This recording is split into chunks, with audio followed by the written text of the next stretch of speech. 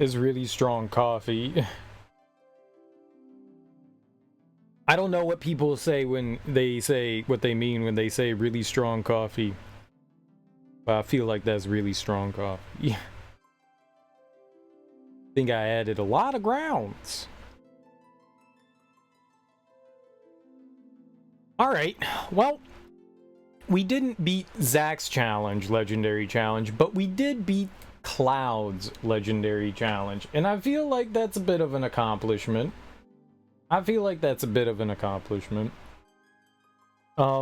the only thing we have left to do, really, is Zack's challenge. That's it. Sephiroth's was pretty hard. Learning, I mean, our biggest hurdle are going to be Bahamut and Odin.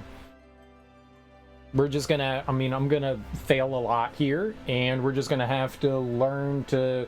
Sucks that you got to go through the entire challenge, and then fight... Like, you can't practice this. Like, I can't go somewhere and be like, alright, I'm gonna go practice Bahamut. It's a different fight. You know? I can't have Zack and Cloud in the same fight. So, you just have to get there and, you know, try. That's the only downside to this. I would love to be able to practice Bahamut and Odin, you know, in their ultimate forms with Cloud and Zack, but the only way to do that is to go through the entire challenge. So yeah, sure, I could go in and, you know, get more accustomed to some of their attacks, but without that other companion, it's a different fight. So I don't really see the point in doing that. So it's just, we're just gonna have to get there, probably lose a few times, and just get good. Just get good. It's gonna be tough. What's up, Sean? How you doing?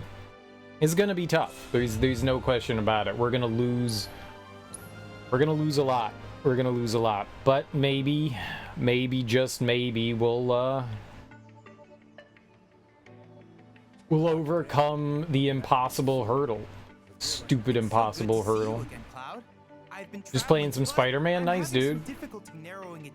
Nice. I really like that one. That was a lot of fun.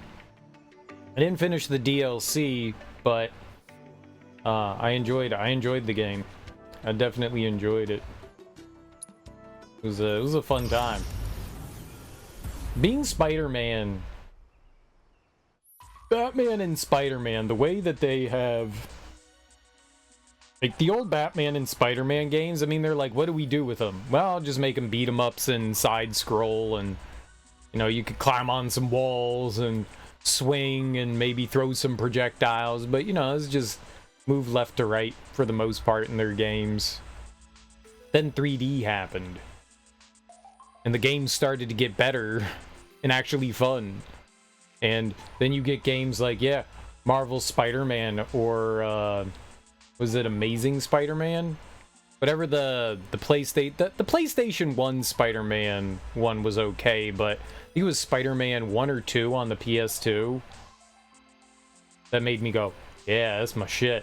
This is cool. There were some okay Batman games, but once Arkham Asylum happened, Batman was dope. It's fun being them. When it's done right, man, it's a ton of fun. It's an absolute ton of fun. Trying to get ready for Spider-Man 2. I haven't played Miles Morales either, which is kind of like the bridge between the gap.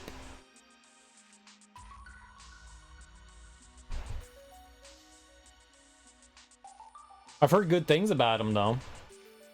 I've heard good things about Spider-Man 2 and Miles Morales. Miles Morales, I heard, is super short, though.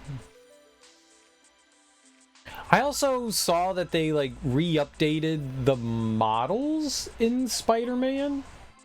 So, I think in Marvel's Spider-Man, they have a different model than the remaster for the PS5, I believe. I don't know why they changed the models, but they changed a handful of them for it. They felt like updating them, which is a weird choice. But they're fun. It's fun. I think they do kind of suffer from the open world kind of like, how are we going to get you to wander around? But yeah, it's possible that's why they did it. Like, they wanted him to look a little bit more, or resemble a little bit more to Tom Holland, maybe. Maybe because, I mean, he's like the new Spider-Man, so it's possible that they wanted that to like coincide a little bit more. I don't remember what the original one looked like, but I recall that somebody, like, I don't know, some news outlets mentioning that they had updated the models. Let Tom Holland get his own game. Who cares? Who cares?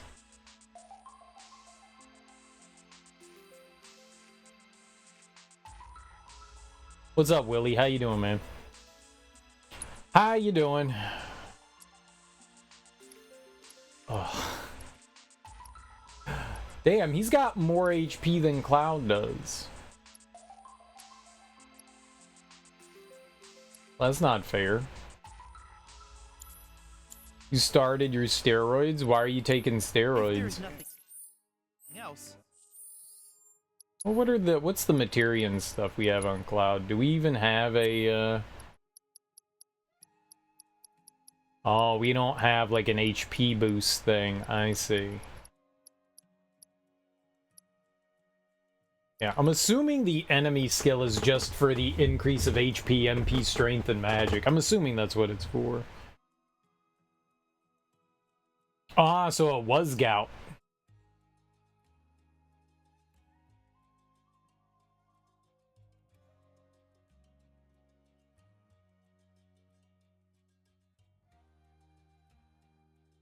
Well, you never went on to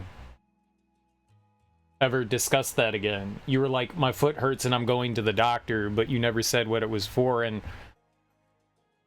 I'm just supposed to assume that now that you have steroids, it was for the undiagnosed problem that you had? I don't know what you're doing with that. That's why I asked. That's the polite thing to do, rather than to make assumptions. I'm the nice person here. Don't be a dick.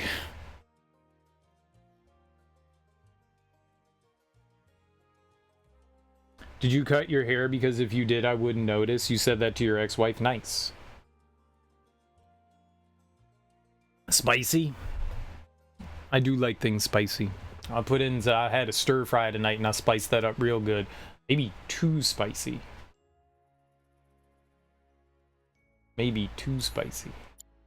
It was tasty though.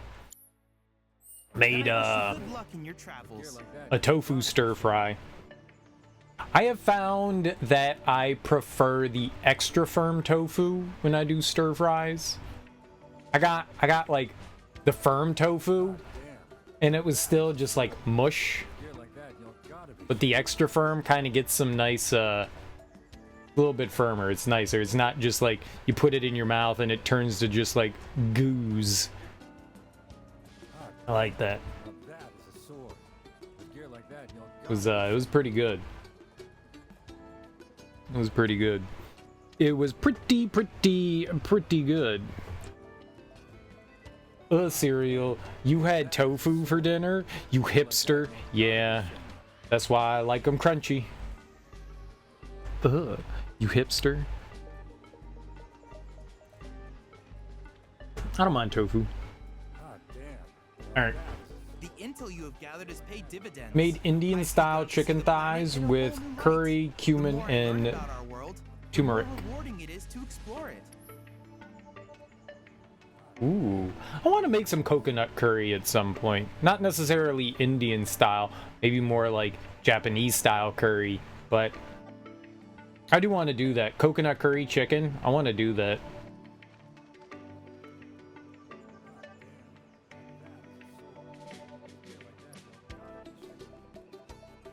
Maybe put some pineapple in there, get some pina colada action going on.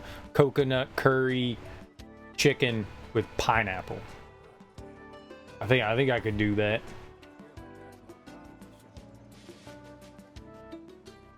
What's naan bread? Do you mean naan? Or do you mean like some sort of bread alternative? Okay. Yeah, I was just making sure. I like Nan. Non.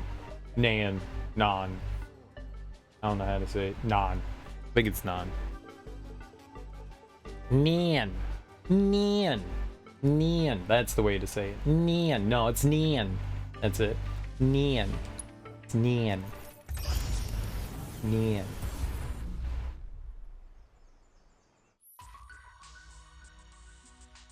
Nan. Nan. Mott's and provolone, nice. I get non bread and I make little pizzas out of them sometimes when I don't feel like doing too much. Sometimes I like making my own dough, but sometimes it's just easier to do non. And you know, I'll make a tomato sauce and just throw on some mozzarella and some veggies. Makes life easy. And I've got like a pizza stone. Just throw that into the oven, heat that bad boy up. Really easy. You can do anything with flatbread. You can do anything. I like a good flatbread open face sandwich. It's just, what are you gonna do with it? Well, I'm just gonna throw it in the oven and melt some cheese on top of it. Perfect. Perfect. That's all you need. That's all you need. What's up, Rudy? How you doing?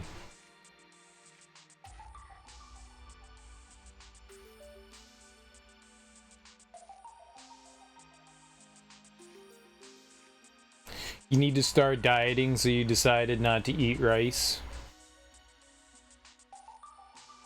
Nice. Rice is good. I like rice.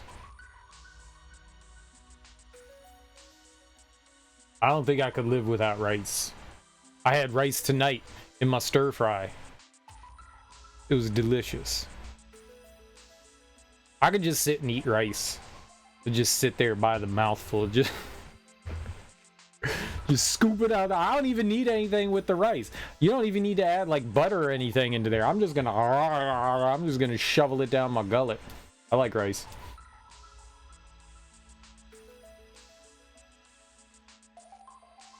Well, bread and rice aren't necessarily bad. I know that they're carbohydrates and they'll break down into simple sugars, but when you're dieting, you just need to monitor your caloric intake. The kind of food does help. Having like protein and shit's always good, and veggies. But, I mean, honestly, at the end of the day, you shouldn't just be eating like ice cream and chocolate bars. But as long as you're in a caloric negative, then yeah, but exercise.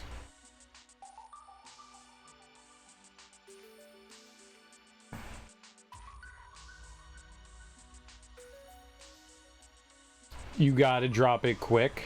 You gotta drop your weight quick.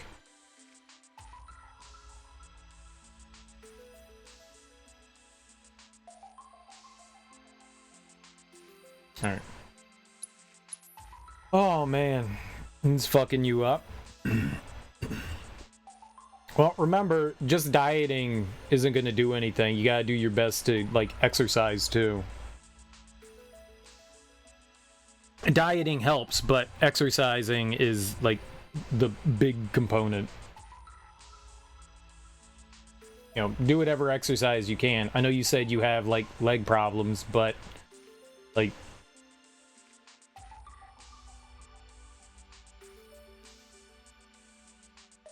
if you have access to a pool that's less impact, you know, that can be helpful. Just swimming. Swimming's really good, especially cardio. It's good exercise. It works everything, you know? Won't put as much pressure on your leg. I don't know if you have it, but recumbent bicycles, like if you have like a gym nearby, a recumbent bicycle is usually low impact too. If you're like, what's recumbent? It's not the same as like a standard bike where you're up. You're more seated in a position. A lot of gyms have recumbent bicycles, like exercise bikes. That's low impact too.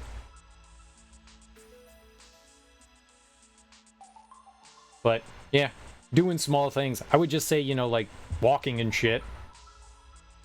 That's always good too. I'm just thinking about like easy things, but you say you have trouble walking, so. But yeah, pool would be good if that's like within means. Swimming solid, low impact. A road recumbent bike. Yeah, recumbent, like I said, recumbent is stationary, and it's not necessarily easier. It's just, I mean, it can be easier for people to get on and off of. That's the only reason why I suggest it. Like, a regular bike is perfectly fine for the similar exercise, but it just makes it easier to get on and off of.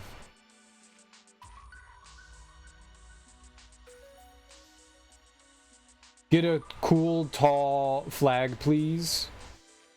Is the flag so that you can be spotted? What's up, Bill?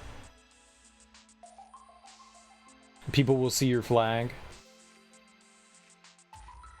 Make sure it's a camouflaged flag. How tall? How tall? You say get a cool tall flag, but how tall? How tall is the flag? Like 15 feet? How what's tall? Well, let's be honest. If you're a bicyclist and you're on the road, if the flag is tall and it's above the car, then they can't see it, right? You can't see through your roof.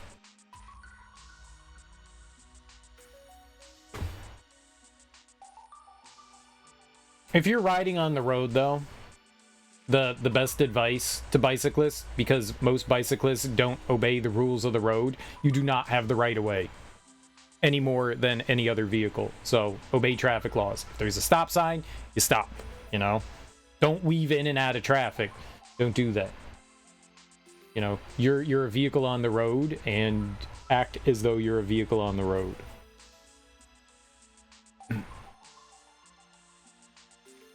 And know that cars are always going to be angry at you. That's another rule. Cars are always going to be angry at you.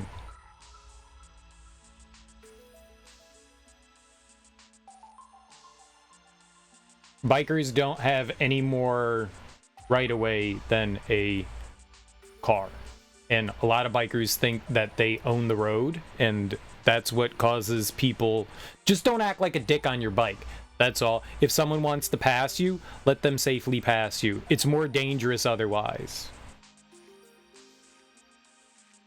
Like, you are a human being in exposed air, and you are trying to challenge a polar bear, you know?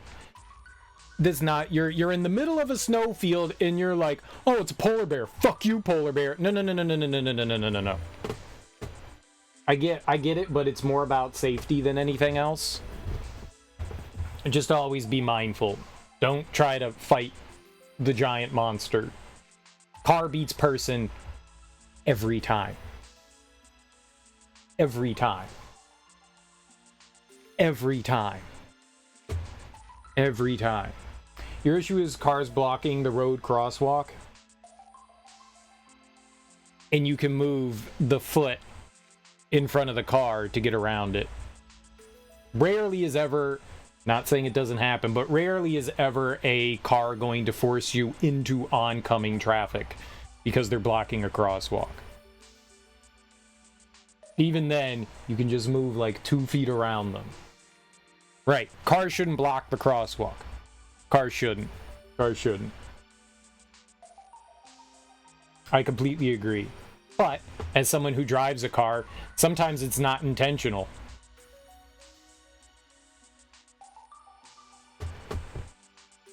Okay. Well, here's something else then. And I know it's inconvenient, but then you wait for the car to move. I get it. you don't want to go into traffic or something like that, or move in front of it, you sometimes just have to wait. It's inconvenient. I get it. But rather than doing something stupid or dangerous, you do the safe thing.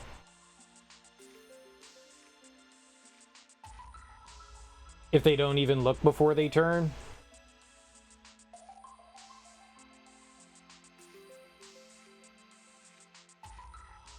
Again, assume the worst. Assume the worst. Being a bicyclist is next to being a pedestrian. It's not the same thing as a motorcycle. You have the same rights as a vehicle on the road, if you're on the road. But most motorists don't treat that in the same way. So, always assume the worst. You know? Always be extra careful.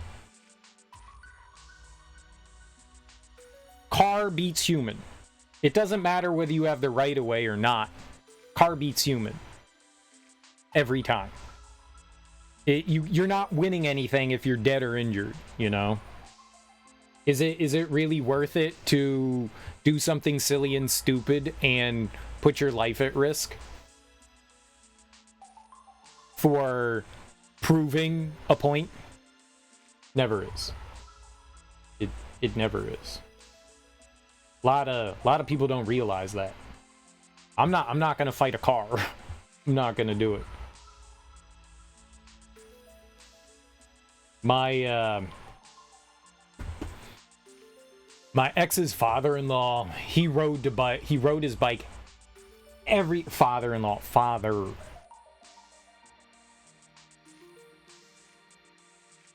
rode his bike to work every day. I don't know how far it was, a few miles. And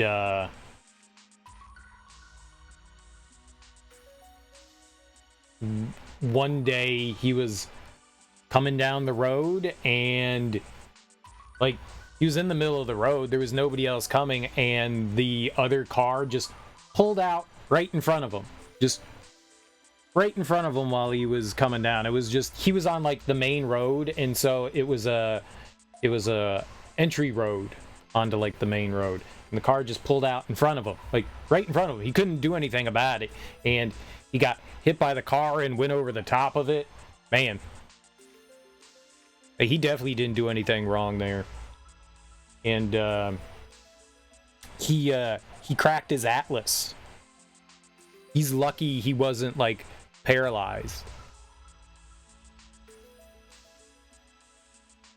Like somehow, like the 1 in a million chance when you injure your atlas that you don't become a quadriplegic. He was that one person. And he broke a bunch of other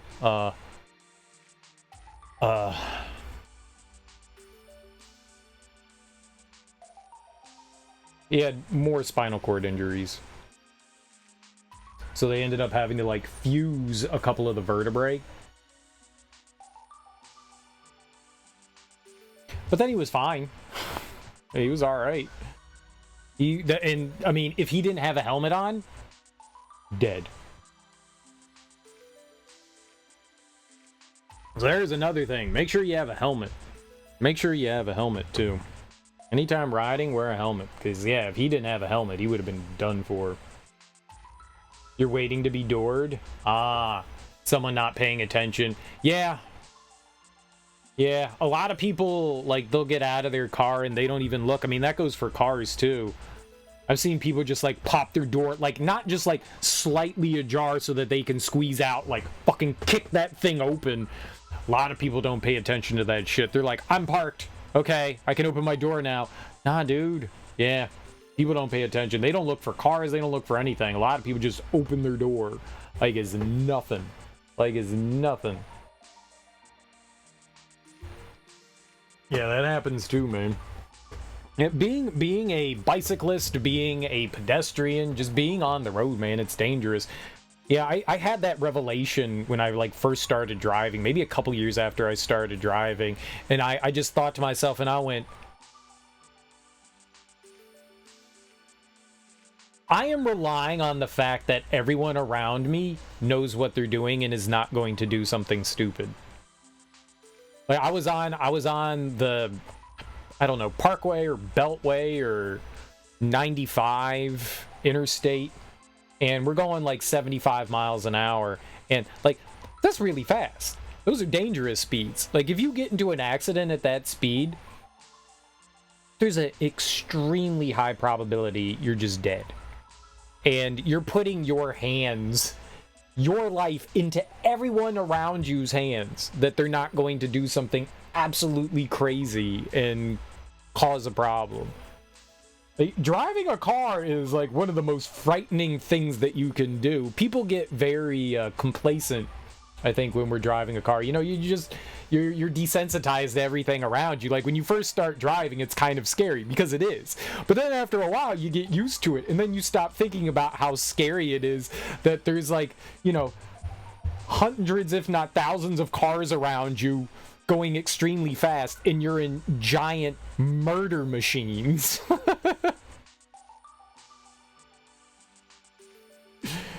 You stopped at a stop sign to let your friend out, and a guy hit your door and flew over it and fucked himself up real good.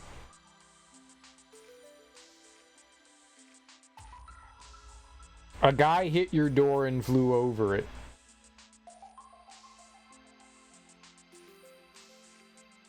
How did he do that? You stopped and opened your door. He was on a bike. Did you look to see if there was a biker there? So you were at fault? Like, this person's coming up along the side of you and you just flung your door into them?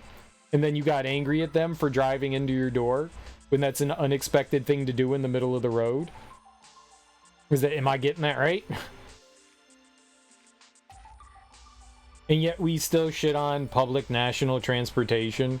In theory, can't they claim hit and run if it was bad enough? Yeah, probably. Technically, it was your friend you were driving, so your friend didn't look out to see if there was somebody there.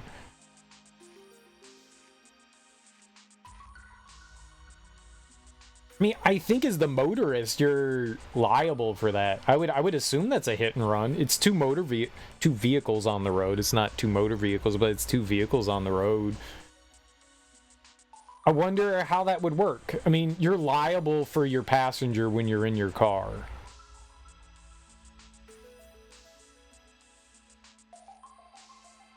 I mean, yeah. I mean, if that guy wanted to, like, jot down the plates and stuff like that and say a hit and run, yeah. Fucked up your door good and said, I think I'm alright. Did your friend, like, apologize or anything? What the fuck are you doing, idiot? Why'd you just run into my door?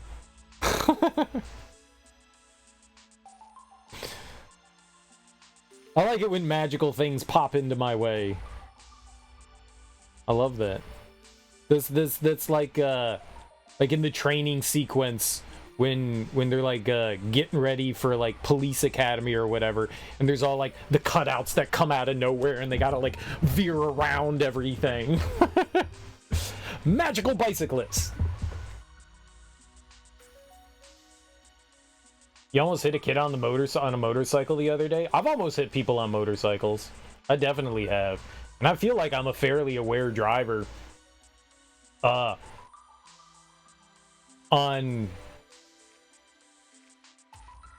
mean, I guess if you're doing any, like, city driving or beltway or interstate driving, yeah, motorcyclists, sometimes there's good ones out there, other times there's people that just, like, go zooming by, and I was getting ready to merge, and I looked in my rear view mirror, my side view mirror, the motorcycle dude was behind me. Like, I looked in the rear view mirror, and motorcycle dude was, I saw him coming up, so I was like, cool, I'm just gonna get over so he can go flying past me. Fuck it, I don't want him doing something stupid like trying to go around me. Well, as soon as I started to go over, dude went,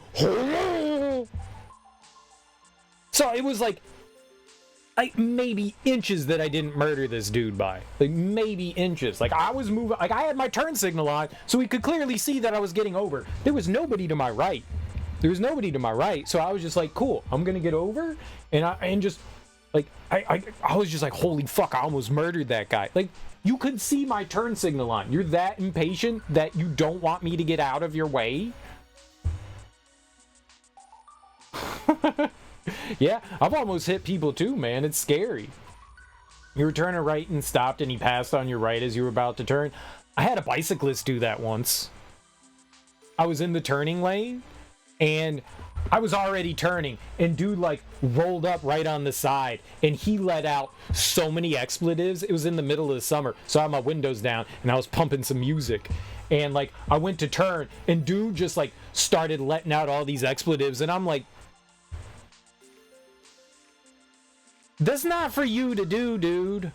Like, you can't just roll up there and try to roll through the red light. It was a red light. So I stopped and I was turning and he just came flying on. You can't do that shit, man. Like, what the fuck is wrong with you? I almost murdered that dude. Almost murdered that dude. Well, maybe not murdered. I don't know how. I mean, he was going pretty fast. He stopped. Like, what an idiot. Like, where was he going? Where was he going?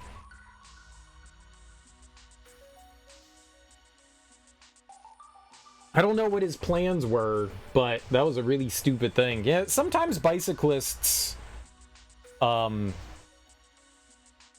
behave properly on the road. They definitely don't behave properly. I almost made a post on the local Facebook page about it and then decided I'm not that old yet. I'll complain on Twitch into my friends about how stupid people are. We want to be Zack. I'm not gonna post on social media about what makes me angry. I don't even use Facebook or Twitter or Instagram or TikToks. I don't use any of that. I was just thinking about that the other day. I should check out my Facebook page to see if anybody has said something. I can't tell you the last time I looked at Facebook. I probably got like invites and people talking to me and shit. I haven't been on there in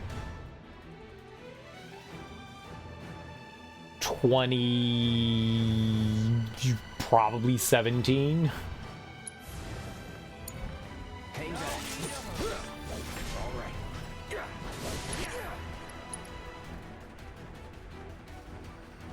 All right. Sorry. You ready?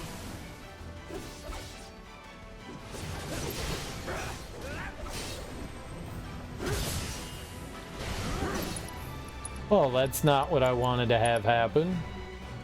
Don't overdo it. The storm's coming. We're not done here. My turn. Get ready. Gotcha. Gotta be careful. Shit.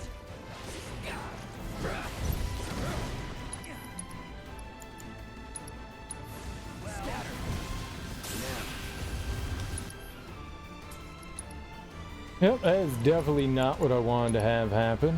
I'll take it from here. Fight through it.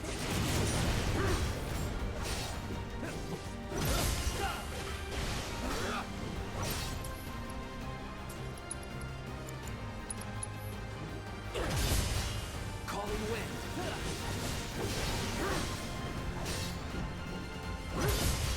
Deal with that.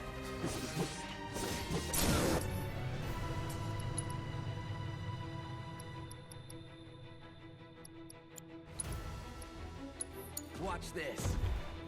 You ready? Ready to rock.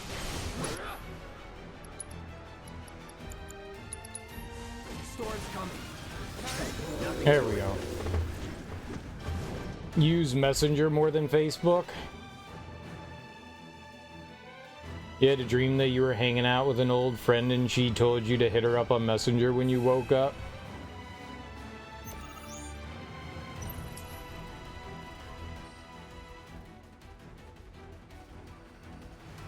You didn't? She told you she tried to unalive herself the night before? Weird shit. Weird shit.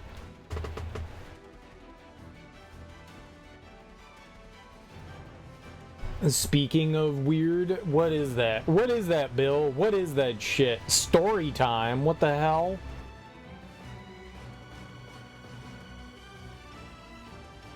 What is this?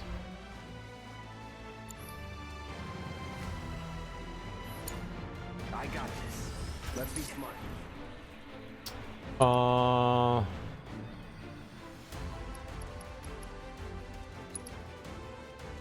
You had your chance.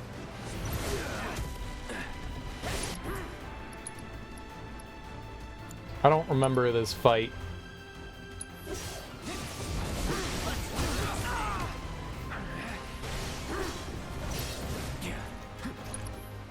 Zack gave himself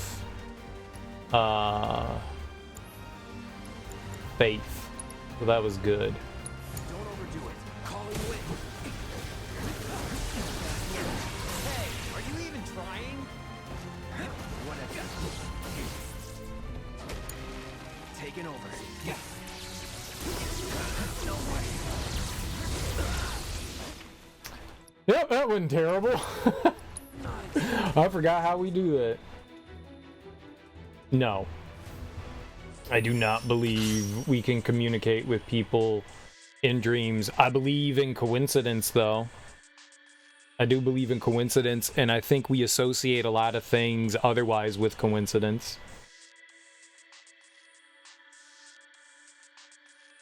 I don't think this is something that we don't understand or don't know. We don't have any sort of, like, psychic ability. That's not a thing.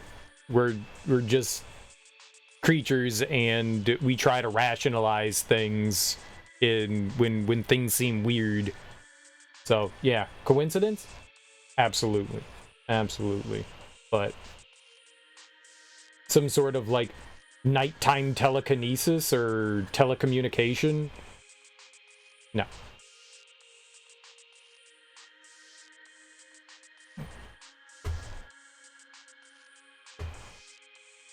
You will say you were going to call someone you worked with in town at a few jobs one day, and it was the weekend he died. Life is weird. Yeah, life is weird, man.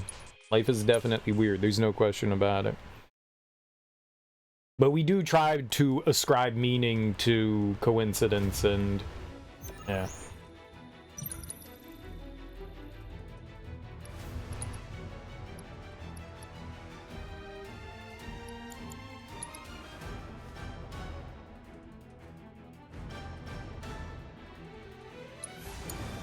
Let's do this. No need to hurry. You ready?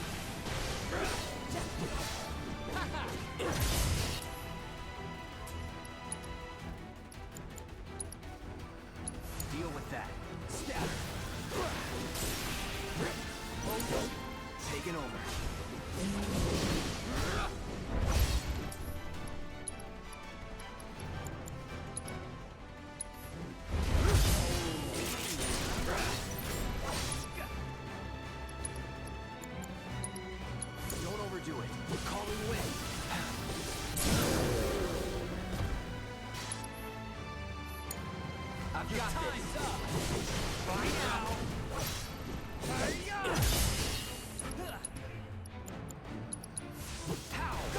It's weird when kids see ghosts and lead adults to bodies. There's so many things we'll never know how it happens. We're just along for the ride. Yep. Weird. Kids see ghosts. I mean, ghosts aren't real either. Can I stop this thing? Yeah. I guess we can do the same thing here.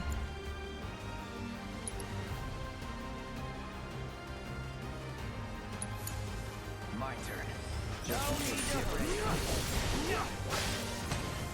Let's get this over. Oh. I thought we were in You had your chance. prime mode.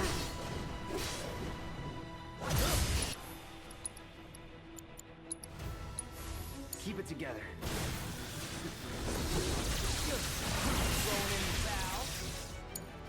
I got this.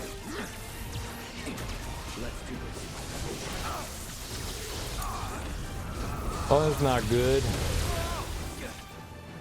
Not so hard. Gotcha. All right. Get ready. Sorry. Calling wind.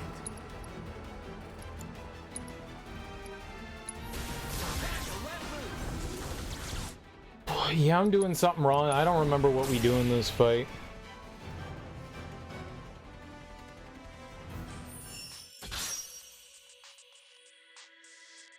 Lol, you're poor thing. What poor thing? We're all old enough to seen the accounts from Robert Stack. No, ghosts aren't real. It's man-made fiction. Who the hell's Robert Stack? Supposed to be real, you seen one? I'm glad you think you saw one. Cotton Eye Joe, where did he come from? Where did he go? Not saying they don't exist. Serial's the old curmudgeon here. Think of I don't know who Robert Stack is. Name I'm unfamiliar with. I remember using stop on him. Maybe we don't use stop off the jump. Maybe I use it secondary. Oh, he's the host of Unsolved Mysteries. Oh, I don't think I ever knew that guy's name. Or if I did, I have forgotten.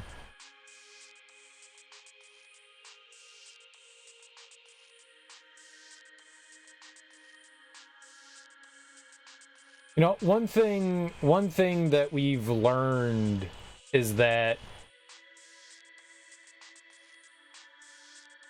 our brains cannot be trusted. Our brains will go a long way to, one, fool us, and two,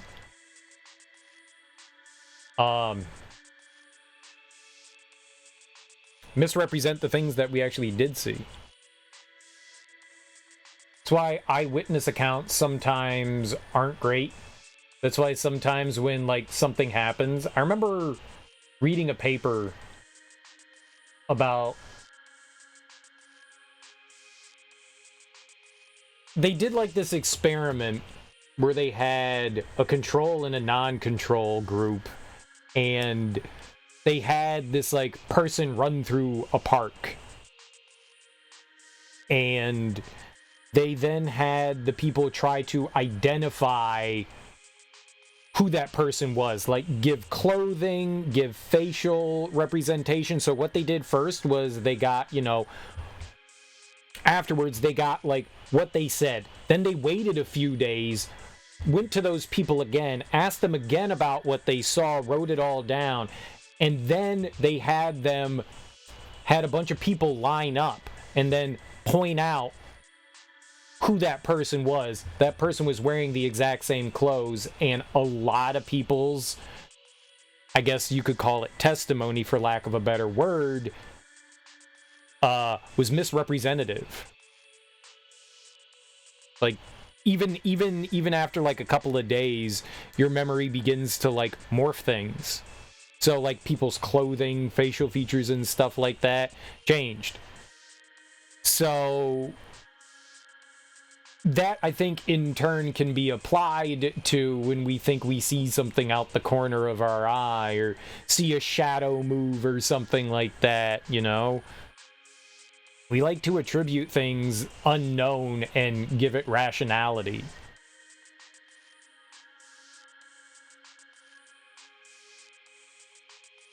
So, yeah, man. Yep, ghosts, they're real. That's why that's why we have all that evidence and proof of ghosts being real. That's why we got it. That's why for since we've had the advent of like cameras and recorders and shit like that. It's why we have so much proof of ghosts existing. Yeah. It's orbs. Remember all those orbs? Oh, it's an orb. It's an orb. And that's why Ghost Hunters has all that proof of ghosts existing. Ghosts aren't real. It's a cool fantasy, and I love the idea, like ghost stories and haunted houses and shit like that. Those are my favorite horror movies, like exorcisms and demonic entities and shit like that. I love that stuff. Freaks me out.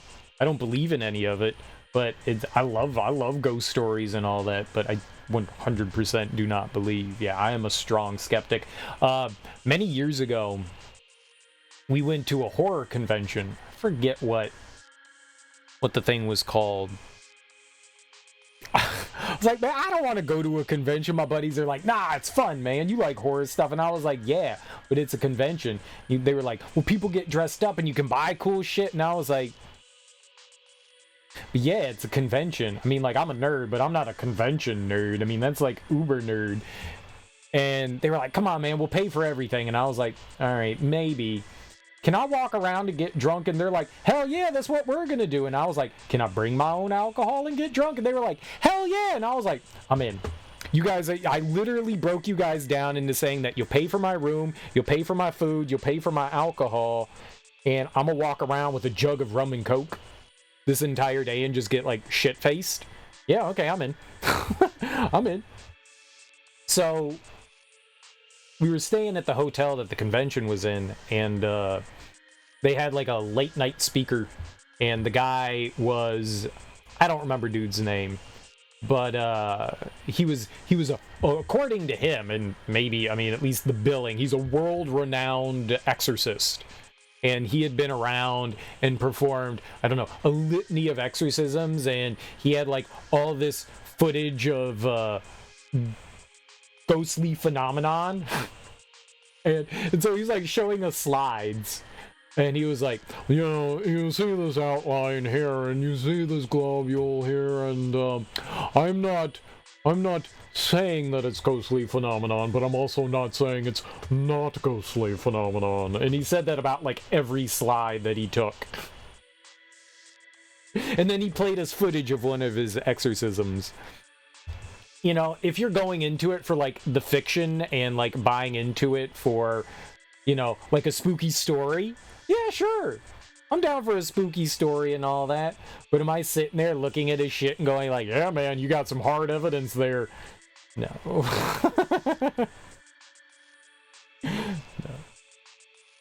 No. But it was interesting. I wonder how it feels to like, how you get into like a field like that, and then two, like once you start like finding nothing, do you try to like lie to yourself? Do you try to talk yourself into things? You just go along with the hustle? Like, who are the people that were in The Conjuring? That family. Like, those guys were shysters. Terrible human beings. And they make them such a loving and adorable couple in The Conjuring. But those people are, like, abysmal human beings.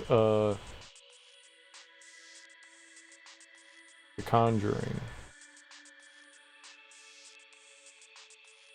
Ed and Lorraine Warren.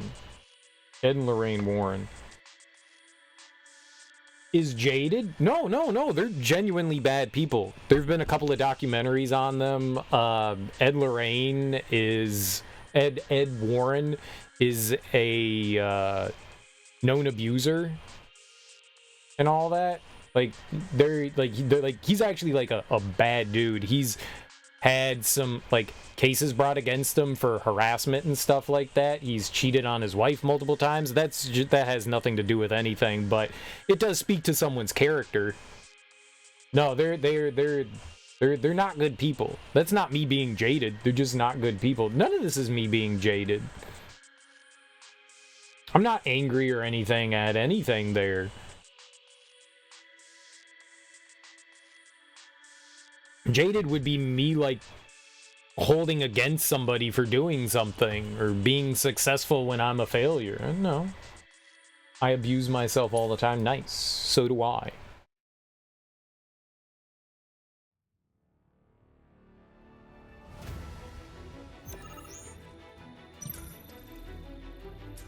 So do I. My turn. Take it easy, huh? You ready?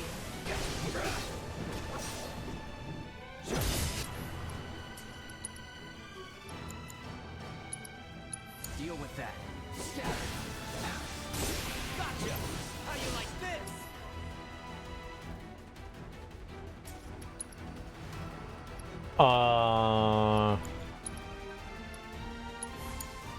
Taking over. Oh, I was supposed to stop him again. That's what you're supposed to do. I'm supposed to stop him after that. Yeah, we're not allowed to let him... I'm not supposed to do bravery. We're supposed to do stop. Don't overdo it. Storm comes. Oh no, you don't. Gotta be careful. Gotcha. Come on, get up. That's what it is. Stop. Need to heal up. No need to hurry. How you doing, nerdy? Welcome on in. Let's switch it up. Roar. Shit. Enough. Let's do this. Gotcha. In this economy, you kind of have to. For sure. Nothing to it.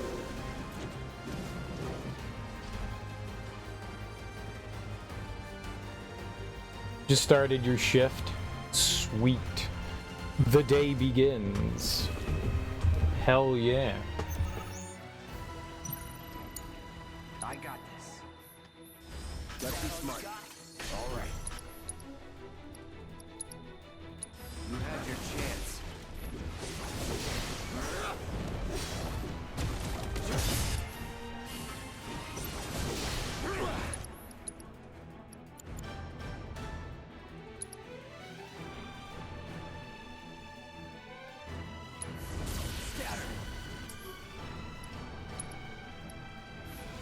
Won't last long. It's on now. Let's do this. Okay, now we cast stop. No way. Take it easy, huh? Okay, that was not good.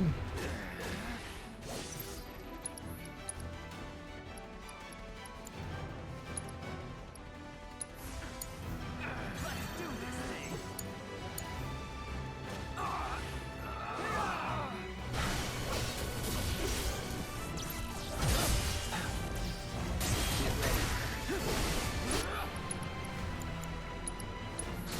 Calling wind. Not looking good.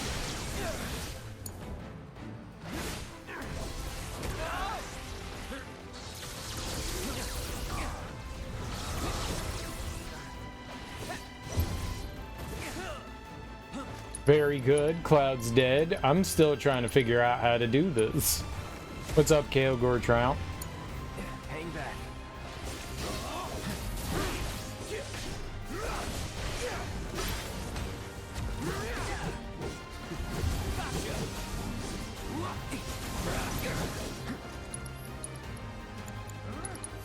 Scatter. Let's go. Yeah, good enough. Going home after work and straight to sleep. Hell yeah, I'm doing alright. I just want this done. Barely walking to the car from campus. Nice. The old campus walk. The old late night campus walk. I love it.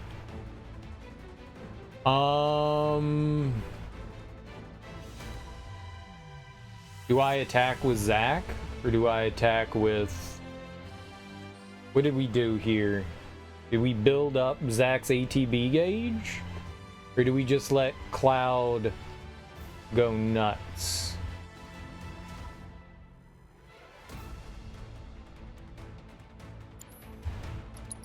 Let's have him cast Faith on Claude.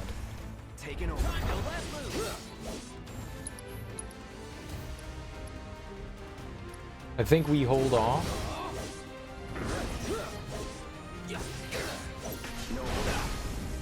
Yeah, we wait for Flan, Mr. Flan.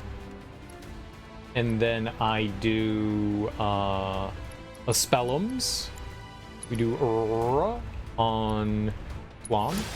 And we'll switch back to Zachary.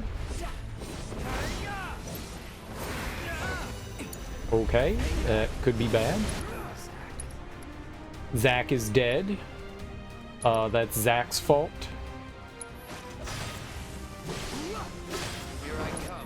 Not mine.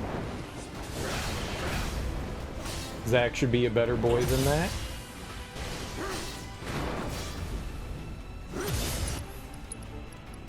Not my fault. Storm's coming.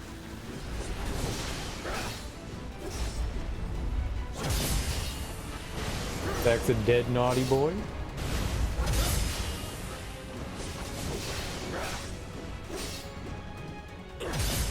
Cloud likes nuts, probably. Cashews. Big cashew guy. Calling wind.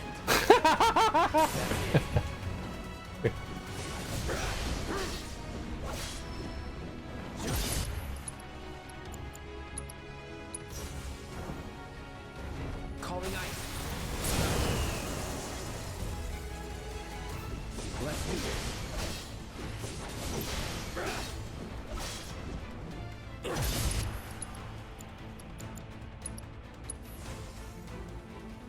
Bundle up. Had to reload, hell yeah. Stamp, I mean Zack the puppy. I'm now lost.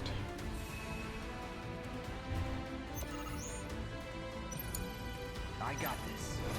Focus.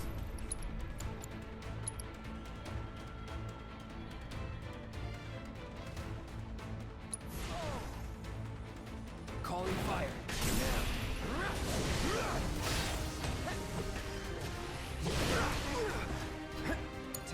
I did something wrong there.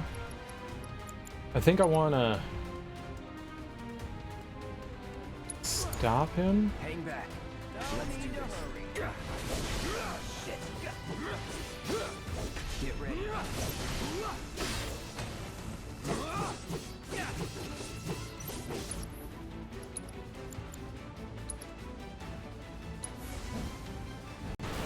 Burn. Going in. Let's go like this. Here goes nothing.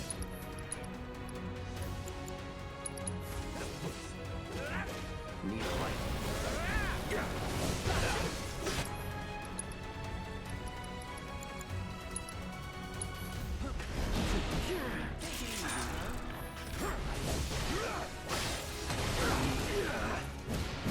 Yeah, I definitely did something wrong there.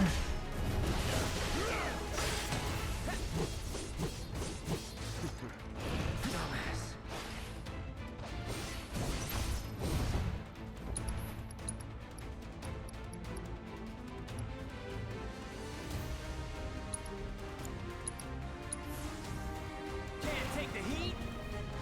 These two chalk up another win. I definitely did something wrong there. Security and police forces whack now on campus with the Palestine protest encampment. Does your campus also have that? A lot of campuses have a lot of protests going on.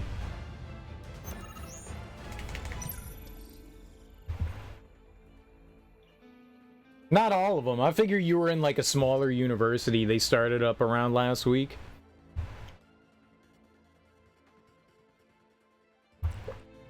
I am all for protesting. I don't believe that violence is good, though, and some of those protests are turning a little more heated than they need to be. Breaking the law is breaking the law. I'm all about, like, especially on, like, college campuses and stuff, you know? It's a good time to be protesting, hell yeah. I wish more people realize that both sides can be wrong, you know? Two wrongs don't make a right, and just because you don't agree with the action someone's taking doesn't mean that you're against them, you know? Some of those are bad cops, professional bad protesters. There's a lot of people coming from off campus, which is not great, to cause disruption and chaos. That's true. A lot of the people that are protesting on some of the bigger campuses aren't students or faculty or whatever, and that's not good. I wouldn't just blame it on the cops, and I fucking hate cops. But yes, there are some bad faith people. There are some bad faith people for sure that are coming in with the explicit intention of sowing the seeds of chaos and inciting things, and that's not good. That's not good. But I'm generally in favor of the protests in general. I think it's a good way to get your voice heard. I mean, it draws attention. You just have to do it in the right way. The more violent and incensed, and the less people are going to take your whatever it is that you're there to, you know, protest seriously. If you're doing things like they did on the Columbia campus and you're breaking into the admin building, like, what the hell's wrong with you? Like, that's not the way to do it. I mean, you might feel like your voice isn't being heard, but by breaking into the building, you're turning people off to your cause. Whatever you have to say now becomes more of a moot point. It doesn't matter if you're doing it for people's lives or not. Once you start doing shitty, stupid things, you're doing it the wrong way.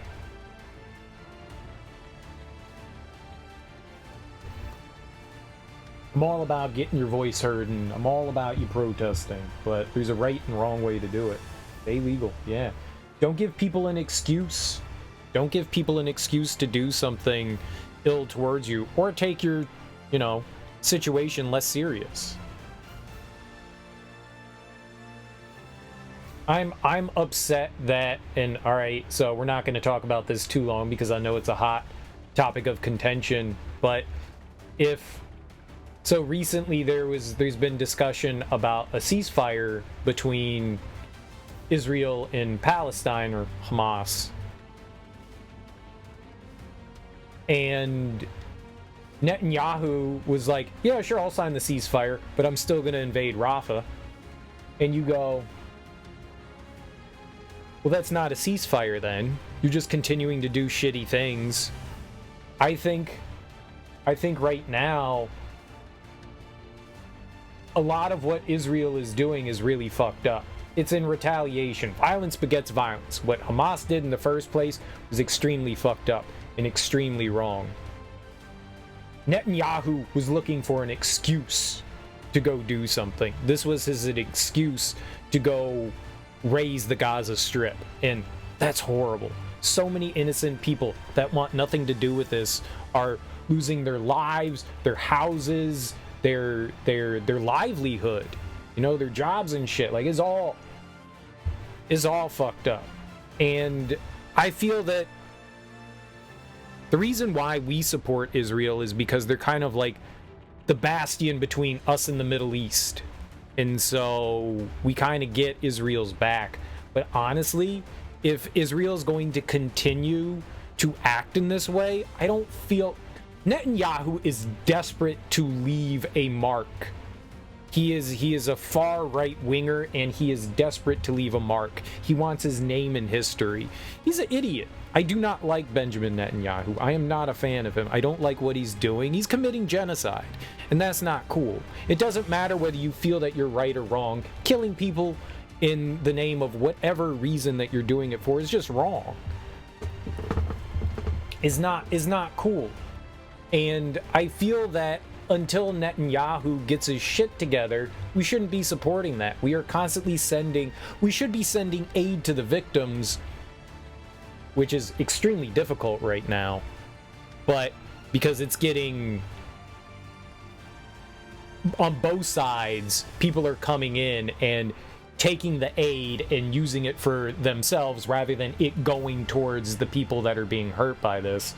So they decide, I'm getting sidetracked so much, so they decided to try to like set up something so that they could more directly do it. So they set up ships out in the open water so that they would have an easier way to transport stuff directly to them, so airdrops and stuff wouldn't get taken.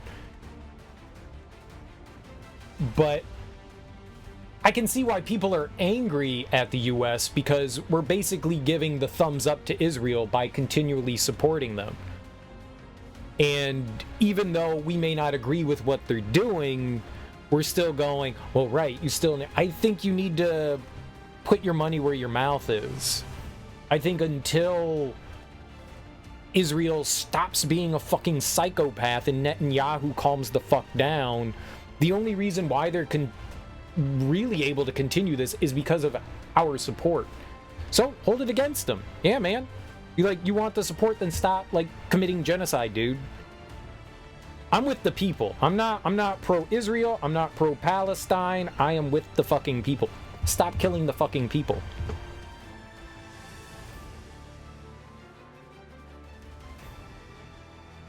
There's a whole chunk of people, Jews, evangelical, Christians, military, industrial people who literally are trying to cause a final war in the Middle East to fulfill Armageddon prophecy. I wouldn't be surprised. I'm pro just drop the nukes already? Nah, dude. Killing innocent people is not the way to go about doing things. That just ends up hurting people. You know, I'm sure there are people that want the war, but when you have just like innocent people paying the price of somebody's ego, that's the problem. That's the problem. Nukes everywhere. Asteroids are on their way. Gonna take some time though. Well, eventually. The Christian nationalists here in the US, deranged. Yeah, I don't want to get too much into that because that's a really difficult ground to tread. It's a really difficult ground to tread. I mean, I knew me opening up this can of worms wasn't a great thing to do. It's just, with all the protests and stuff going on, you know, and people are rightfully angry on both sides of the aisle, sometimes two people can be wrong. Sometimes you're in the argument and two people are going against each other and both people can be wrong at the same time.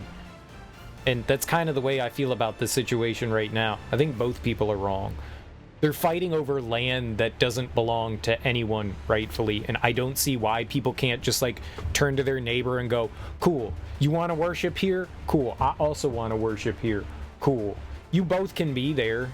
You know, you both can share that land in some way. I mean, this was all started after World War II when Israel got started up. You know?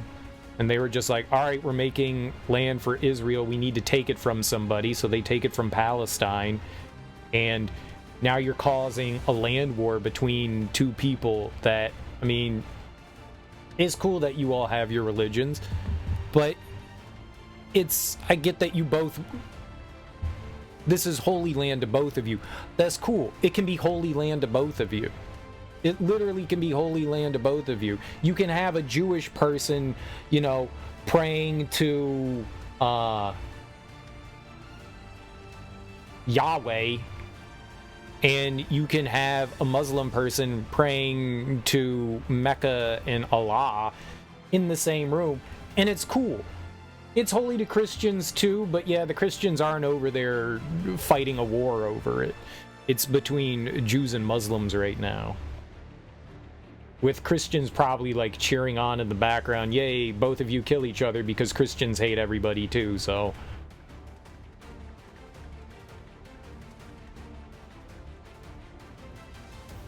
But I mean, I guess it's super naive of me, but I just don't see why people can't just be like, no, you can't worship here. Only we can worship here. This is our land. Like, who cares? Who cares? You both can't peacefully sit by and pray together? Like, who fucking cares what god you're praying to? Pray to your god. Cool, do it. Why do you have to get violent over that? Why? It doesn't register in my brain why you have to fight over something like that. Just open up and be like, yes, everybody, peacefully protest. Why do you have to fight over it? Why can't you just both do it? There's so much fucking land over there. Like, there's enough for everyone to be happy. You can build a temple here. You can build a mosque over here. And then you all can meet in the middle and you can pray to whatever god you want and you both can be happy. You know, just... It shouldn't just belong to one person. If both of them want to, like, they're old-ass religions. If both of you want to worship, then fucking worship. You don't need to fight over it. Just be like, okay, this is nobody's land. This is just holy land. It doesn't belong to Israel. Like, make it a national park of the Middle East, you know? Nobody gets the land. It's just holy land. It belongs to everyone. That probably sounds blasphemous in some way, too, and people are probably going to But, like, everyone can go there. If you have a denomination of religion, you can worship here, you know? Or even if you don't, come and worship in the Holy Land and just call it the Holy Land and everyone gets to live there. Just stop fighting over stupid, pointless shit. No, it's our land. No, it's our land. It's like children, man. Just someone, like, take it away and say, okay, no one gets land. If you're just gonna fight over it, then no one gets land. That the deity wants more worship, and they can give all the worship that they want.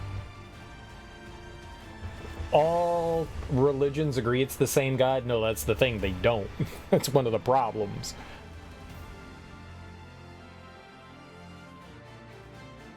Other religions are like, maybe it's one of them, maybe.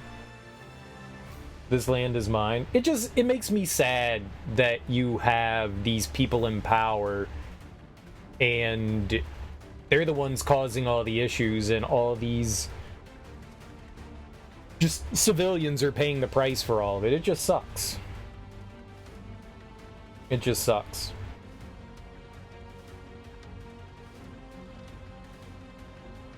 I feel bad for the people there that are suffering from all of it. It's really unfortunate. And I hope at some point no one's ever going to see reason. I don't know how this ends. You know, that's the scary thing. There's no rational way that this ends. Neither side is going to let up. You know, and a lot of damage has been done, and it's fucking sad. It's just fucking sad. So many people have been displaced. What are you doing with them? No, you can't move back here. Okay, where do they go? Like, what are you doing? You're just making things worse. Oh, it's so sad, man. It's the same thing that's happening in, you know, like Ukraine and Russia. It's just sad that, like, innocent people have to pay with their lives over some egomaniacs. Well, just their ego, man. It sucks. I've seen lots of videos and pictures of just horrendous things, and it just makes me sad, man. It just makes me fucking sad. You choose not to speak on the subject. I think we should discuss it. I think it's important. Things need to be talked about. You can't just sweep everything under the rug. But I know it's a highly debatable topic. There's many sides to it. It's very gray, you know? It's very gray, but you know, two wrongs don't make a right. There's a lot of wrongs going on, and violence begets violence, and people feel like it justifies it. Well, you did a violent thing, so I get to do a violent thing in return. And then those people see the violent thing in return, and they go, you escalate, and it just escalates and escalates and escalates and escalates, and people are just angrier and angrier and angrier and angrier. And, you know, it's like what happened with the U.S. and Afghanistan. We made so many enemies by going over there. Like when you're drone bombing villages and you're killing civilians, you're making those people hate the US, even though they're technically doing the right thing, trying to take down the Taliban. you have these innocent people that are now growing up and turning in. You're creating more enemies by hurting people, and that's what they're doing here in Israel and Palestine. By doing these things, you're creating more hate by doing this. Like, each generation is like learning to hate the more because of what they're seeing and growing up in it. Man, yeah, it's just,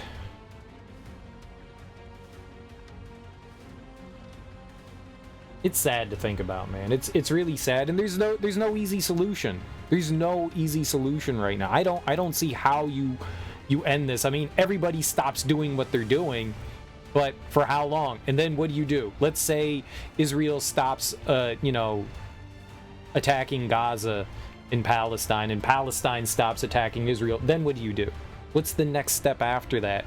Do you start to try to rehabilitate the land that was razed? Do you let people move back in? Whose people do you let move back in? Do you let both people back in? Do you let the people that were, like, how do you go about doing any of that stuff? And because at the same time, people are going to be pissed no matter what you do, so you're not going to please anybody either. There's no happy end to this. This is going to continue to be a problem. It's going to continue to be a problem.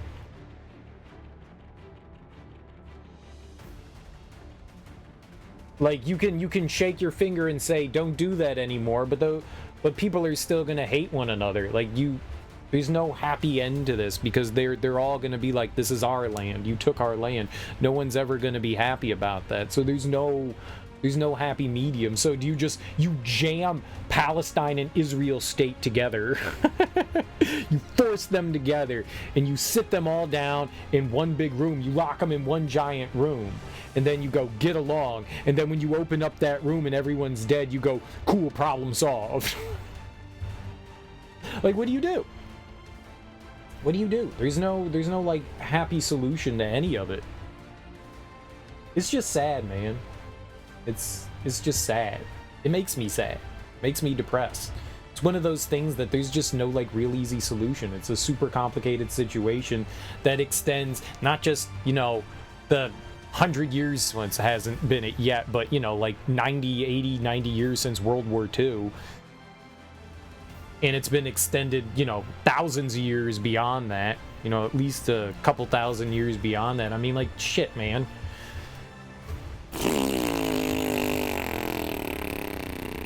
It's just sad, man. It's just sad. And so many innocent people pay the price for it. They just want to live their lives, and people are coming and fucking up their lives, man. It just sucks. It sucks. It sucks.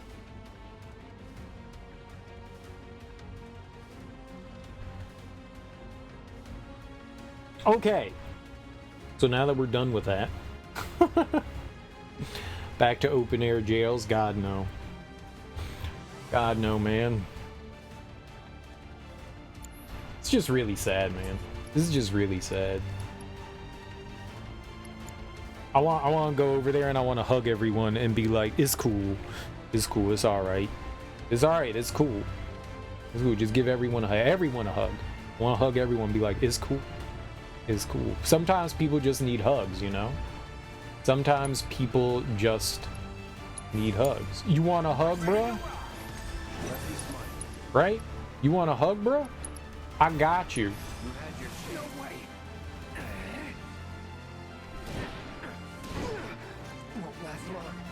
Okay, attack Zack.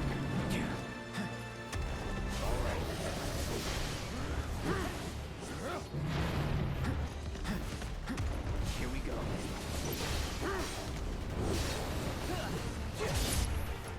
Okay, I think we're okay. Storm's coming.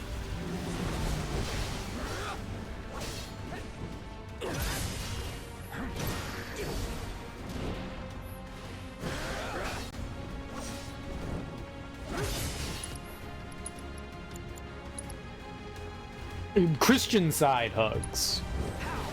I gotta give him my favorite Christian side hug. Give me that Christian side hug. Give me that Christian side hug. We gotta give him the old Christian side hug. If you don't know what the Christian side hug is, you just need to look that up on YouTube, and then you'll have all the information you ever need about the old Christian side hug.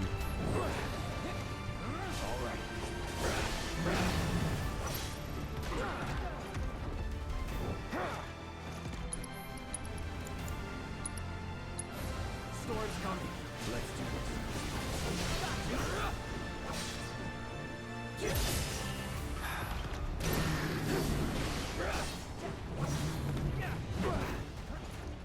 no holding back.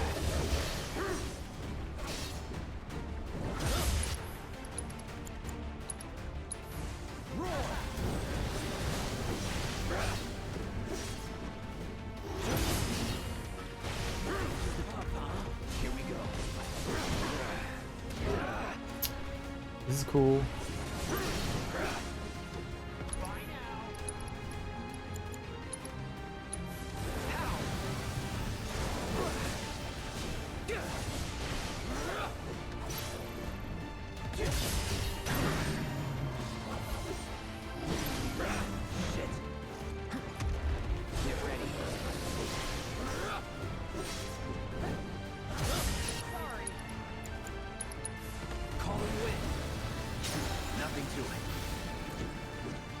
Give everyone some head too? Well, some people don't want that though.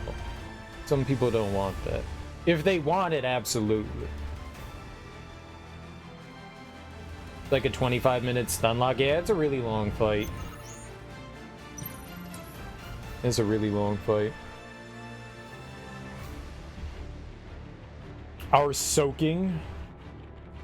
You got some good rain, that California rain. It never rains in Southern California. It never rains in Southern California. I don't know what that song's supposed to mean because I'm pretty sure it rains in Southern California. They tell me it never rains in Southern California. That's a good song, man. Tony, Tony, Tone, that's my jam. I don't know what we do here. I guess we just get pressure on him and try to stay to his booty hole, maybe? Stay at his booty hole? I'm not sure what they wanted me to do in this one.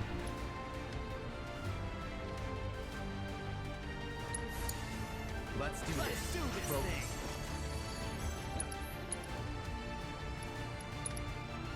You ready?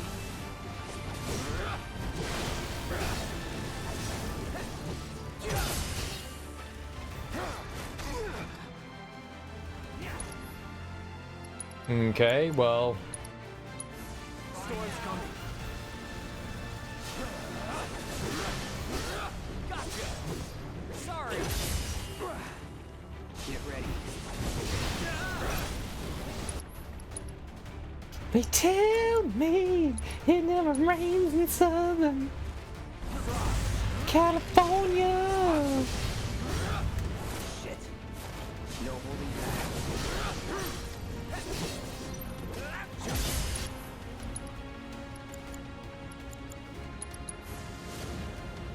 Got this.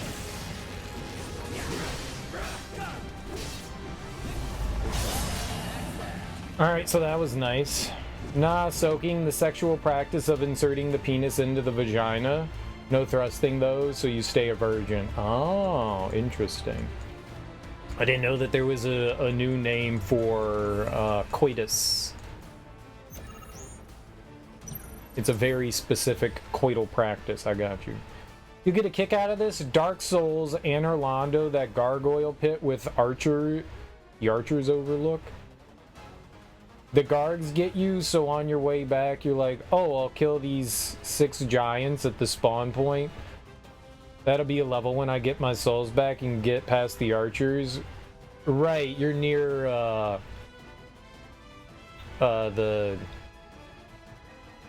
they're right at the entrance. And then you got to get past the gargoyles, and then there's the big, white knights or silver knights. Silver Knight archers with the big ass arrows. So the second giant knight kills you and then it clicks, it wasn't just 20k or whatever, it was also 12 humanity. Now you get a friend to jump up and down on the bed. 20k souls and 12 humanity. I mean, meh. Eh. Common among Mormons to retain their purity before the Lord. They also cut holes in the sheets, so the only thing that touches is their genitals. They're not even allowed to make eye contact, so they have to wear hoods. You just cut a hole in the sheet for insertion. For most Mormons, it's a very tiny hole.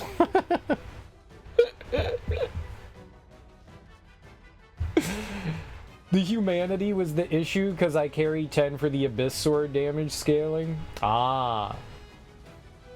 I was gonna say, I mean, like, you can always get more humanity. It's not very hard. You just feel dumb? I mean, at the end of the day, yeah. It's not that big of a loss. It's not that big. There's bigger losses out there. If you were like, dude, I just lost 200 humanity and 4 million souls, I'd be like, damn, bro. Yeah, that's a tough one. But you lost like a level and like 2 enemies. It's not bad. Yeah, that area, Anor Londo is a bitch, man. Anor Londo is a real bitch. There's no question about it. That's just a tough, mean area. I remember getting there the first time and, you know, trying to get through there, and it's just rude. It's just rude. That whole area is just straight mean, you know? It's just not kind. This is just not kind. Here I come. Get ready. This is just a mean ass area. Calling lightning. That's it. All right.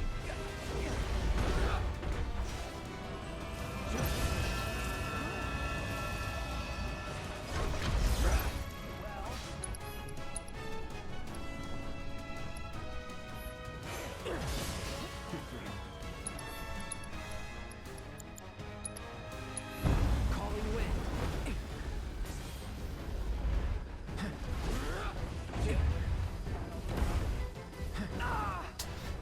Yeah, I'm not quite sure how to like get in there. Oh man.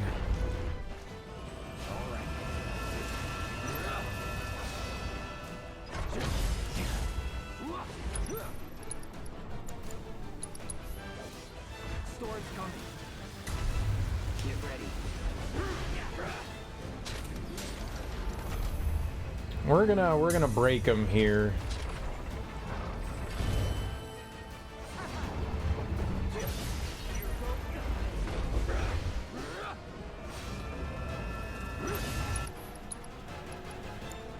We'll do wind. It'll be quicker.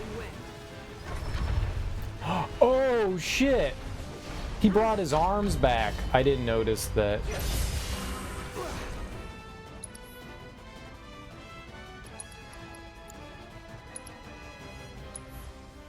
Buzz got it.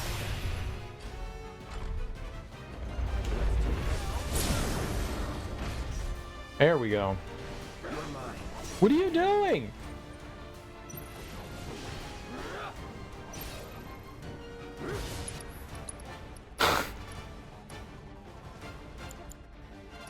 We could do a Roga. That should probably do it, right?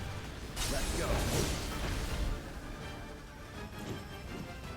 Yeah, Anor Londo's rough. Like, getting in there, when you first get there, it's like, oh, okay.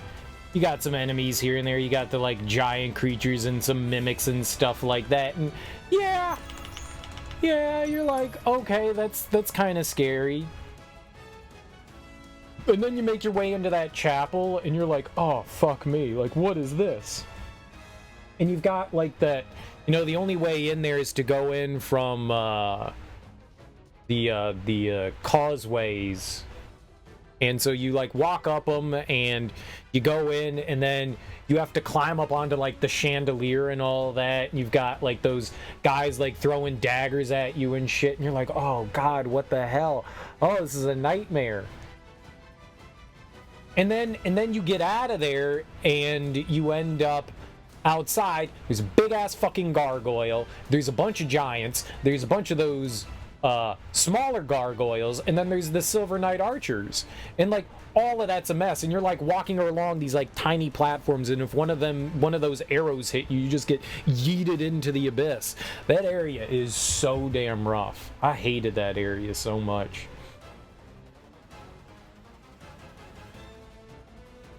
That whole area is frightening. You don't even have to, you just need to go through the citadel, though. You need to go through the citadel so that you can move the spiral staircase. So you have to go through it once. You don't even have to go into the painting. I mean, I don't even know that you can have the item that gets you into the painting at that point. I think you get that somewhere in Anor Londo, right?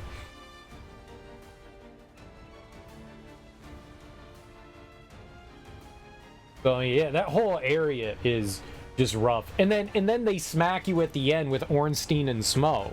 That whole area is just like a big fuck you, man. Oh, that place is tough. It's hard. That's hard. That's really hard, man. It's just no joke. It's just no joke. The tutorial area.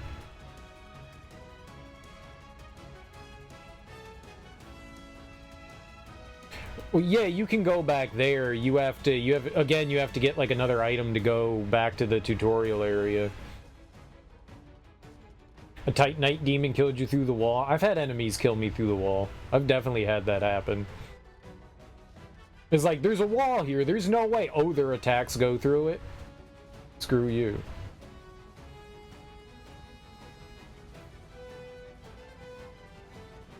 Yes, I know this. That's what I was saying. You have to... Don't you need, like, a... You just curl up in a ball there? I thought you needed an item to get back there. I guess you can't explore too much if you don't. You need keys to keep making progress in there. These keys that you need to find to go back in there. You just curl up. No, I mean, I know that you can get back there. I just... For some reason, I thought you needed, like, a crow feather or something like that. You don't. You just need to get to the nest. You just need to get to the nest. It's the fact that to make any more progress in there, you need keys to find like some of the extra items. Right? There's like 1 or 2 keys that you need to get through there.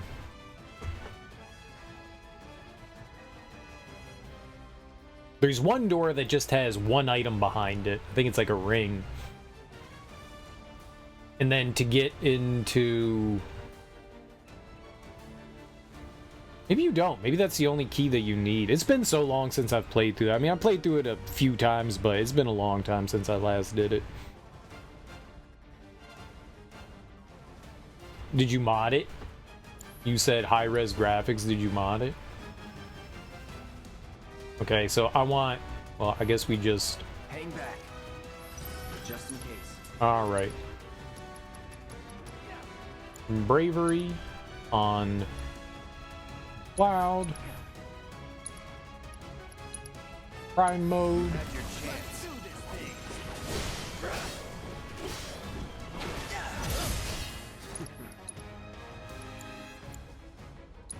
Roga. Cool. I love it. That's great.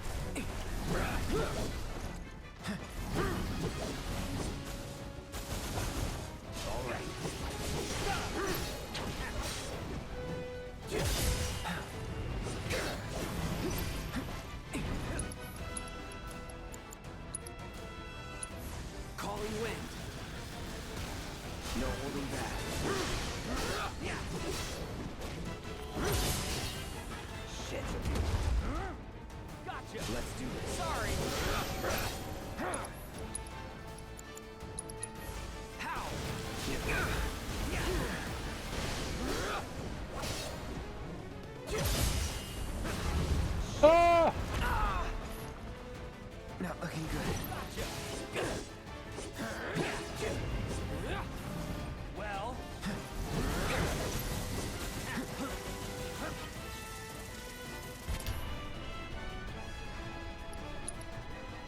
Zack, how about you haste Cloud?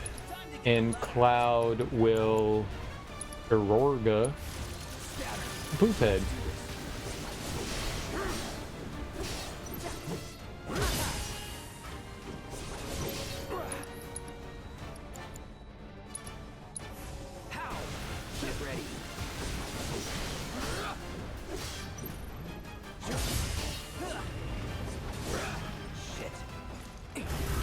Oh god.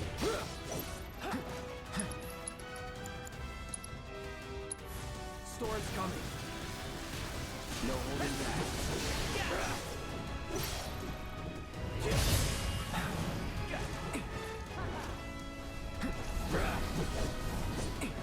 Get ready.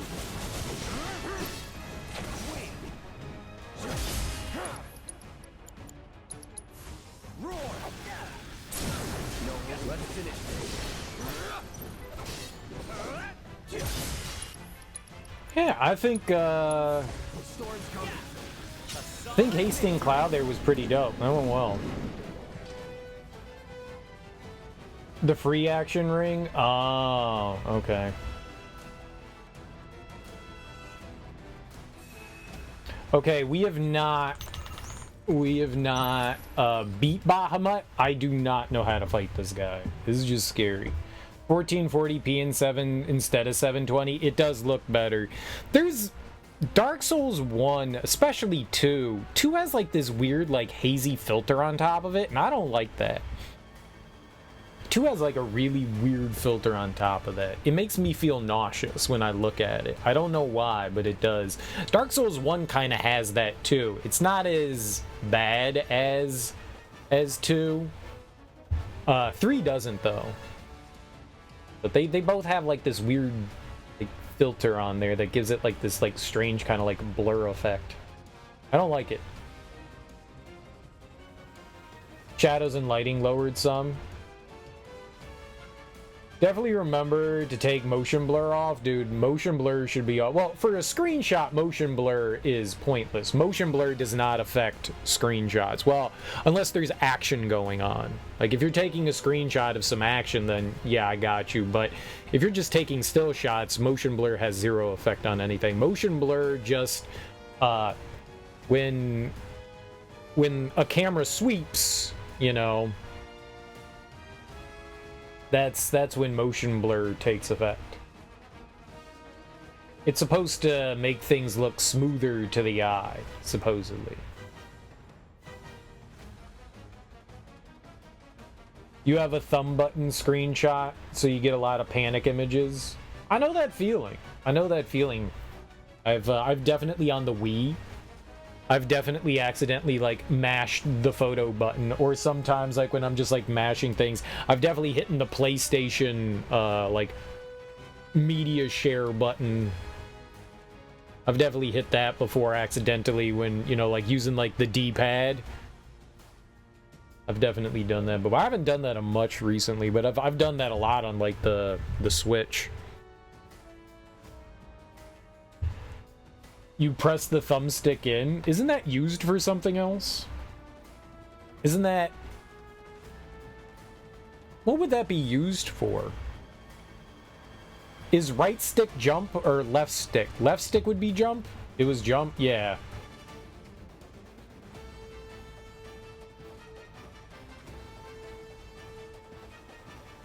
Well, there's a dedicated jump button in Elden Ring, so it's not that in Elden Ring.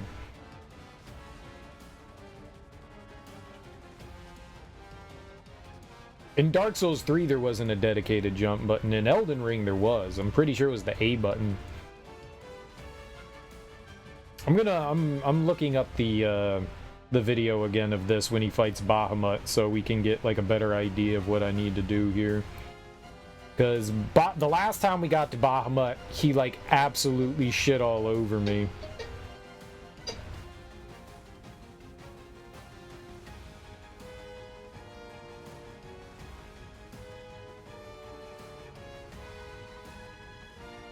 Alright, so we go back to Bahamut and we'll see how... Oops.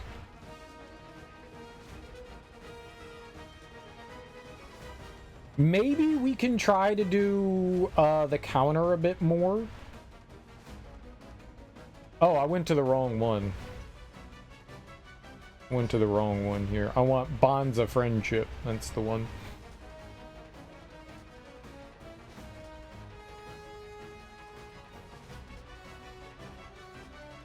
Okay, where are we with Bahamut? Alright, that's the Mind Flayer. The Mind Flayer was actually not that bad.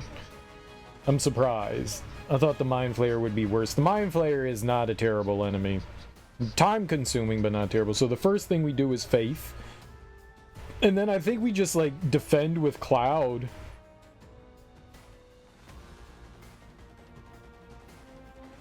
ATB boost, Prime mode. You got it.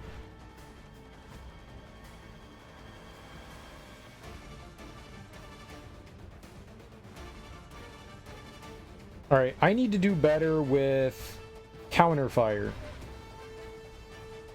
Counterfire seems pretty dope. You can do Counterfire to everything that he has, except for the grab. And apparently we want Bahamut to grab Cloud, so I can put on, I guess it's Mana Wall and Haste? Yeah, Mana Wall and Haste on Cloud.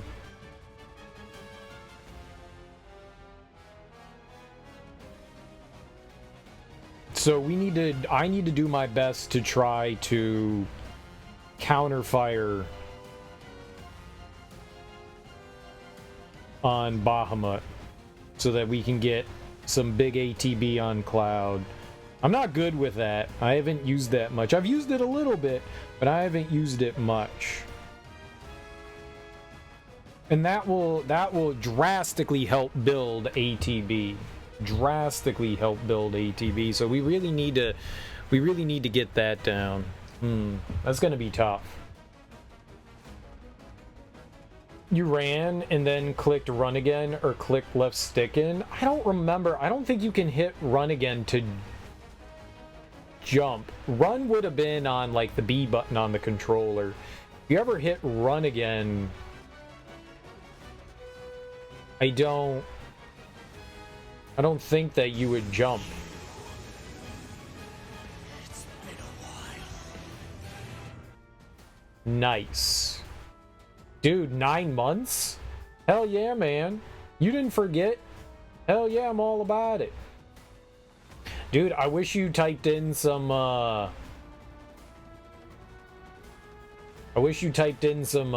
chat message so we could hear if TTS works. For whatever reason, TTS on the subs has been like acting a little weird. But dude, thank you so much for 9 months. We will name our sub baby Asia. Asia, that's a name. That's a name. We'll name our sub baby Asia. It's a good name. It's a good name. Baby Asia. But thank you so much for 9 months, Axe Man. I genuinely appreciate that, and for the Prime Gaming. Remember, guys, if you have Amazon Prime, you should link it to your Twitch account so you get a free Prime sub, and you should give it to your favorite streamer. Not saying it's me, it should be me, but you should give it to your favorite streamer because you get a free sub if you have Amazon Prime. So you should definitely use it. Don't let it just sit there. Support your favorite streamer. You've been getting robbed. I know, man. I know. I don't have control over that, man. It sucks. You typed something, then clicked show me, and it vanished. So I just kind of clicked through. I got you. I'll XYZ next time. Examine your zipper. You'll examine your zipper. I see it as a rebate. I send to someone else. Yeah, it kind of is. Someone else gets your rebate. I always use it on somebody. I'm like, who am I been watching a lot recently? And I'll just sub to them for the month. I spread it around. Just about every month I give my Prime sub to like somebody new. I am this close to canceling Prime though.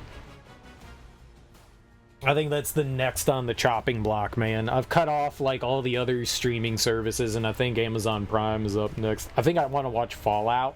And then whenever, I think mine like renewed not that long ago.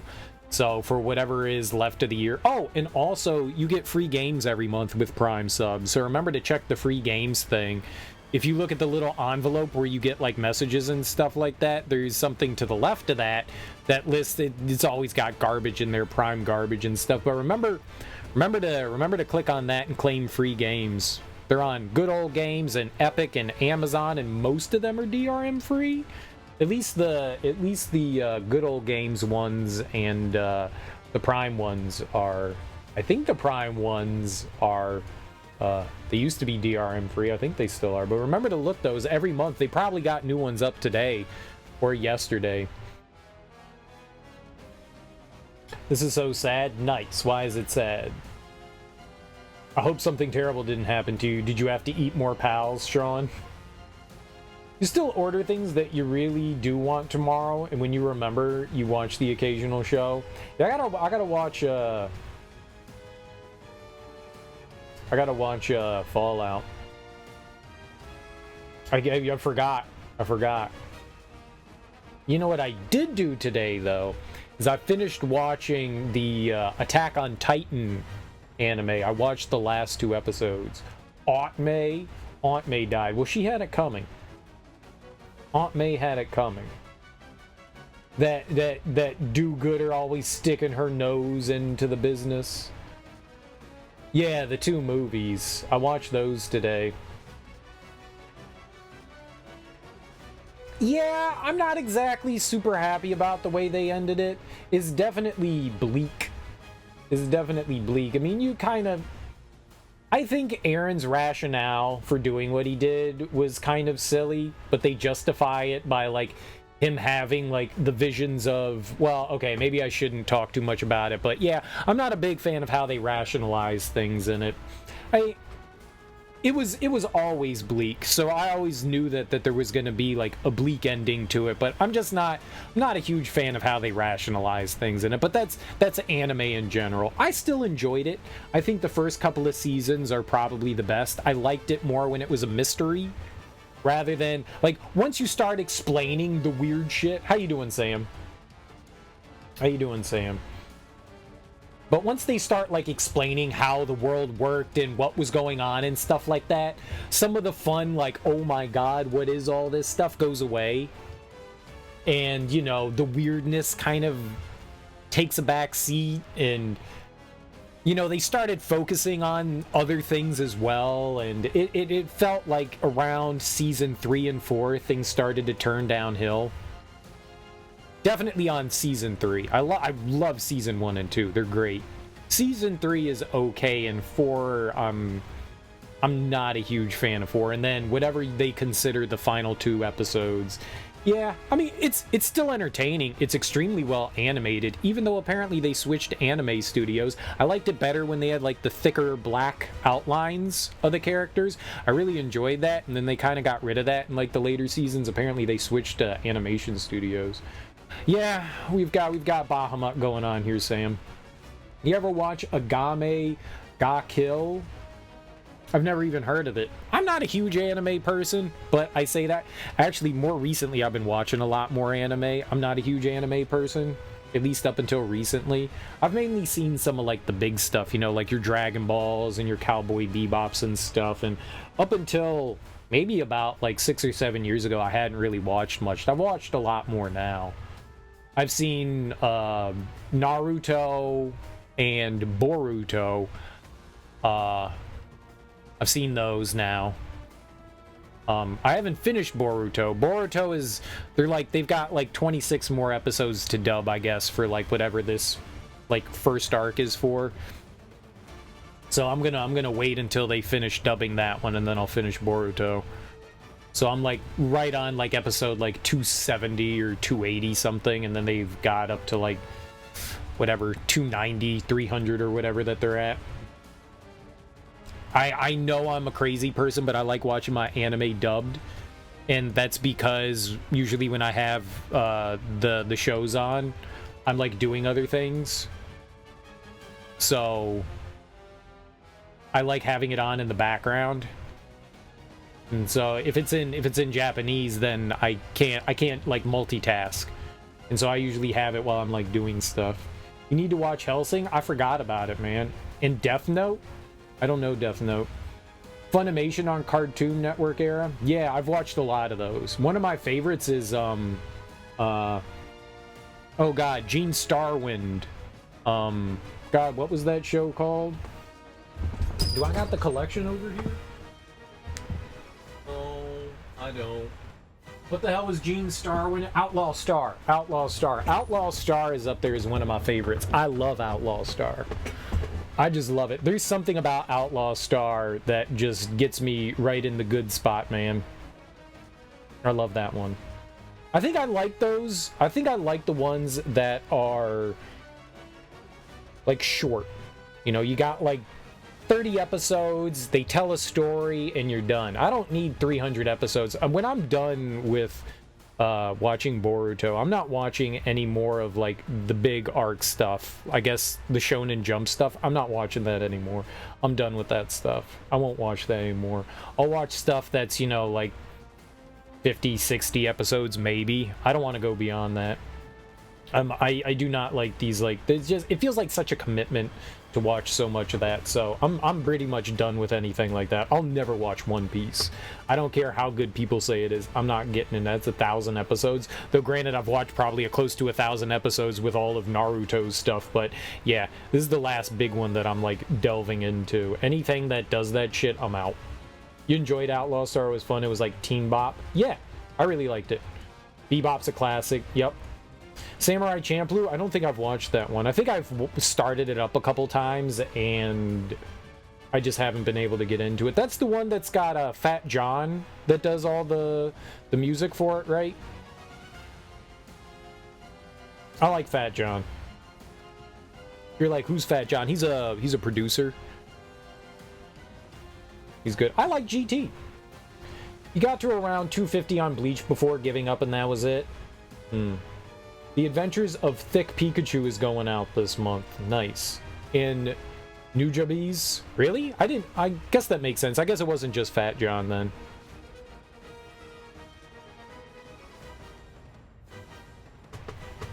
Yeah. I like that. I really like Fat John though. He mixes in a lot of like electronica EDM with his maybe not EDM but electronica with his like hip-hop stuff is pretty good. He does do a lot of like jazzy soulful stuff, but he also like his like solo project stuff, so, a lot of it is like more electronic based, and I really like that. He does a good job of like mixing in. Lodos War, I've never heard of that. Yeah, there's probably some other animes that I gotta check out, but there's nothing I don't know what it is about Cowboy Bebop and Outlaw Star. Maybe it's just like the space exploration thing. I could watch that shit all day long, man. If Cowboy Bebop was like 1,000 episodes, I would be into that. That whole space thing, man, I eat that shit up. I eat that shit up. If I like Bebop, you'll like Champloo, but I watched like 3 or 4 episodes, and whatever was going on there just didn't really catch me. Maybe I have to watch more of it, but I've tried a few times to get into Champloo, and I just can't do it. Afro Samurai, on the other hand, that shit was dope. And so was the Xbox 360 game. The Xbox 360 game of Afro Samurai. It's not great, but it's a lot of fun. I liked Afro Samurai. Well, I haven't seen Blue Eye Samurai. People are saying that one's really good.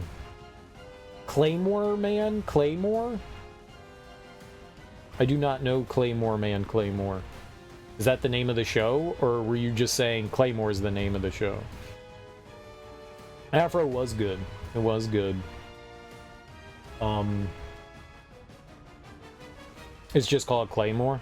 Can't say I've heard of it. There's a lot of anime I haven't heard of. There's a lot. I've watched some bad stuff, and I've watched some good stuff. Axeman made me watch pedophile anime, which made me angry. Damn you, Axeman. So that was horrible and terrifying and life-scarring. It's dark and bloody. I've seen a little bit of Berserk. I don't remember it, but like there was a short season of like Berserk, not like the newer one that came out in like the don't know, like late 2000s. I think maybe it came out in like the 90s. I watched that, Sword of the Berserker. Sword of the Berserk. That was weird. I don't remember much about that. That one was kind of creepy too. It's dark and bloody, but then there's like some weird undertones in that one. There's some very unsettling, and I don't mean like unsettling like, oh man, like some creepy shit's gonna pop out and scare me. I mean like unsettling in like the inappropriate way. There's some kind of creepy undertones in that one. That's Japan. That's anime in general.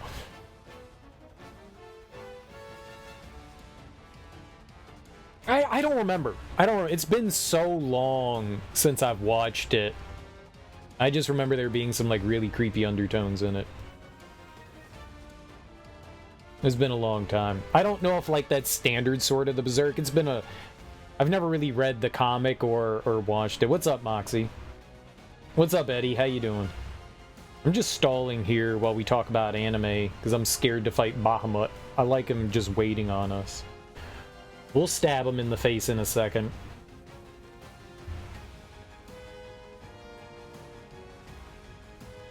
Reminded you there's a new Uzumaki adaptation. I think I've largely enjoyed anime movies more than I have the TV shows. Shit like Ghost... You know what? I need to watch Standalone Complex. I watched like maybe like the first season and a half of it, and I really, really enjoyed it. Great animation, great voice acting. You know, it's just... There's something about that that's just captivating. It just draws me in. I love that. That's another thing that I could just watch endlessly, man. The Standalone Complex was dope. I love Standalone Complex. I need to watch that. Not again, but I need to watch that. I love that. Like, the first movie's fantastic. Two's okay. Two's okay. But, what is the guy's name? Ono? Ishii? Is it Ishii? Maybe it's Ishii. I don't remember, but they did Patlabor, and Patlabor was really cool too. Like Police Gundam, that was really cool too. Patlabor 1 and 2 were really good as well. He was Oshi, right? Oshi, Ishii, Oshi or Ishii? It's one or the other. Oshi sounds right. Oren Oshi Ishii, that's it. Yeah, Patlabor was dope as hell. I really liked it. I think I like movies more than I like the TV shows. Gunsmith Cats, Dirty Pair. Oh, yeah, I like Patlabor.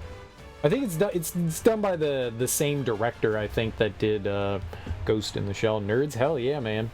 Hell yeah, I be nerding. You be nerding? I nerd hard. We're all nerds here. You're on the internet watching somebody play video games. You're a nerd. When I first started streaming, I streamed in the morning, and I was much more family friendly, and so like I catered to like a lot of kids, which is kind of why I stopped, because I was getting tired of dealing with kids. I was just like, you know what, I'm not doing that. So but like someone came in and I don't remember what we were talking about. I was like nerding out on something, and I was like, dude, you're on the internet watching somebody play video games. You're a nerd. He was like, I'm not a nerd. I play sports. And I was like, you can play sports and be a nerd. You know, Vin Diesel plays Dungeons and Dragons. And he was like, no, you can't be a nerd and play sports. I'm a jock. And I was like, you could totally be a nerd and play sports, because I'm a nerd that plays sports. You can be more than one thing. You can be a nerd and you can be a jock. You can be multiple things. You know, you don't have to be... You can be a jock and you can be smart. You can be multiple things. You can be more than one. And this kid was so adamant he was not a nerd, so I just continued to call him a nerd. Serial, you're a bully. Yeah, I know. You're on the internet and you're watching somebody play video games. You're a nerd. Aliens invade and they win. Might be a rocket so we can escape to the moon. Want to try it or die here in these caves? Series begins. Oh, okay. A smart jock. Isn't that an oxymoron? I think the jocks that get their degree in communications, that's not a real degree. That's like a stepping stone to like go into something else. Communications is there for it's like obligatory, you got a degree kind of thing. But the people that go in and like actually, you know, I'm an accountant, I got it in finance, I got it in, you know, law, history. Oh man, there are definitely smart jocks out there. The Klitschko's brothers had PhDs. They're boxers. There's plenty of smart jocks out there. Now, a lot of jocks are dumb as bricks. Dude, the first time I saw Jalen Rose give an interview, I was like, dude, that guy needs to read a book. I was like, Jalen Rose can't even speak. Like, that dude is struggling putting sentences together and making coherent words. Like that dude needs help. If you're like, who's Jalen Rose? He was a NBA player back in like the mid 2000s up until like maybe the mid-teens. Played for like 10, 11 years, injury plagued. Good player, he just couldn't stay healthy. But good lord, man, anytime that dude was interviewed, I was just like, oh my god, man, he needs help. Like, someone help this man. Please, someone help this man. Some jocks are stupid. Some jocks are yeah, they're not very smart. Participation rewards, they do. Henry Cavill built his PC from parts. Henry Cavill's a pretty smart dude. Yeah, but he's an actor. Actors vary too. Some actors are extremely smart and other actors are as dumb as bricks. That's just how it happens. The Klitschko bros were wrecking balls. They were. Golovkin. He's still boxing? Lomachenko, he just fought, right? I feel like Golovkin has got to be in like his twilight years at this point.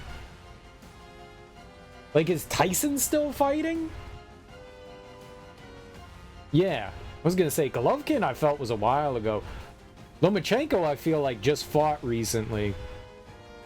Tyson fights Jake. No, not Mike Tyson. Tyson Fury. I'm sorry.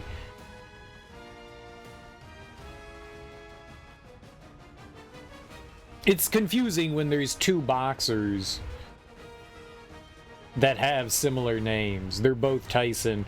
I should have clarified.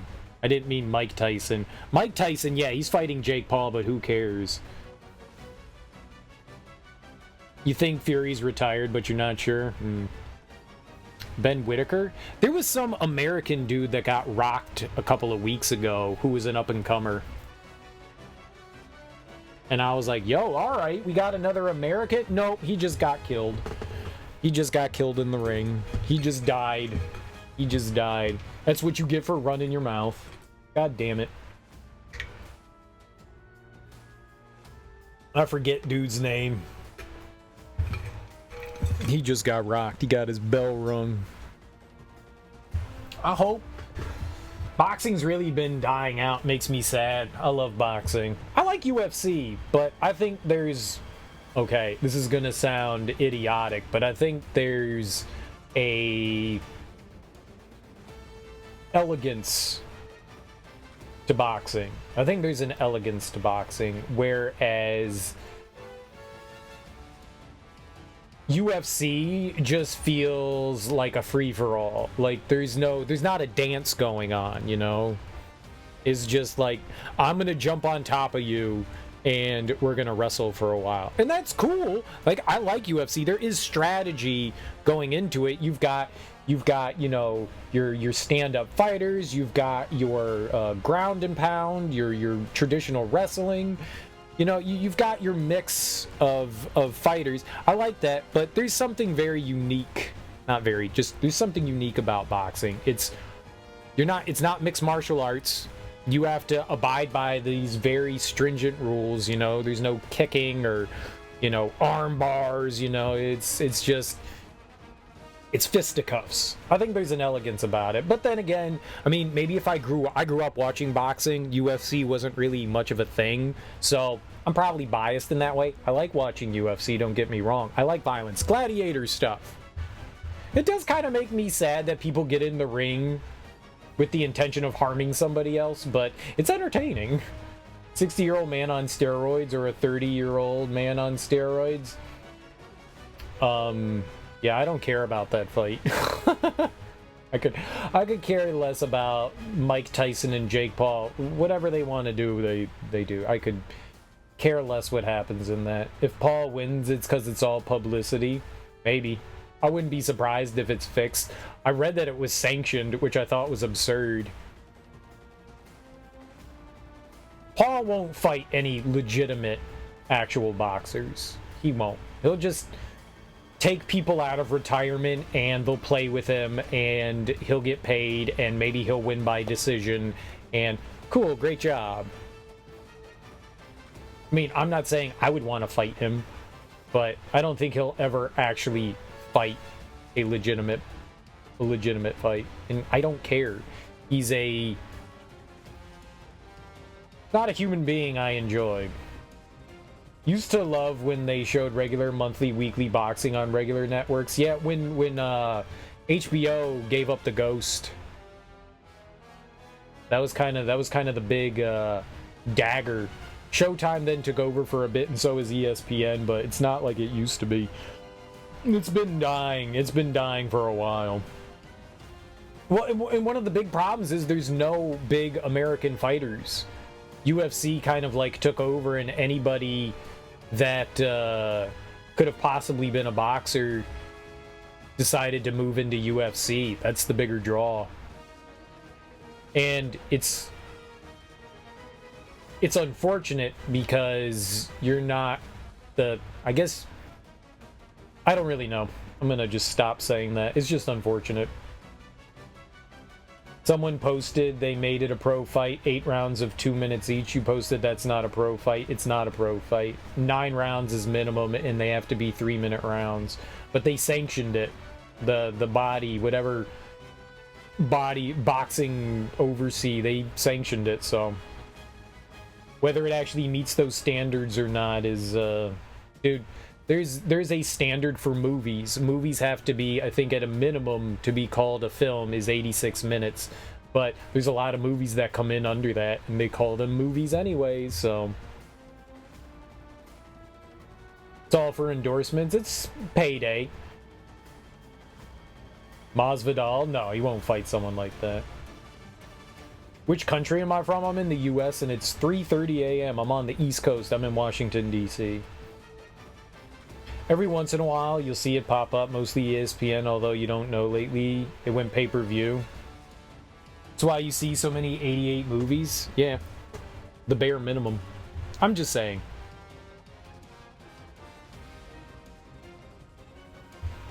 Three-minute 9 rounds are amateur? No. No, you can have sanctioned professional fights. It's not just amateur. A lot of undercard fights. It's like in the UFC where you have like the championship match, which is 5 minutes, 5 rounds, whereas the undercards are like 3-minute 5 rounds. It's the same thing in boxing. Some of the undercards are 9 rounds, 3 minutes. They're not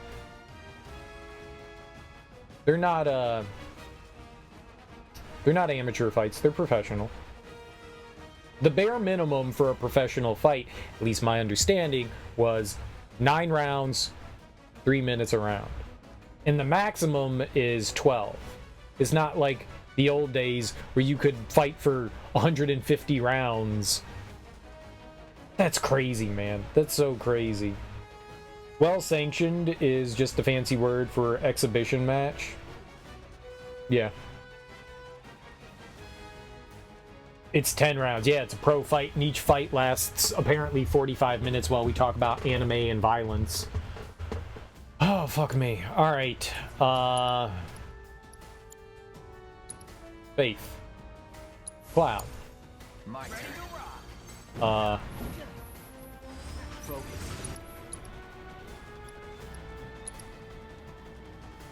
Here I come.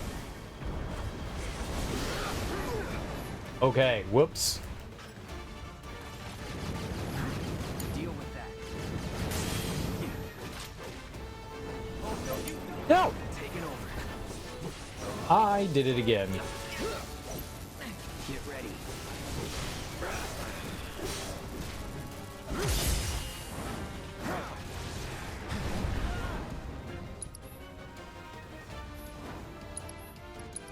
Okay, well, great. Right wing. Left wing.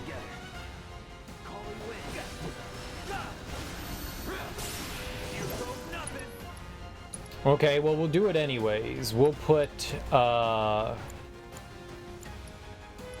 it's barrier. Mana wall. Cloud. I got this. Safety first. Haste.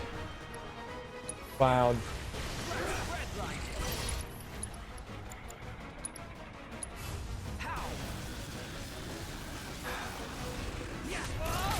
Got me good. Well,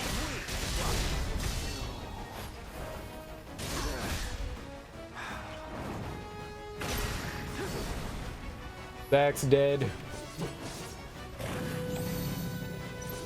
It's fine. We don't need Zack. Zack's a waste of space. We're hosed.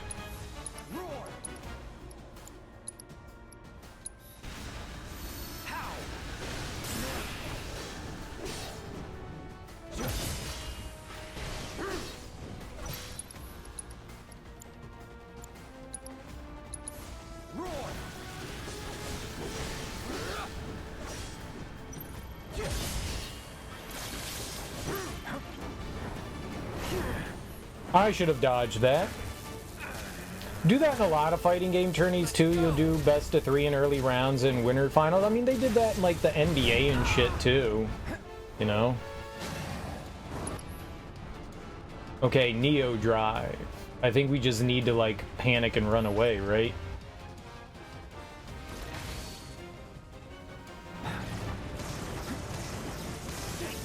You son of a bitch.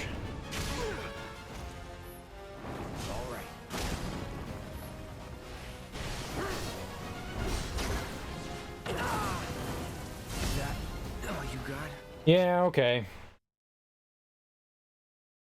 We can't let Zack get grabbed there.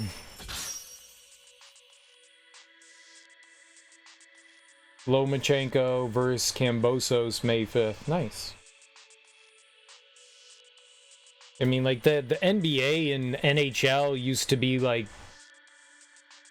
best of, like, 5 early on. Like, the later, and then the later rounds were best of 7 once you got into, like, the conference championships and finals.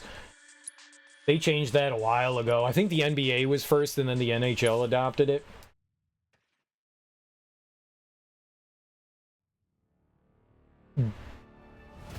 Loma lost to Devin Haney last year. Nice. Heine.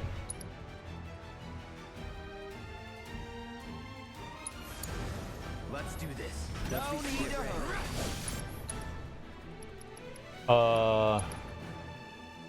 Don't overdo it. How you like this? My turn.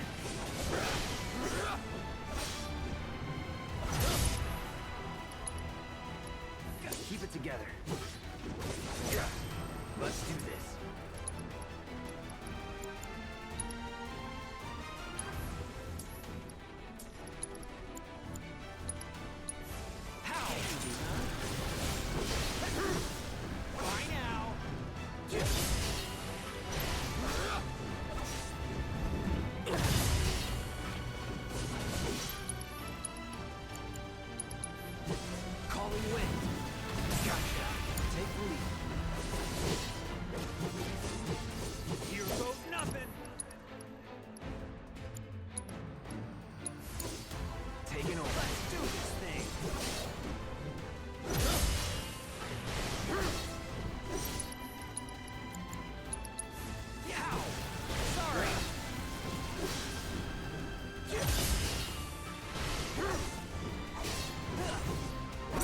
Your butt smells tart. Check 1.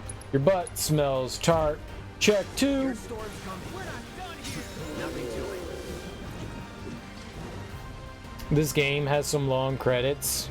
Oh, did you just beat Spider-Man, Sean? Luke Campbell, Uncle Luke? What? Okay, yeah, this dude was terrorizing us. How are we supposed to do this?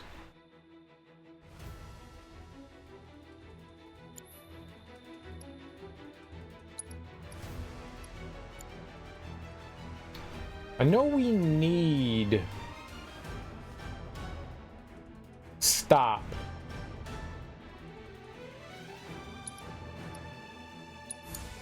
Hang back. Time to let loose. Just in case. You had your chance.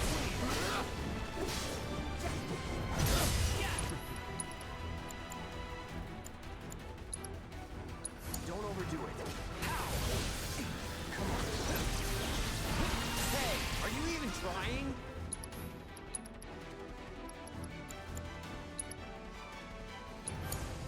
My turn. No need to hurry.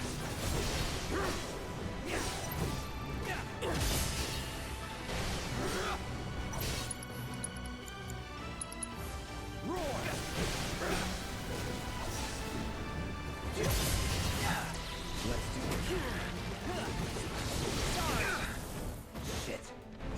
It's on you.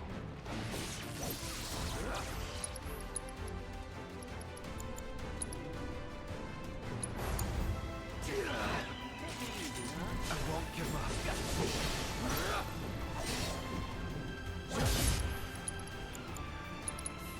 Storm's coming. Chalk up another win. Okay, that seemed to go like a little bit better.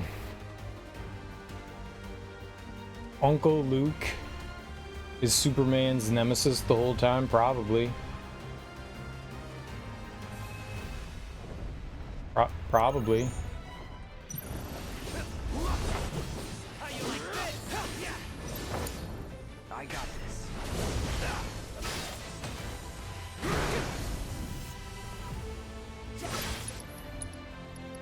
Okay. Aurora Flan. Prime mode. Here I come.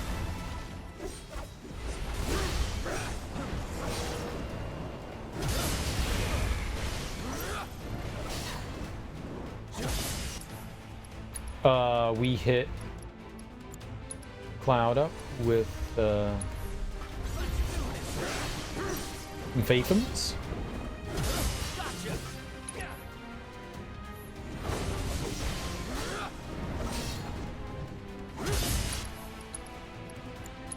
Take down our Bombadiddy.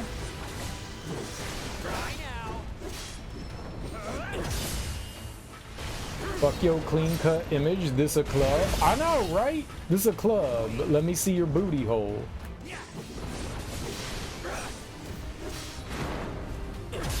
Like, in this club, we expect to see all booty hole all day long.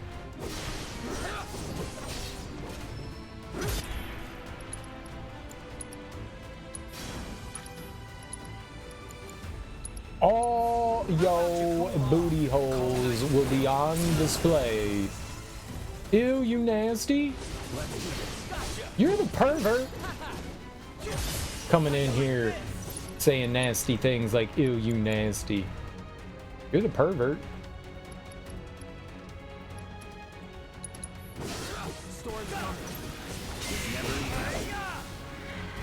This is good, Uncle Luke. Very authentic.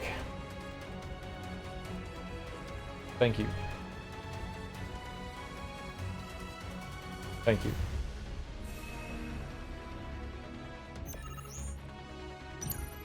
Hang back.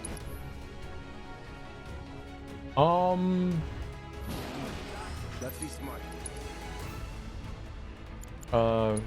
Iraga on him. I think we do stop on him as well. No, it's down. Here we go.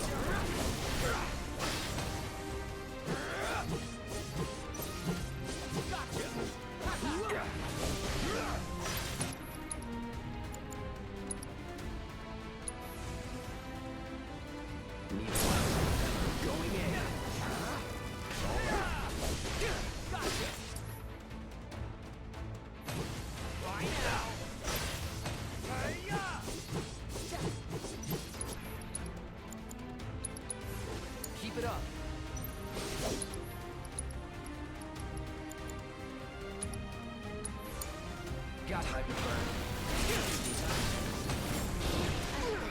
Oh, he ain't dead. Not looking good. Back.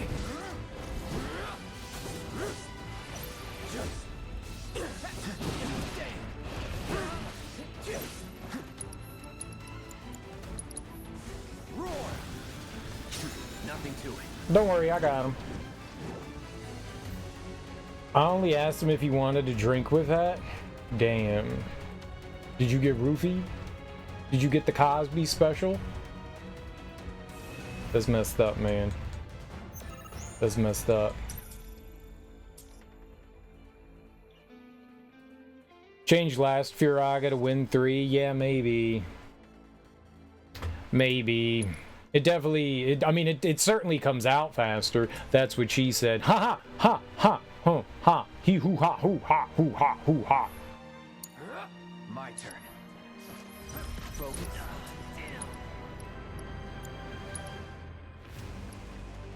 You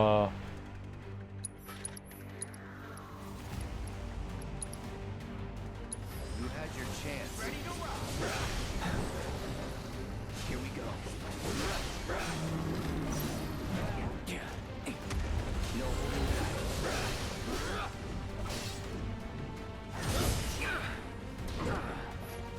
That's okay.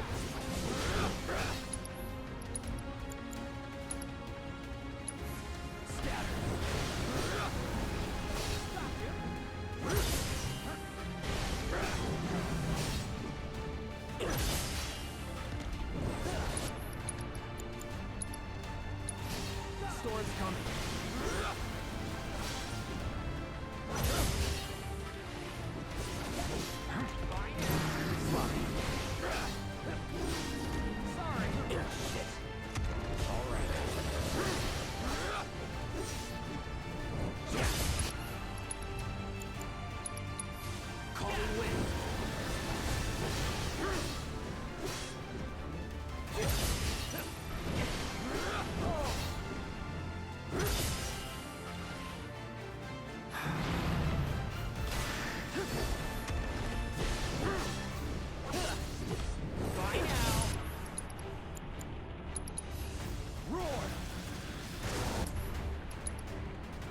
Eh.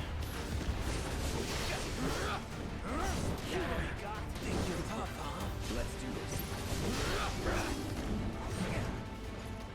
Here we go.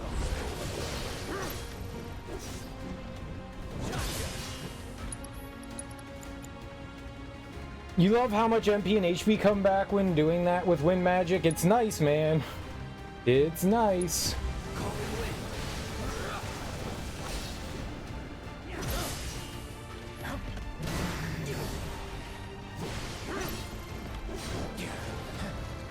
No holding back.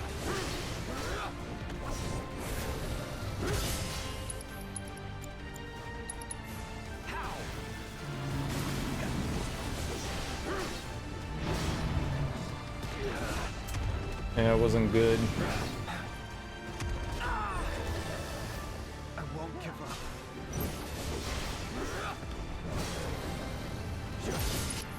Dude, I'm barely alive here. Holy crap. Storm's coming. All done. You learned all these at Rebirth. You could do them in Remake too. I never abused the system in Remake. The only thing I ever did was put Elemental Absorb on. I think that was the only thing I ever did. I never felt that Remake needed you to abuse the system. In this one, I feel like you're making your life so much harder if you're not abusing the system in hard mode. In Remake, it never felt like you ever had to do that. You definitely could. I don't know if you could do it as much as you can in this one, but you certainly could. Ironclad, Iron Man. I always thought he was Iron Giant. I don't know if they're all the same thing or if they're like different variations. I assume they're different variations.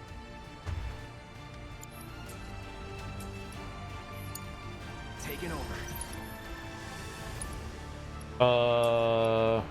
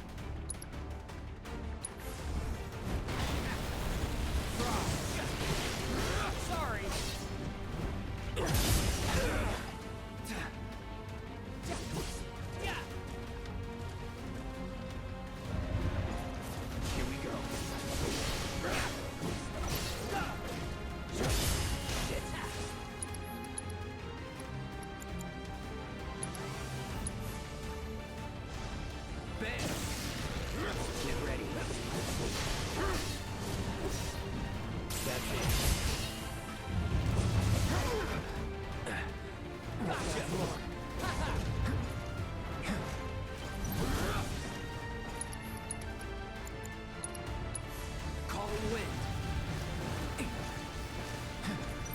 Here we go.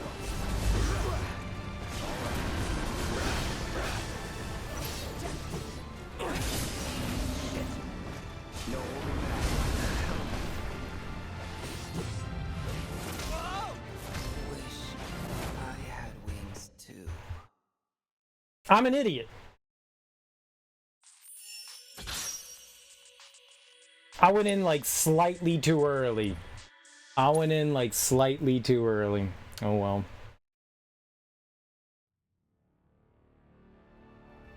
Iron Giant and Red Iron Giant. Can I be a Red Iron Giant? I'm an idiot.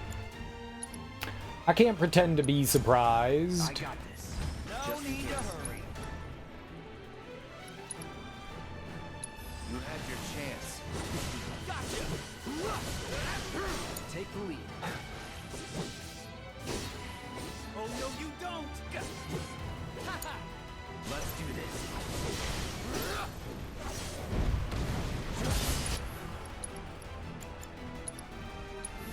Storm's coming.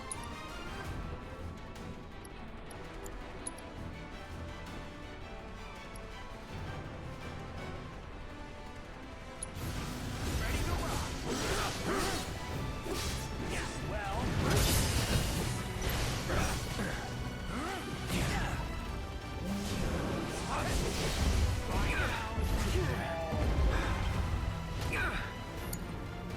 Oh god, it went bad.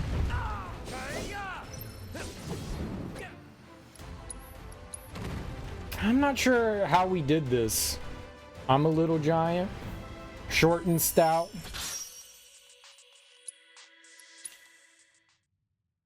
Here is my hand, here is my pout. Big pouty bear. Things can get out of hand real fast, like.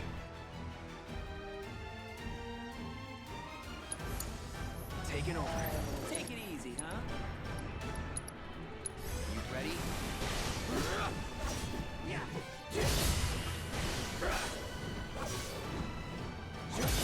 Don't overdo it.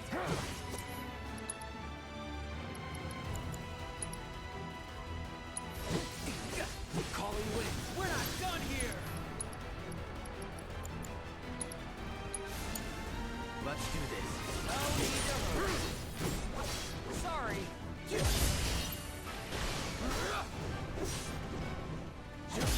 Gotcha.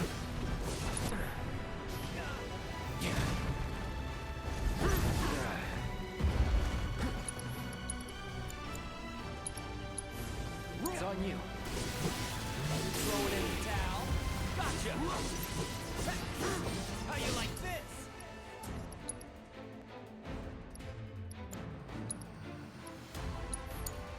I got this.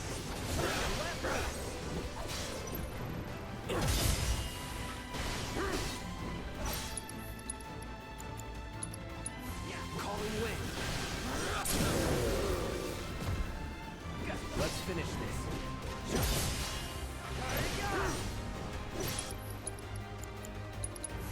Storm's coming. Is that it?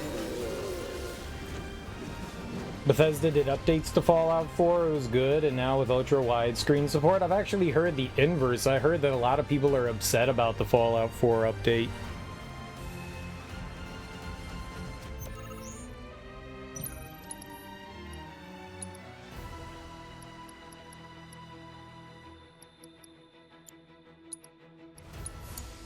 Let's do this. Ready to rock. Focus.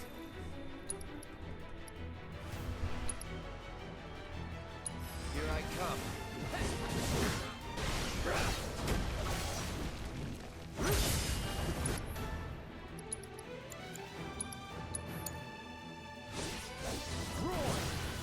Oh no, you don't.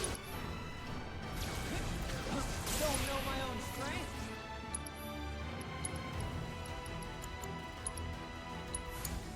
Taking over. I'm glad you like it, Willie. I hope it is good. I had heard a lot of people complaining about it. Keep it together. Scatter. My turn.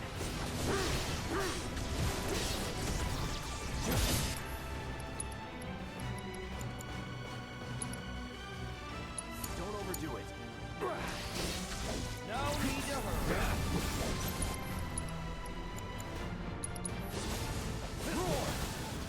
No time to celebrate. Nope, we haven't even beat Bahamut. Bahamut keeps kicking my ass. It broke mod support. You're happy with it? Hey man, at the end of the day, as long as you're fine with it, that's all that matters. Gotcha. Oh no, you don't. Hang back.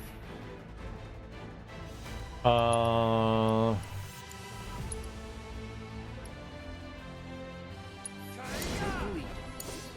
Let's do this.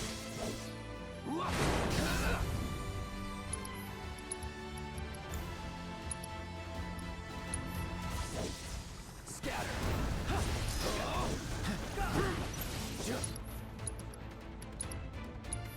You ready?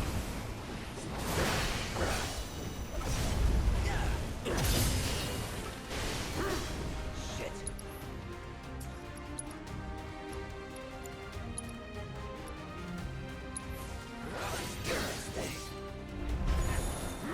No holding back.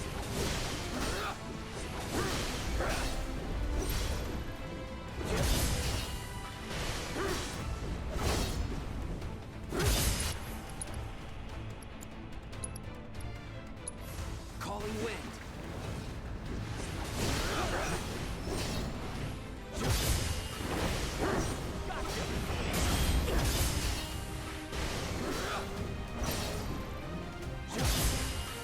Stupid pigeon!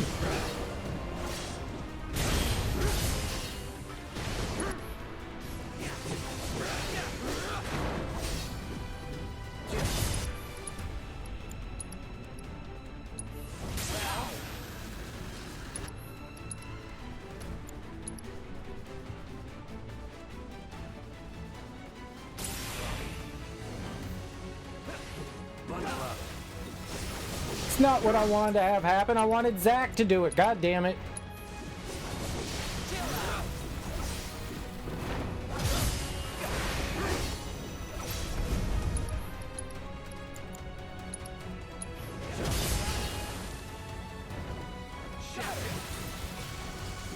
No! Worst day ever!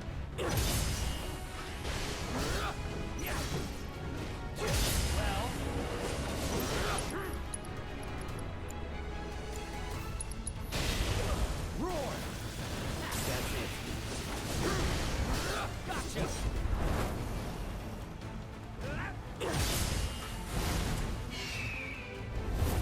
Oh, if I didn't cast the stupid wrong spell. Frickin' me, Fricklesy Deutsch.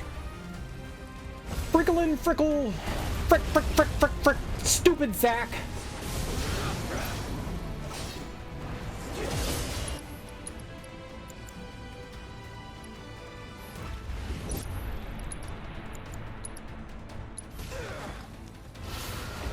Calling wind. Let's go. Going all out. Scatter.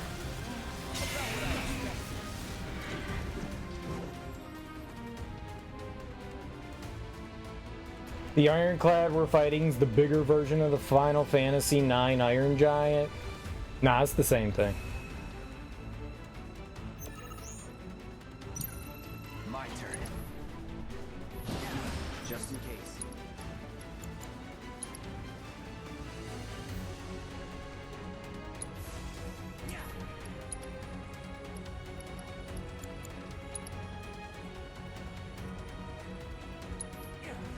Burn.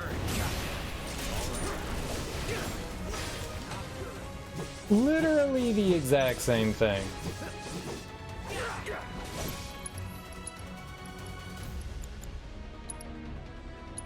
with that. Oh no, you don't!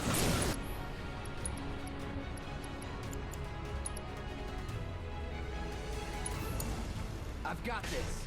No need to hurry. Here goes nothing. How? How you like this? Solid victory. Final Fantasy IX, you thought the Iron Giant was kind of small? Well, everything's chibi style in that, so it's just chibi Iron Giant. It's still really big, it's just chibi. It's chibi Iron Giant. Let's do this. Focus. You had your chance.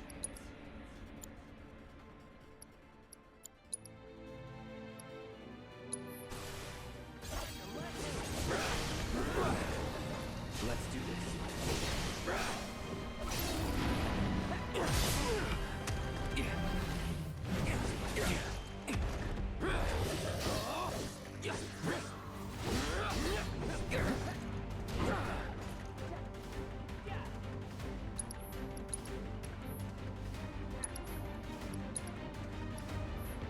Here we go.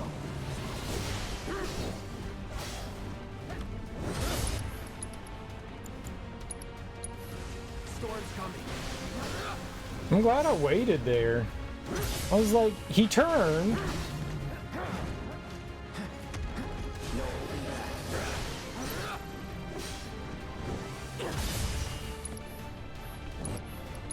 But I wasn't sure that he was doing the move, and he wasn't.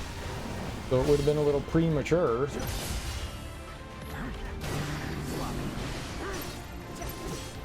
Sorry. Premature spellulation. Gotcha. Here we go.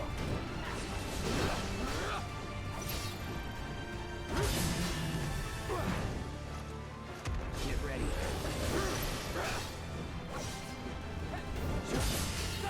A spellulation. We don't want to premature that spell.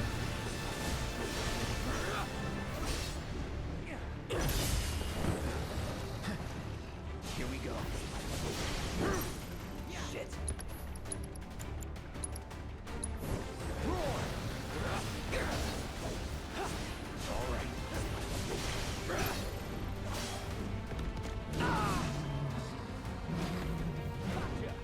No go!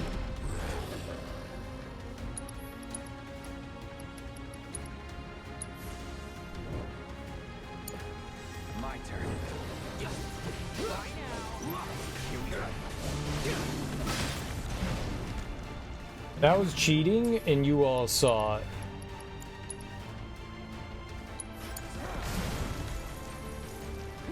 Ready or not, take it over.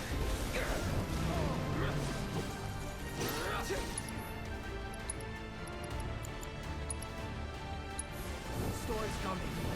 All right.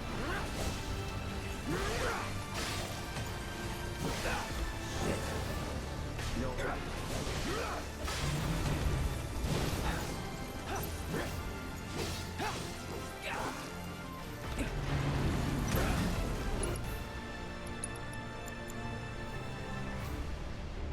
The downside. Scatter. Here we go. There we go. All right, we'll take that. Downside is I lost all my pretty boy buffs, but we're fine. Storm's coming. Bye now. Chalk up another win. I'm out of MP now. Who's out of MP? Meaty penises. I've sold out of my last meat penis. It's very, very upsetting. I needed to keep those in my special stash. Let's do ready to rock. Cereal, are you okay? Clearly not. You ready?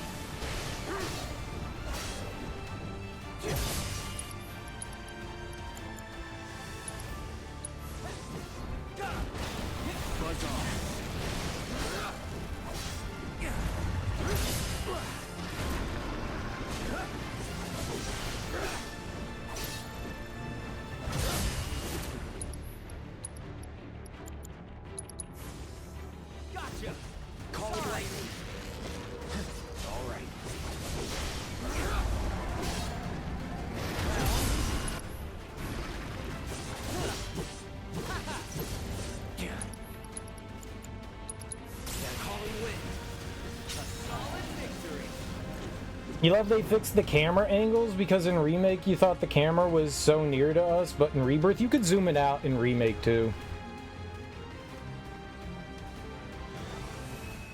You could zoom it out in Remake, it wasn't just this. I still think the camera needs a little bit of work, but you could zoom it. I zoomed it out in that one. You can zoom it out in combat and in the field, just like this one. They had 3 options too. The camera's better for sure. It still needs work, but it's definitely better. But that's just about like every game like this. No game has ever gotten cameras perfectly. This is just kind of an issue with this type of game. You had your chance.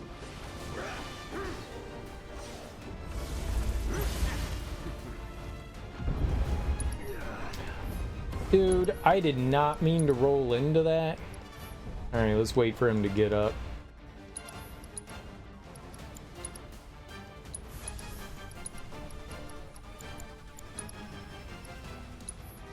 Bam!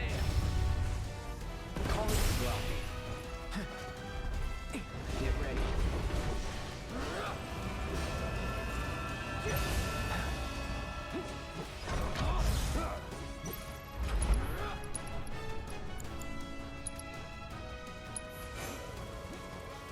Buzz off. Let's do this.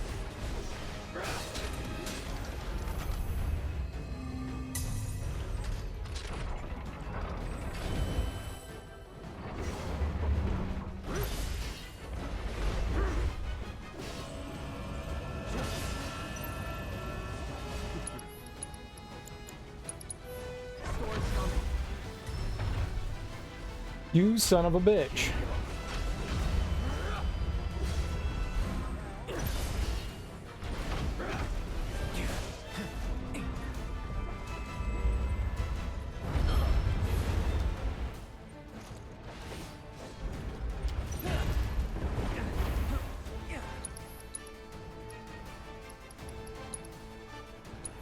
I don't know what I did wrong there, but I did something really wrong.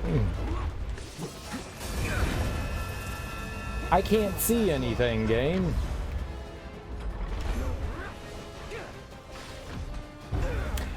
Come on, man. Be careful.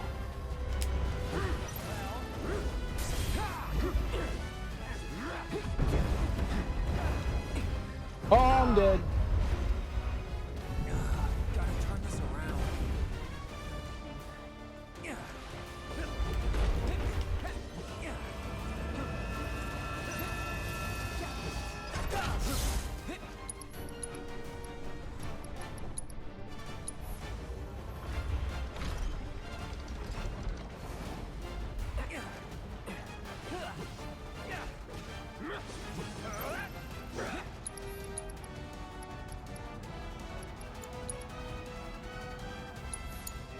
I'm coming.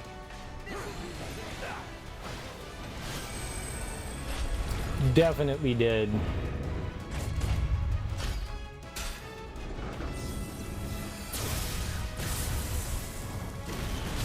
Game over, huh? I don't know what I did wrong. I thought Thundaga was going to die, not do Thundaga. I thought it was gonna completely pressure him there.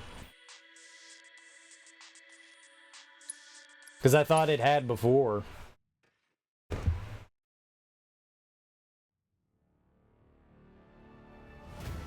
Yeah, I'm not a big fan of the cutscenes either.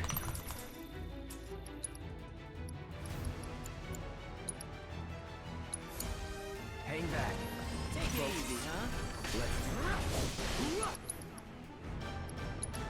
Let's deal with that. You ready? My turn.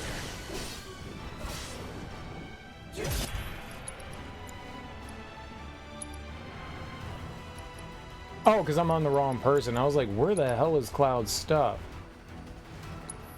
Calling wind.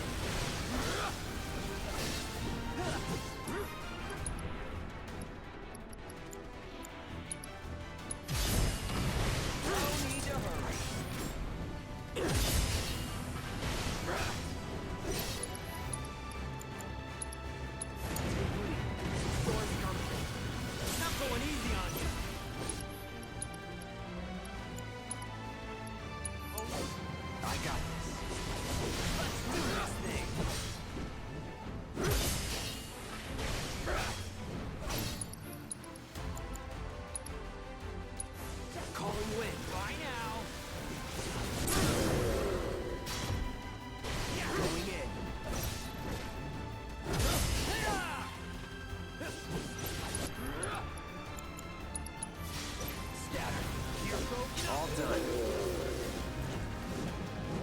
Do you watch me play the game, Sam? Or do you just like type random shit in? Do you watch me play?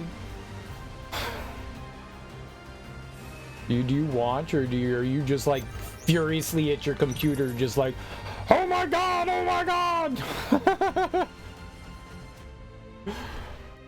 What do you think I did there? I know you were here yesterday watching me do it a couple times. I know you were.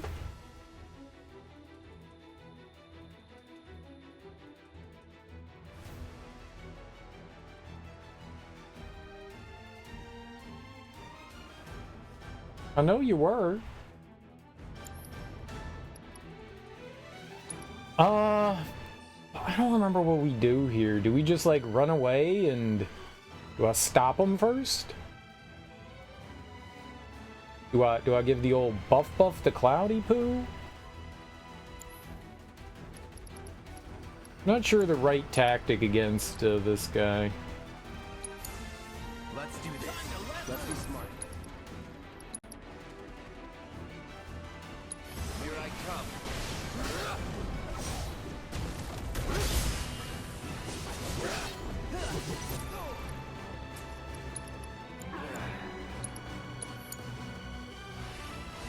Roar!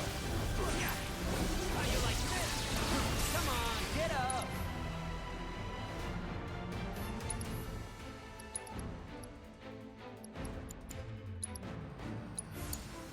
Taking over.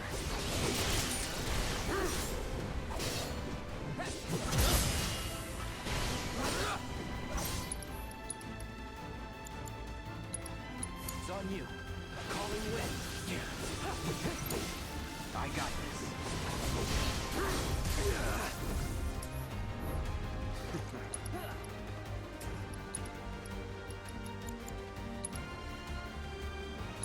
Keep it together. My turn.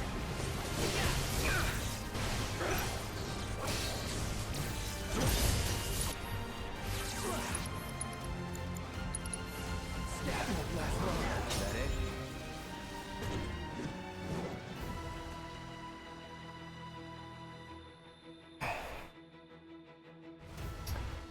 You can type shit. It's okay, man. It's okay. We're adults. You're allowed to type shit and fuck and just not any sort of like bigoted oriented stuff. It's all good, man. It's all good. The only thing you need to do here is be respectful of people.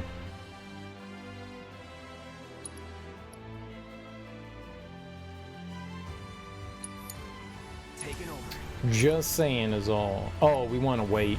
Ready to rock. Right.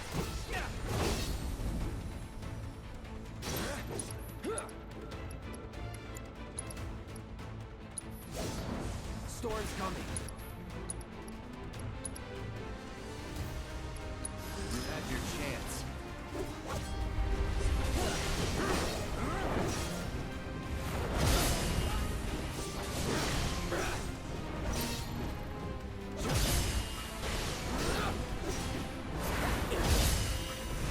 I can't hit Bird. Bird moved too much.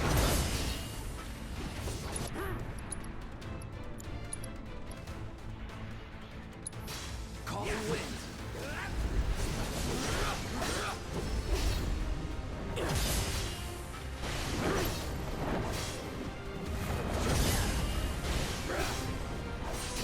Gotcha.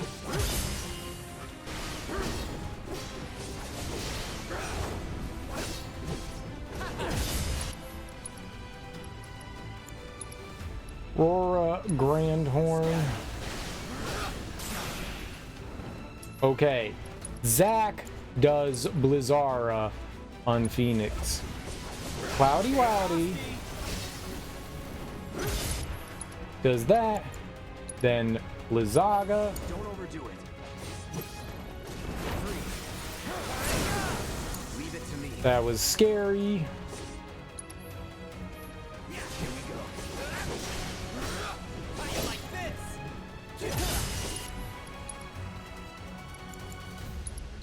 Finish it. Chill. Chalk up another win. There we go.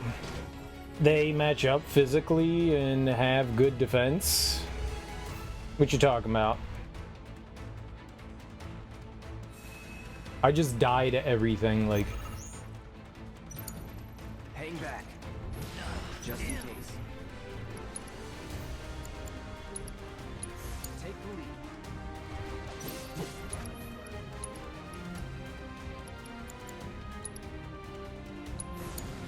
I guess on now.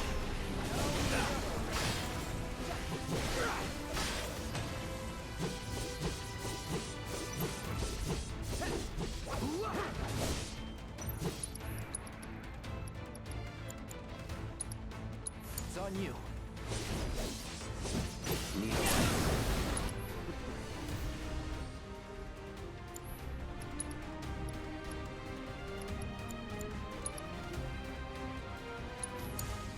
watch this. Sorry. Here goes nothing.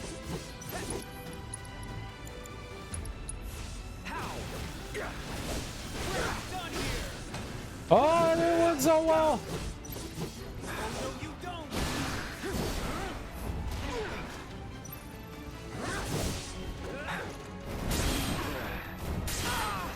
I can't see! Not looking good. Well, yeah. That one felt pretty good. I gotta lock on, man. I gotta lock on. That was not good. That was bad. BAD bad. That guy's scary. That guy is just... He's scary.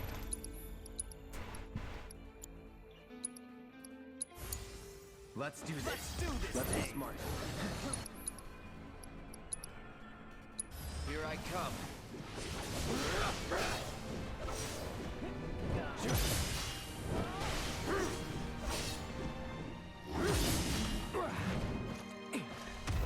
No holding back.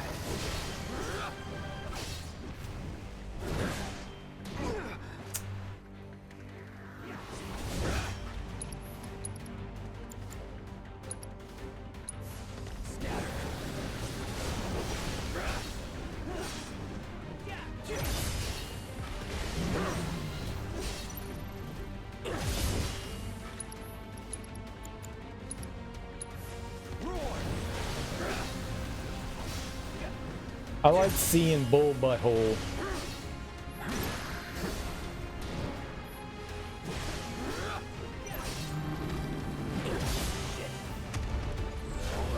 This is my favorite thing to see.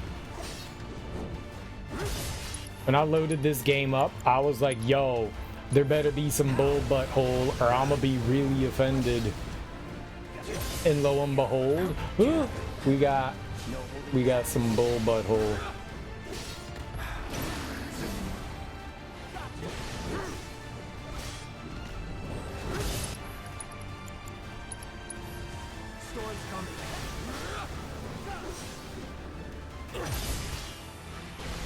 Like, I'm all about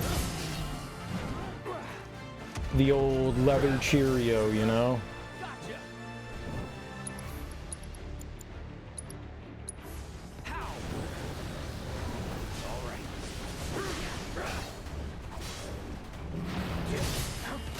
Gotcha.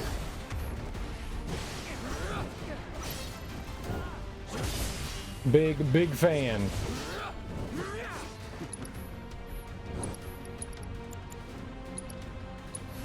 Storm's coming.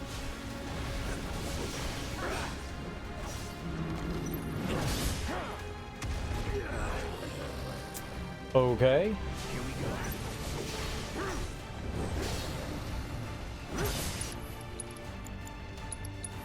Calling wind. Victory.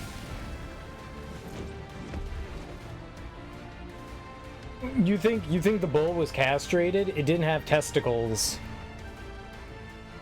I'm definitely pro testicle.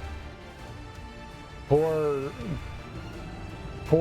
God Bull. It doesn't even have balls. Non-ball having.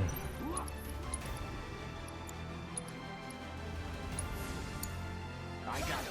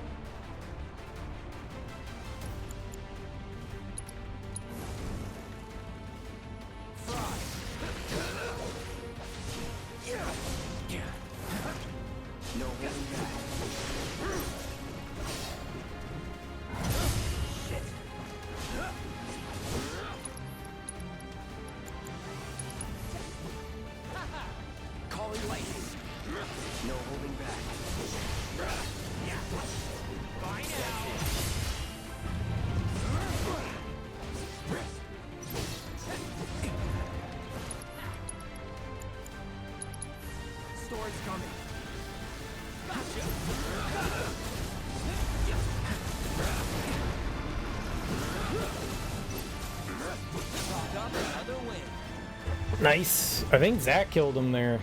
Ironclad's I mean, he hits really hard, but he's a relatively easy fight. It's Alexander now? Yeah, I keep making mistakes against him.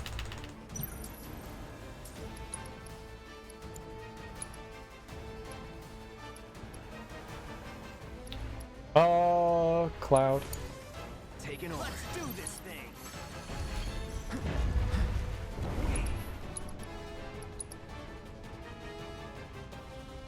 Here I come. Get ready.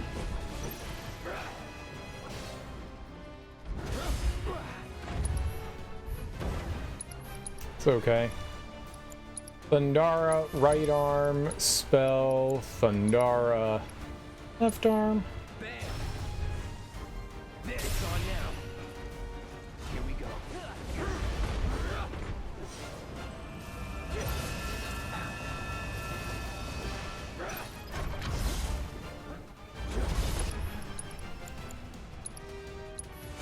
Scatter.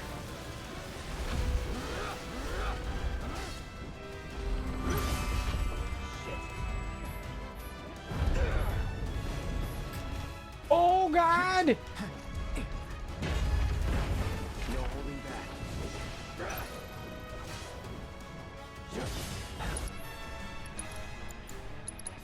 Calling wind. Let's finish this.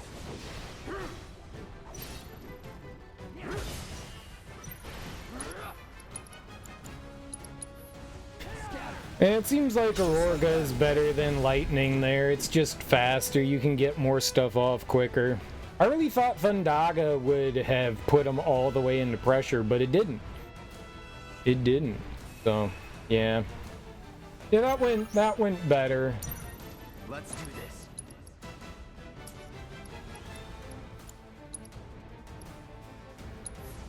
Ready to Just rock. In case. You had your chance.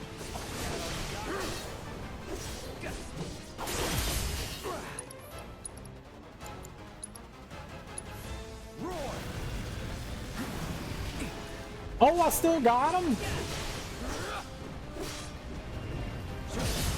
I didn't get him there. No holding back.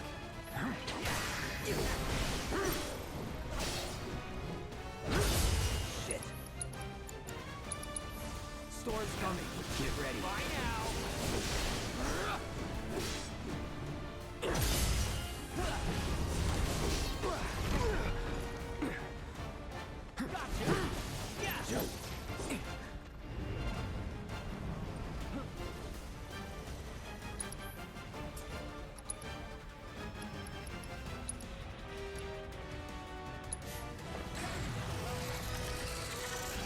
No holding back. Shit. How?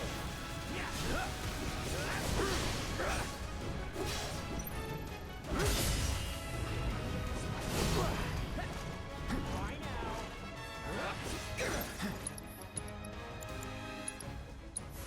Roar! Here we go.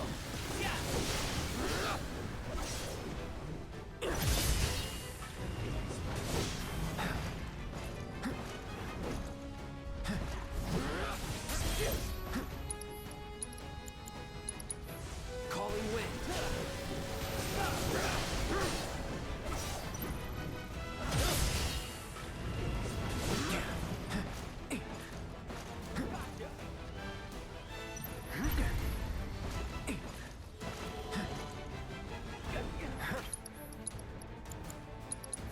Storm's coming. All right, going in. No more playing. Sorry.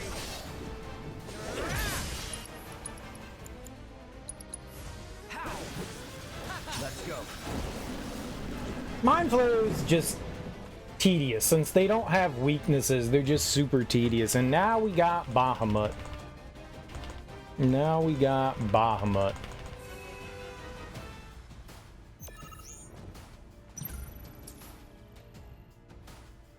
Um.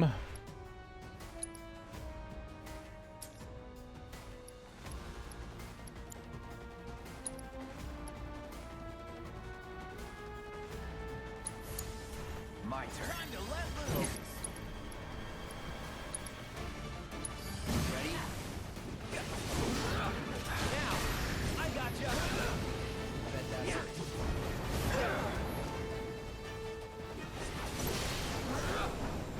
Keep it together.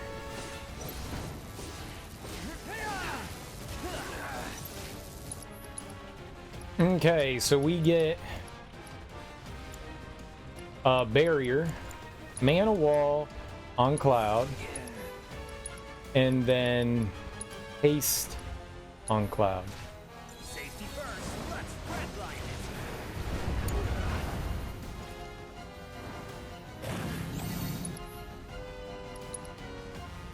it. And we do Aurora, right wing, Storm's coming. and we do Aurora, left wing. Scatter. That's it.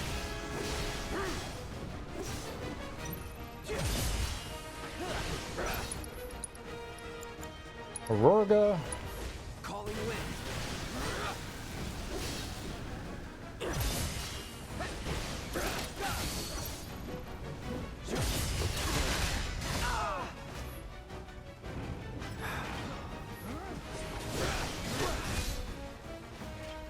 No holding back.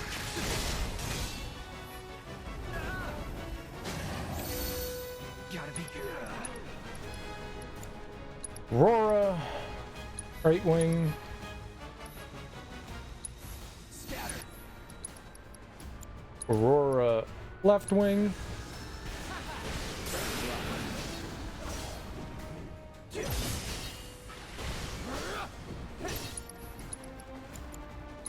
Aurora, Roar.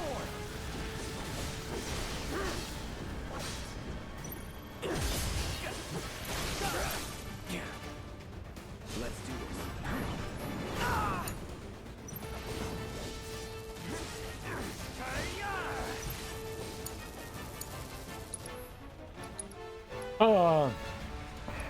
barrier, mana wall.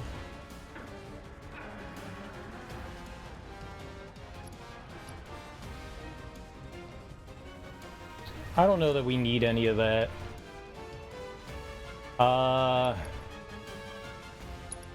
Let's just Cura. All patched up.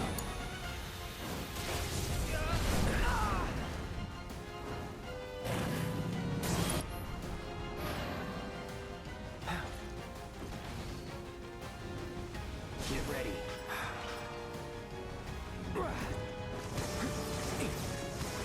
No holding back. Get ready.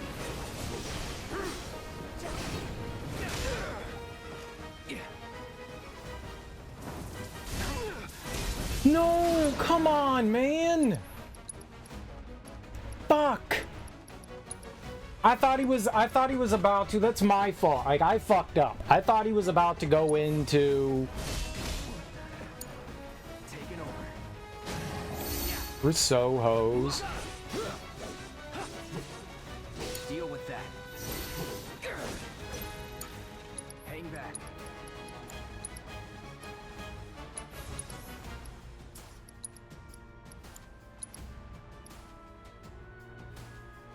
Storm's coming.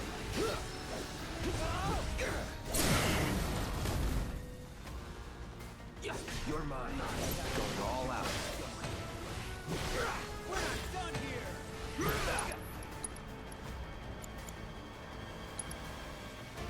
Now's our chance. Shit. How?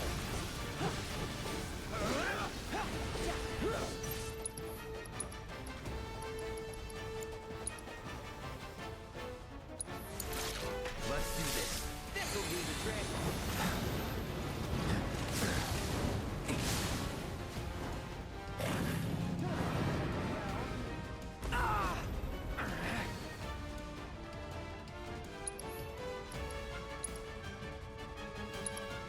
It's on you.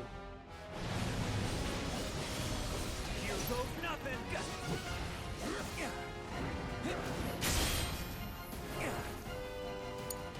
I got this.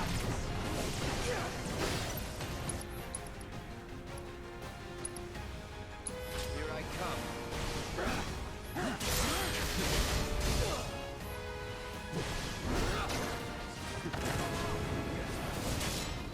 Here we go.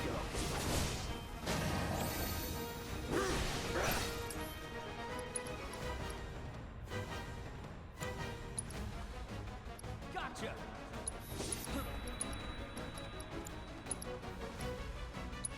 Calling wind. Ready to rock. How?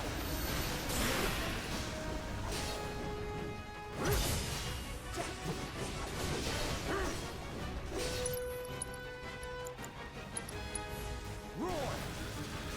Never in doubt. Oh, God.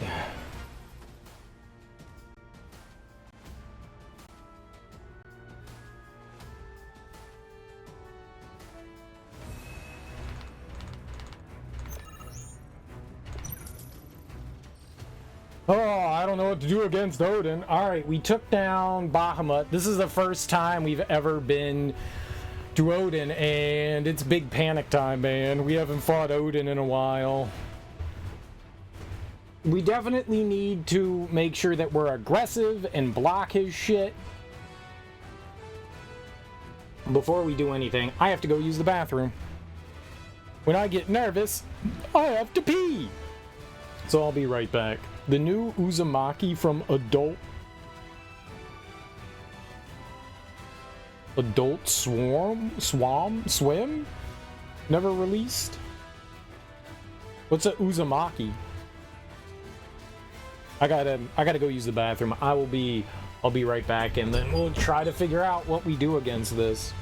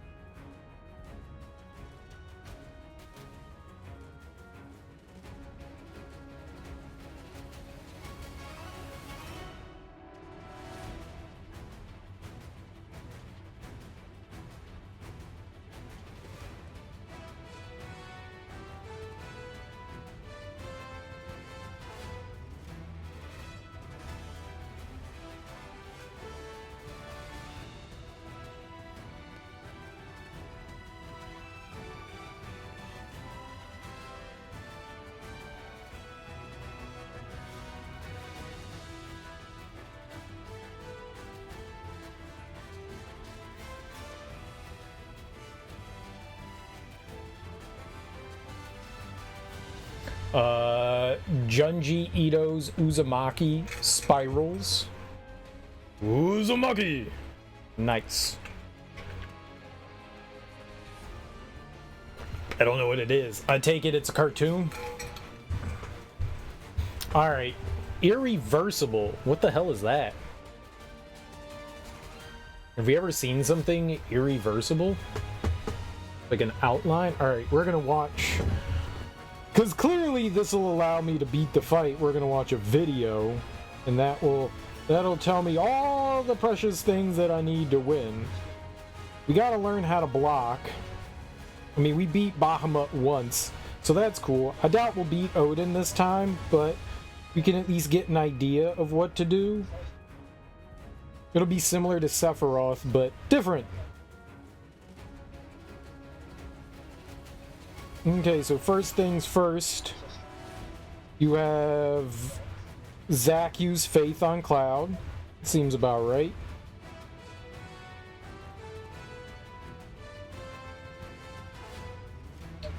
Then you go do prime mode.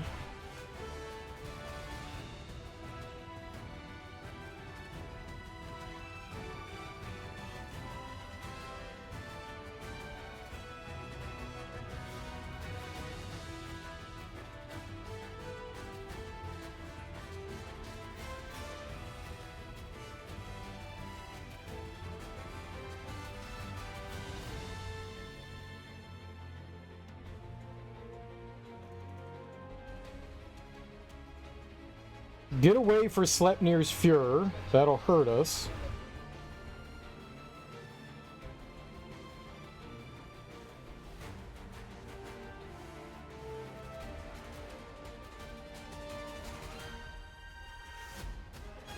What was that attack? What was that spear attack?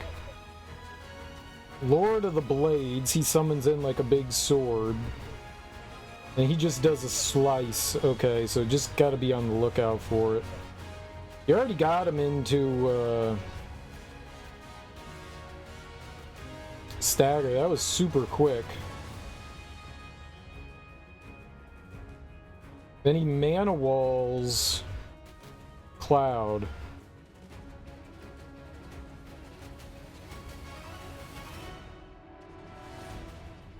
God, he's almost got him killed. That's so quick.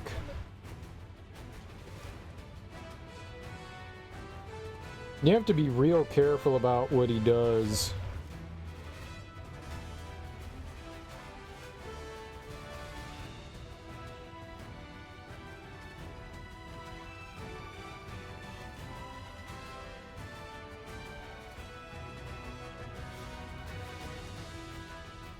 Interesting. Yeah, this is gonna be rough. This is gonna be rough.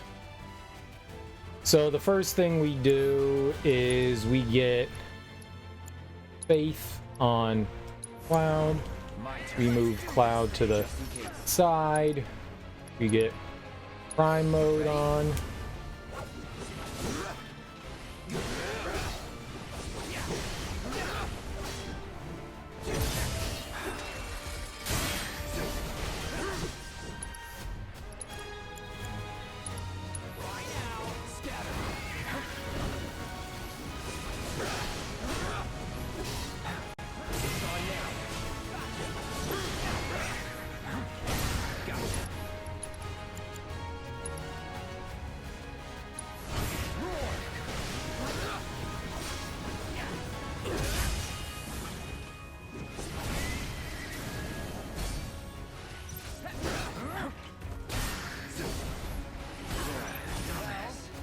No! Fuck me, dude, he's right there! Well, it's not great. No hard feelings. Leave it to me. We're not done here. Gotcha. Oh, no, you don't.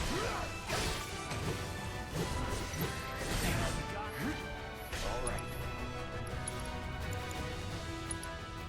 Keep it together. Scatter.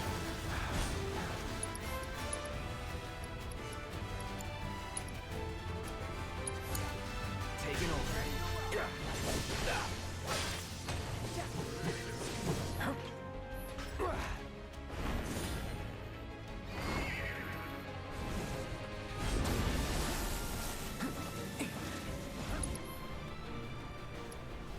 It's on you.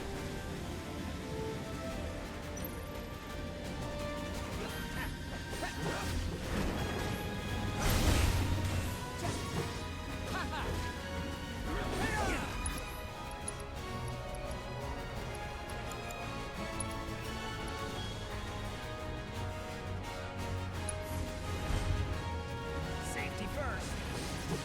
Yeah. Here goes nothing.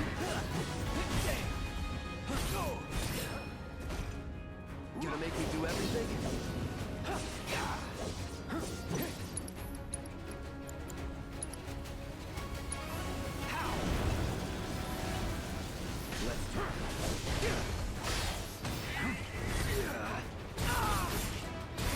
You can't defend that. Oh. All right.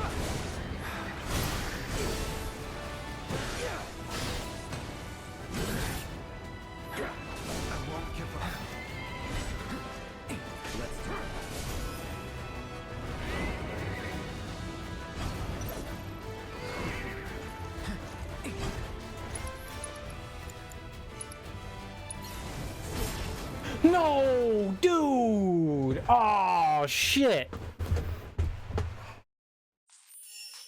If Cloud didn't die there, we might have had it.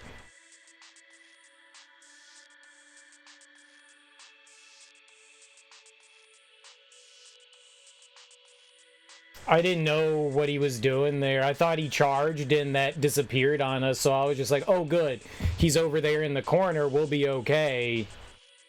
And I was like, alright, good time to use it. I've never seen that. I just assumed it was like his standard charge attack, so I was guessing it was just gonna charge him into wherever he was going, and I could use wind. Yeah, we got close. We got close there. Bahamut's like the biggest like hurdle. Bahamut's a really big hurdle. Hey Jimmy, how you doing? Yeah, I mean, we just, I don't know Odin. That's the problem, you know? I don't know him. My turn. No need to hurry. Here I come. Bye now. Keep it together.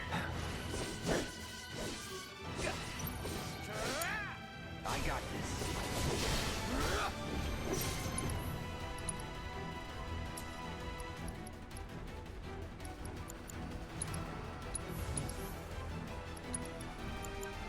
I don't know him.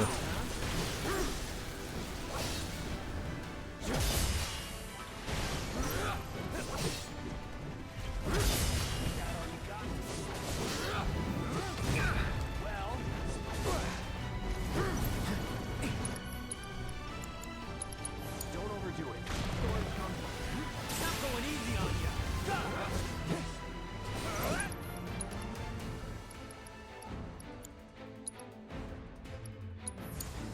Let's do this.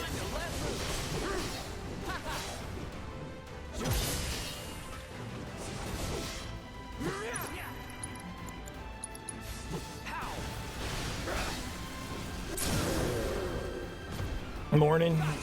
You're actually closer than you think? I mean, yeah, but no. Like I said, our biggest hurdle is Bahamut. That was a good try though. It was a good try. If Cloud didn't die, then we might have been able to get it.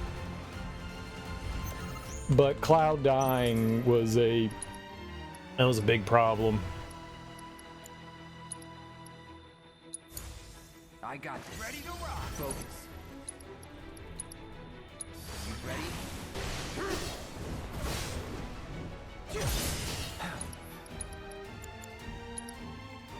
Take the lead. How? Don't know my own strength.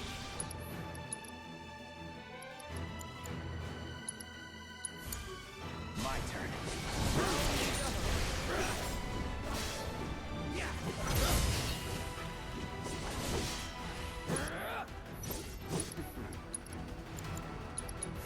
Storm's coming.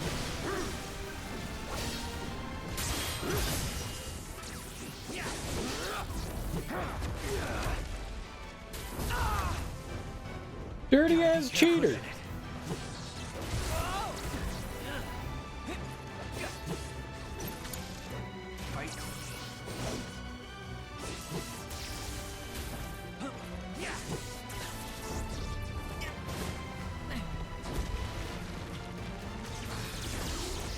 Well, Zack's dead.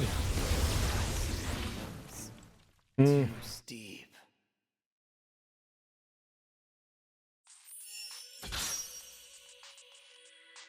After we're done with this, I'm never turning this game on again. What else would there be to do in the game? What else would there be to do? I'm not gonna do the piano stuff because I'm not good enough at it. I don't think that there's anything left Take it easy, huh? Get ready. for me to do in the game. had your chance.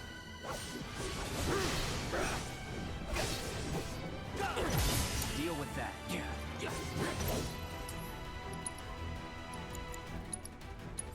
Calling wind. I don't know what I was doing there. Time to let loose. Let's do this. I don't know what I was doing there.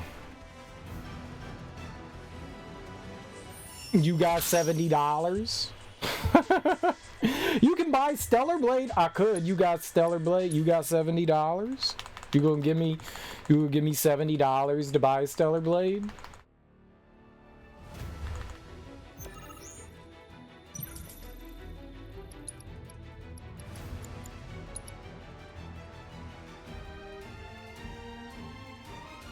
Yeah, games are expensive, man. Taking over. No need to hurry. You ready? Don't overdo it. I got this.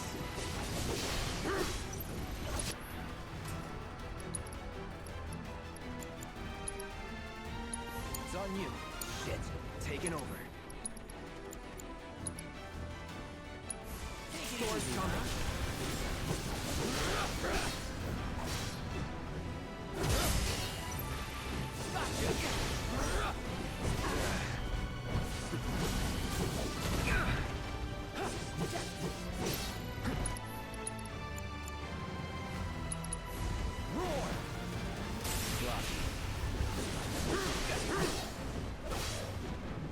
Keep it together.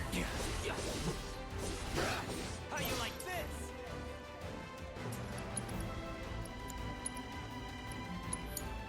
I got this. Ready to rock. How? Yeah, let's do this. What's up, the live stream? Welcome on in. How you doing?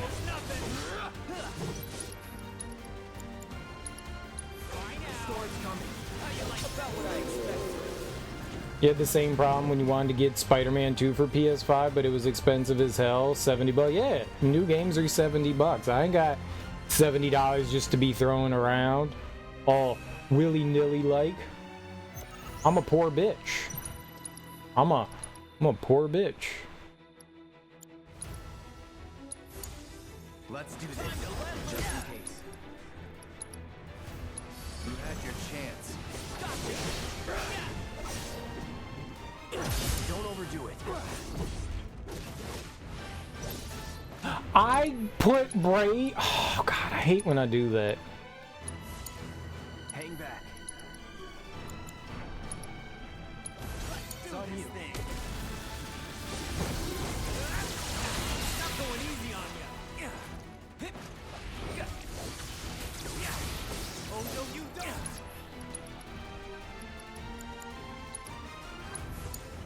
My turn. No need to hurry.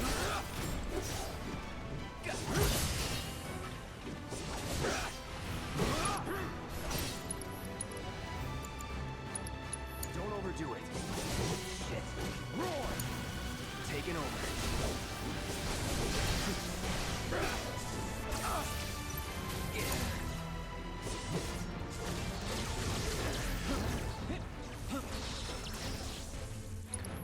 Klau's dead, as he should be. Man, I just don't know what I'm doing in this fight.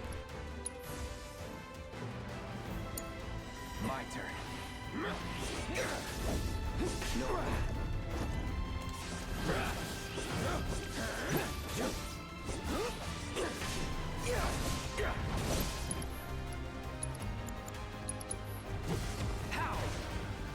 All done. It doesn't help that I'm putting faith on Zack. That doesn't help. I'm not gonna pay this much for this thing, so you waited for your friend to finish it so you could lend it to you? Yeah. Yeah. I just, I wait for things to go on sale and I'll pick them up. This was like a rare thing for me to do. Like, I probably shouldn't have bought the PS5. I had a bunch of crazy expenditures around that time after I bought the PS5. But like I bought it, I got it for like $350 on Black Friday, and I was like, okay, well, you know, I had put $500 aside to like for it, and I was like, you know, I'll pick up a couple games for it. So I got like 5 or 6 games relatively cheap. That totaled to maybe like $115 on top of it, so I paid almost $500 for it. And I got Final Fantasy 16, I got Crisis Core Reunion. I pre-ordered this.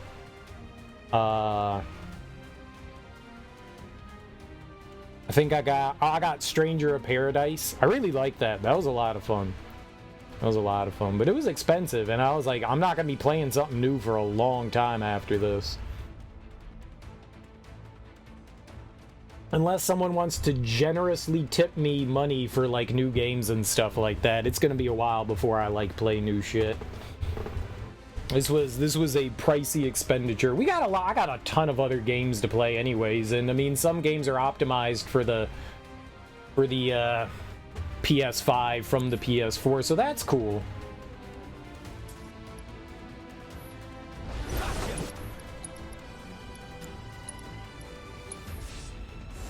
Ready to rock.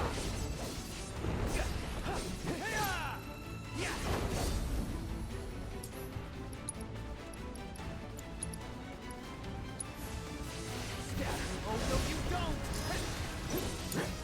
Taking over. Shit. Gotcha. Here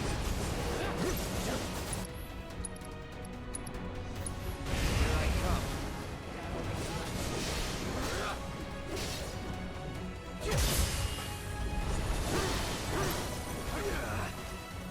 What? Bye now.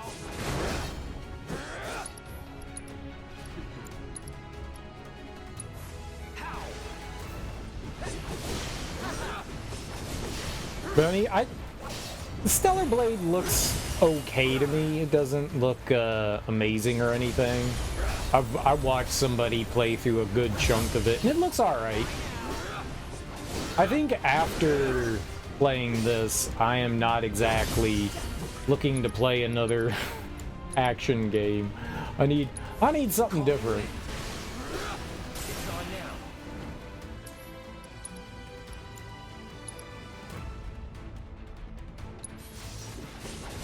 Hold out for ya.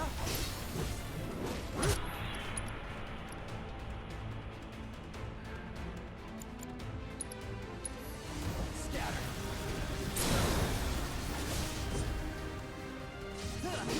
I didn't want to wait the like 5 minutes there for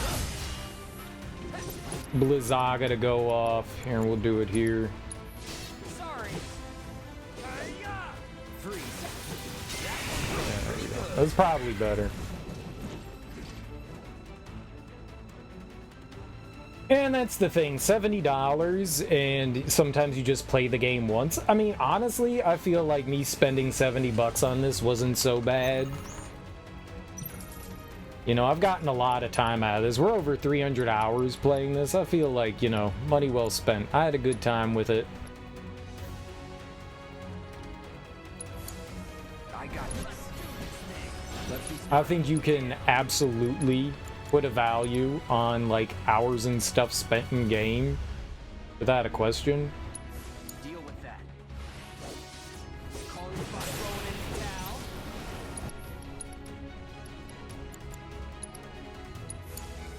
My turn. Take it easy, huh?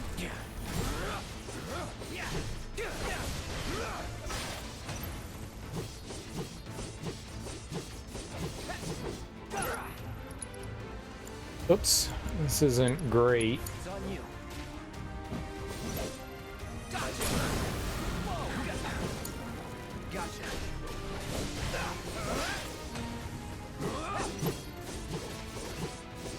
How you like this? Call you in. Sorry. There we go. Okay. What's up, Aruga? You've got this? I don't know. Maybe. I don't have a lot of faith in my gaming skills, I'll be honest. You know, one small mistake is all that it takes to, like, mess everything up, and it's kind of easy to make one small mistake. Let's do this. Focus. Kind of easy. You had your chance.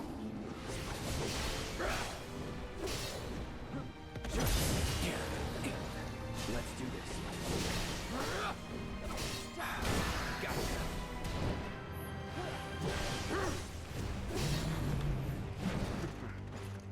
Get ready.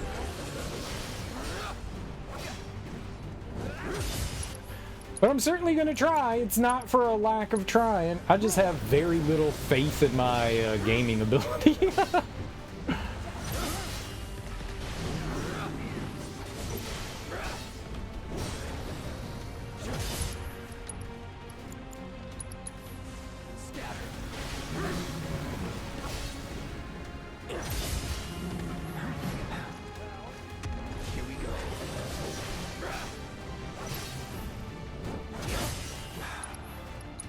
I got lucky there. I thought he was going to attack.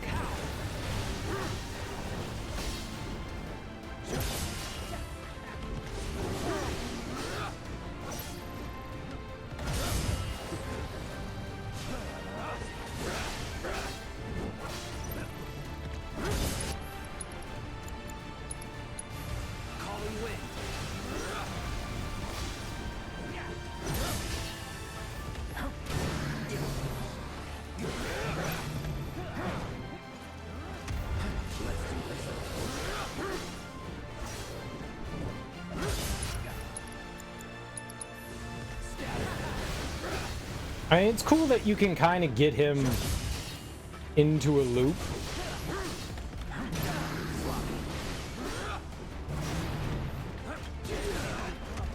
Okay, whoops.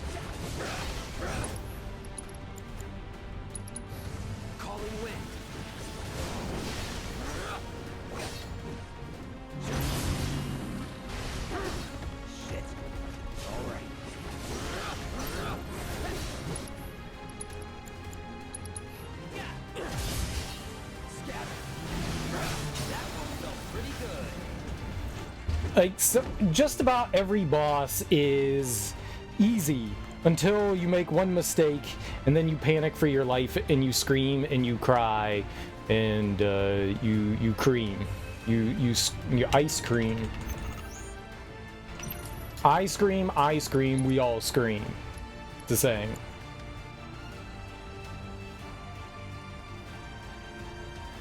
Am I gonna sell the Rebirth DLC? Rebirth disc? Oh, I'll keep it. I don't collect games per se, but I like having my games. Like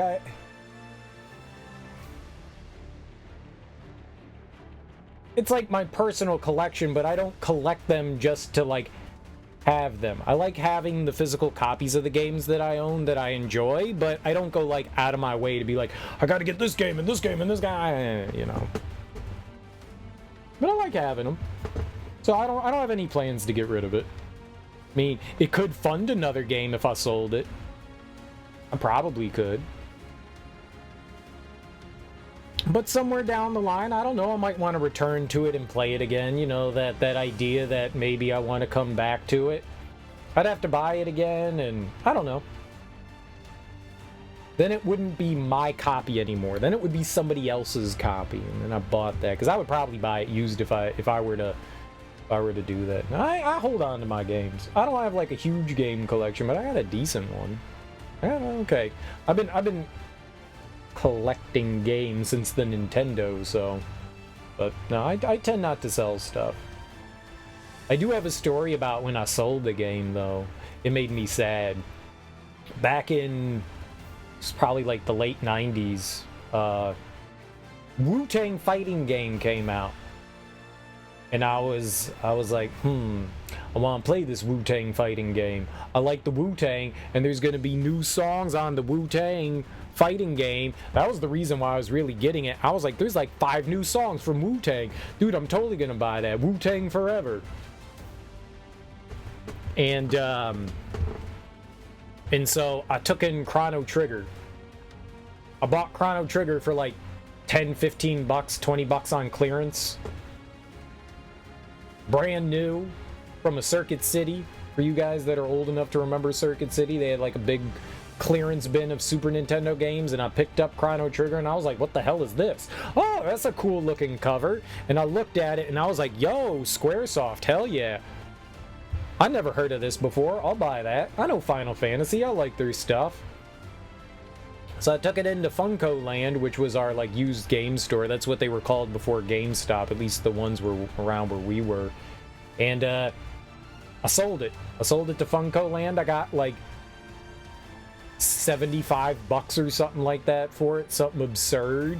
So like I made money back, and I was like, and the guy at the counter was like, what's up, Smoke? How you doing? The guy at the counter was like, you sure you want to do this? These games sell really fast. And I was like, yeah, man, I totally want to. I want that Wu-Tang fighting game. And he kind of gave me a look, and I was just like, yeah, man, Wu-Tang, I'm buying that shit.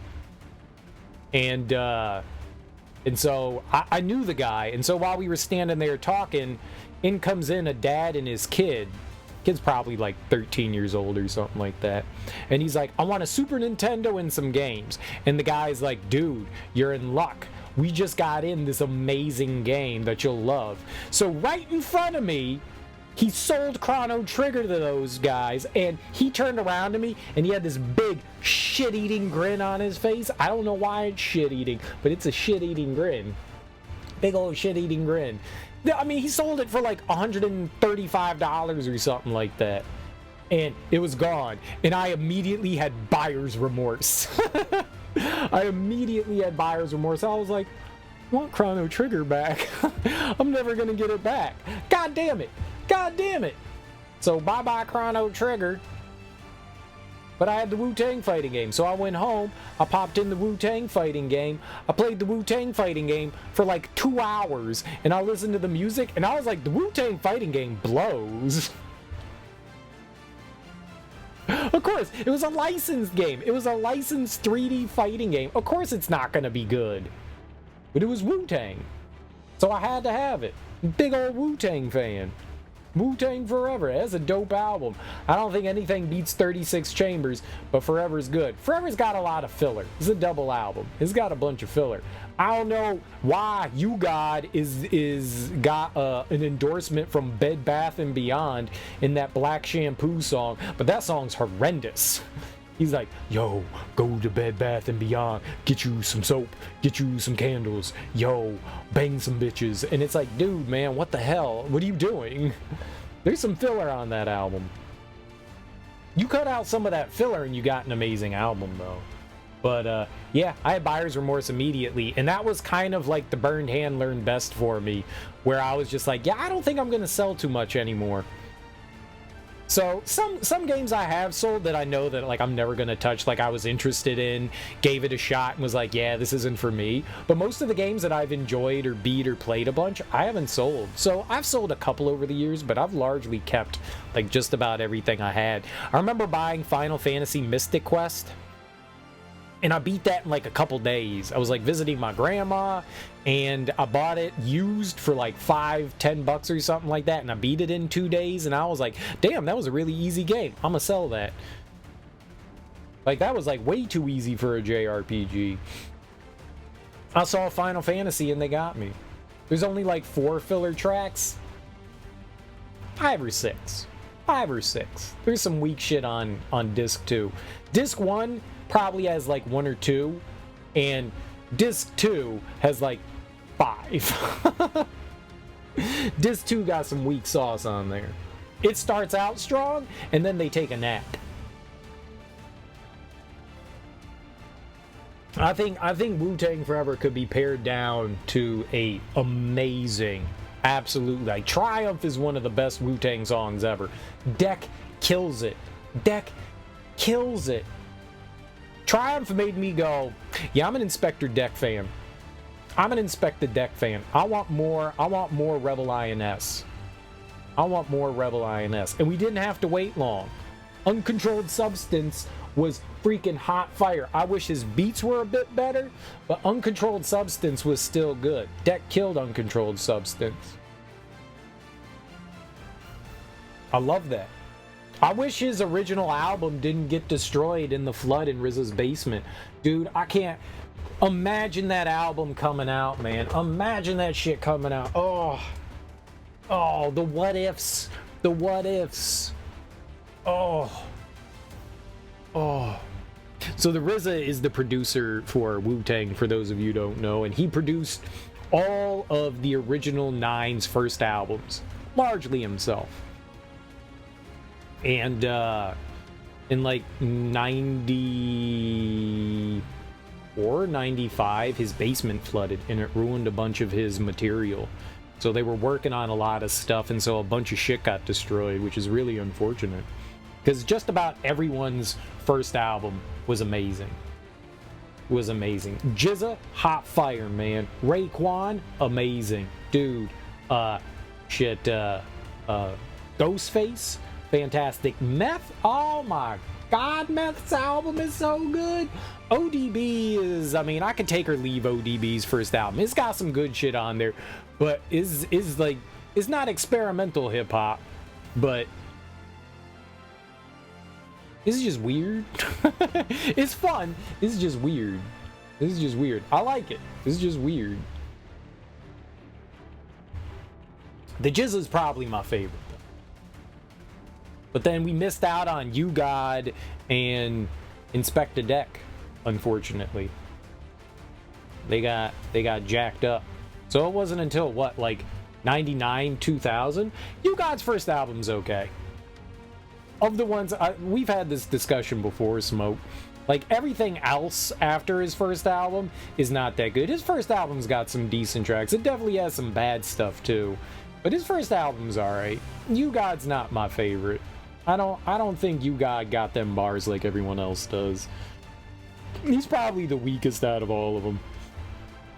Every once in a while, he kills it, and you go, damn, respect You God. But most of the time, is just... he puts me to sleep. Black shampoo, man. Black shampoo. You done put me to sleep, man. I liked his first album. That thing is some bit boy? I don't know what that means. He's a big boy? Yeah, he is a big boy. He's ironclad. Oh, what did I do? Good job, Cereal. Let's be smart. Well, Here I come.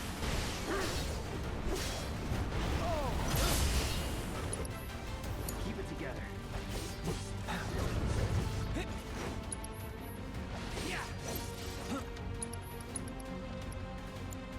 Faith. Cloud. Spell. Bandaga, maybe? Don't kill me! Buzz off. Sorry.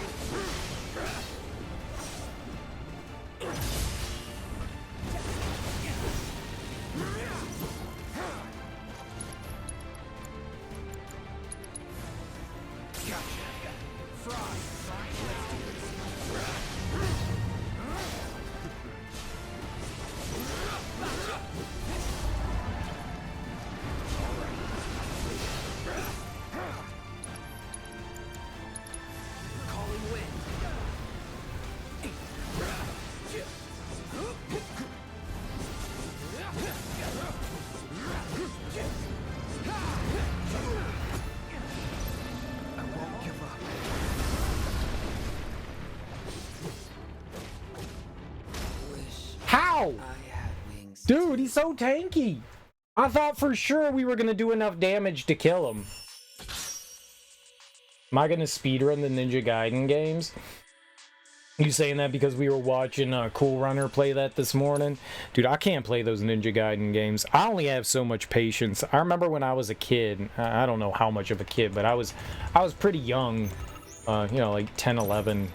I played the first Ninja Gaiden game, and you know, I don't know that I've ever wanted to punch a baby in my entire life, but if there was a baby near me when I played through It's on you. How? We're not done If there was a baby near me and I was playing through Ninja Gaiden there, I would have punched it so hard in the face. Take the lead. Take it over. Scatter, deal with that.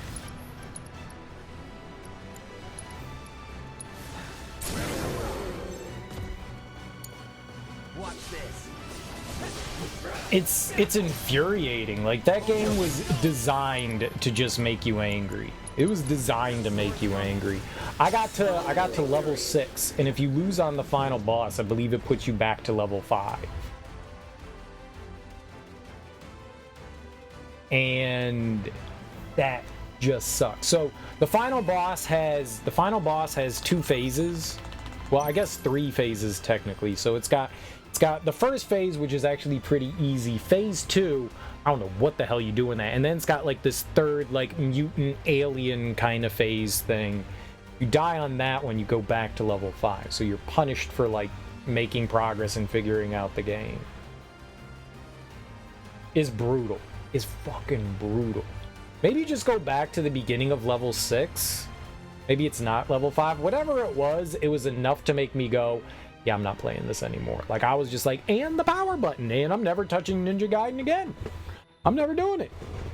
There's just so much intentional bullshit in that game. They put enemies, like, right where you need to jump, and it'll, like, move back and forth, like, 2 pixels, and you have to jump right into that pixel on that ledge, time it perfectly, and then time your attack perfectly, or the enemy touches you, and there's knockback, so you fall directly into the hole that you jumped across.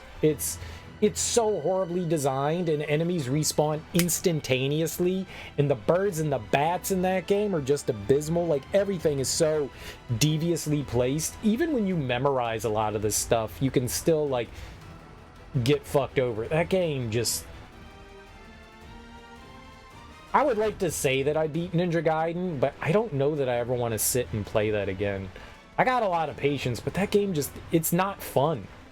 That game is just not fun. I know some people will sit there and be like, yo, man, it's one of my favorite games. That's cool. That's cool. It's like Ghosts and Goblins, man. Like, those games just, they don't seem fun to me. They're just there to torture you. You've seen some people use enemy skill materia to become stronger and have plasma discharge to do lightning damage to enemies that are weak to lightning. Reminds you of the final dungeon in Final Fantasy 1 that you have there. There's no save, and the final boss had a lot of health and can mostly kill all your party members easily. Final Fantasy 1 is rough. Final Fantasy... well, you can't save in any of the dungeons in Final Fantasy, so there's no save in any of them. You go into a dungeon, the only place you can save is the overworld map or in a town. Those are the only places you can save in the original one. So when you go into a dungeon, especially early on, you have to walk all the way in, fight the boss, and then walk all the way back out. Because chances are, early on, you haven't visited places that have the spell exit. They do eventually give you an exit spell, but yeah, that shit's brutal. I can't tell you how many times, like, I would get to, like, the Lich, and then die to the Lich, and then have to do that entire dungeon all over again. Yeah, those old JRPGs were brutal. You had to grind. You had to grind so that you made sure that you could get in and out, you know? You had to grind for weapons and equipment, and you had to buy your magic spells. It's not like other JRPGs where, like, by leveling up you learned more. No, you bought them, and they were expensive as shit. Like, some magic spells in that game are, like, 200, 300,000, and you get like $100 per fight. They're insanely expensive. That game was just... that game was brutal. Brutal. Yeah. Marsh Cave was pain in the what? I don't know what that is. What's pain in the ... Was that? Pain in the what? I don't know what that is. Air? Ack? Aim? All? R? Aft? Ass? Oh, okay. Okay. It was a pain in the ass. Okay. I got you. Yeah. Yeah. I mean, that game's just hard. I mean, a lot of the old Nintendo games were hard. You wanted to be kind of polite? Okay. You clearly haven't heard me talking.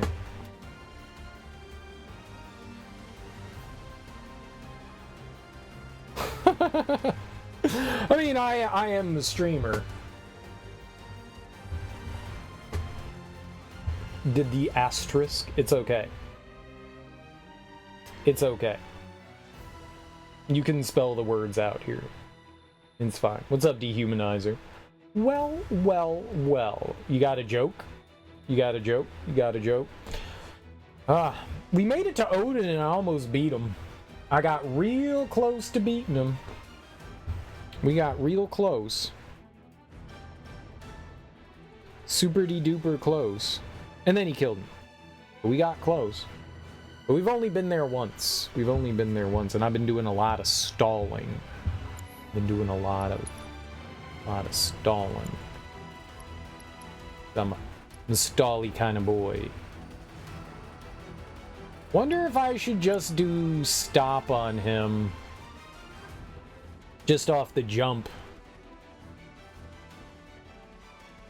Well, this is the last thing we have to do. This is the last thing we have to do. I've done everything else. There's nothing else left to do other than this. Hey, Moxie changed their name color. Yeah, this is definitely... Well, there's two tutorial things for Zack and Sephiroth. Those could be difficult. I don't know. I don't think that they are.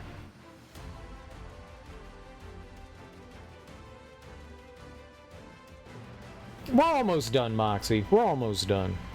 Did I say hey to you earlier? Because if I didn't, hey, man. Hey, man. Hey, bro. Hang back, just in case.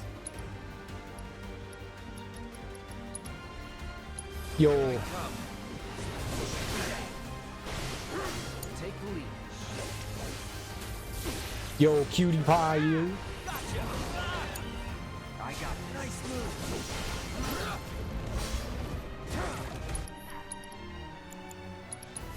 Calling wind. It's on now.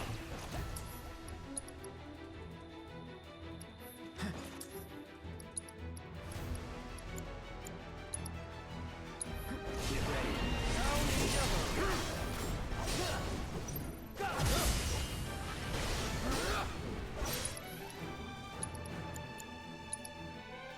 It's on you. Storm's coming. Hang back.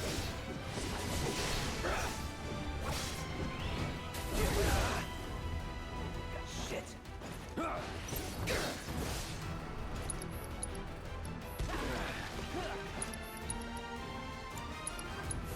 Scatter.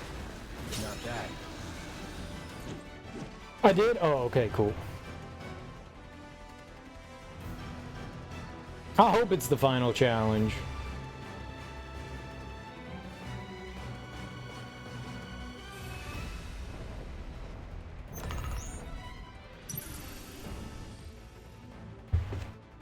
There's a new strat for this where you swap arrow for thunder.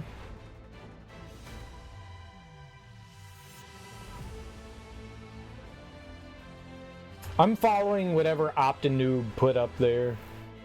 I don't know that I would feel comfortable changing it out. Yep, I've done them all. This is the last one, and then like the two tutorial ones.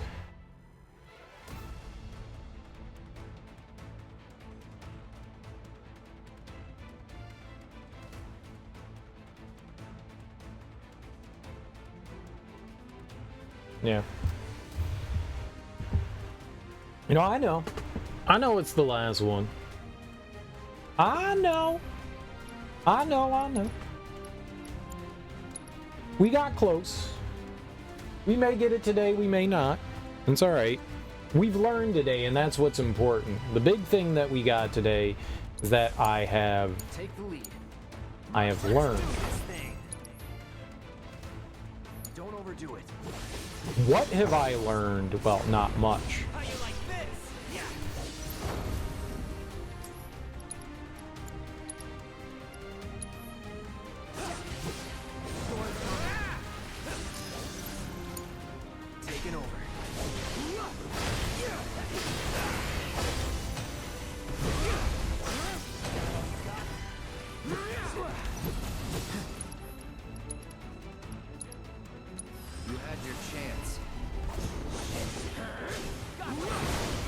I don't know why I did that. Oh my god! Stop moving so much.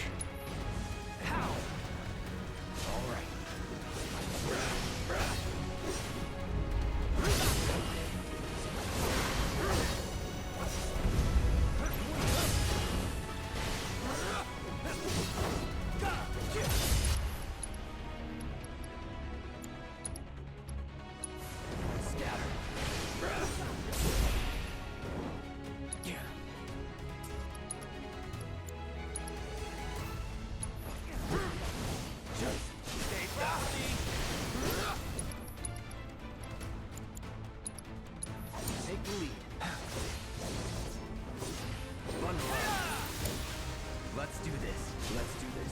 Woozy woozy. I got this. Chill out. Yay, Zachary, you're my favorite. I love you. I'll put my lips on your mouth. Oh no, you don't.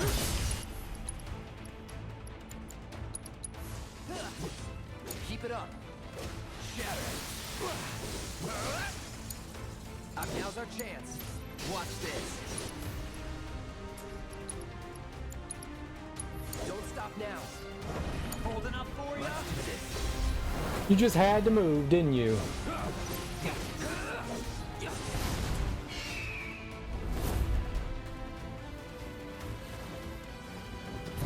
No, I'm not doing this for a trophy. Are you crazy? I'm doing this for just ego. I don't do shit for trophies.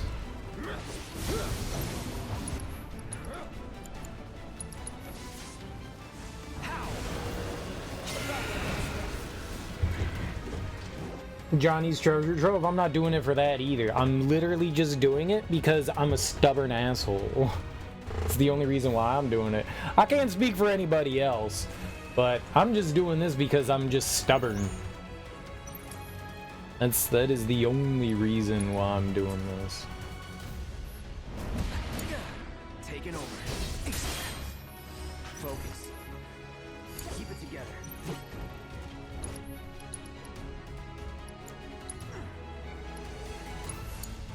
Hang back.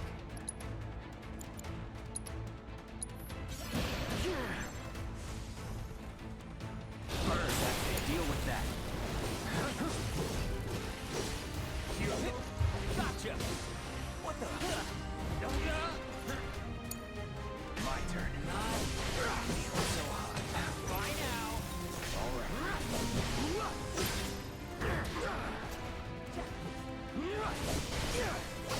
Keep it together. We just needed to get stop going there. Take it over. Take it easy, huh?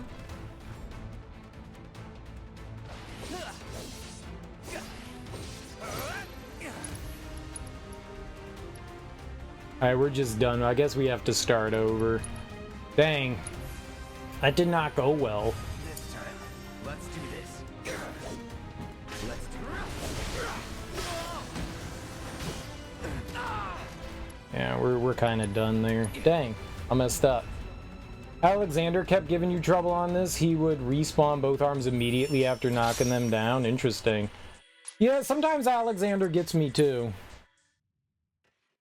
You learn just not to respect him after all the other challenges and rush his six-legged horse down, really?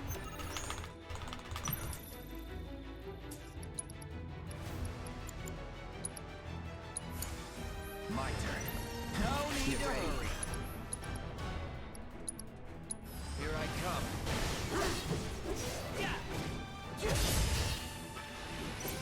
Take the lead.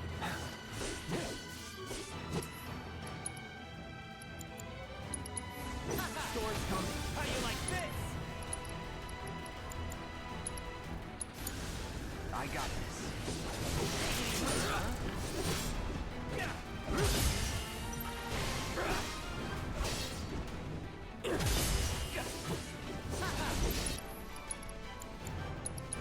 It's on you.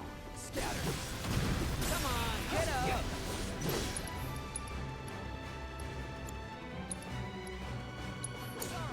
My turn. Let's do this thing.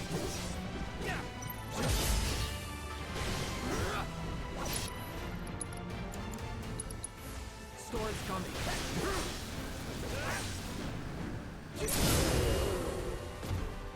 Gotcha. Let's finish this. Right now. Here goes nothing. Roar. No time to celebrate.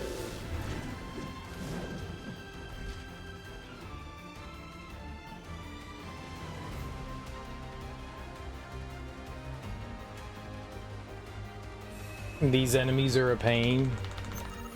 Everything's a pain. Literally everything's a pain. I got you. Ready to rock. Let's be smart. You had your chance. Gotcha.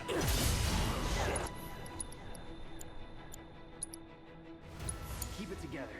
Storm's coming. Hey, are you even trying? Yes.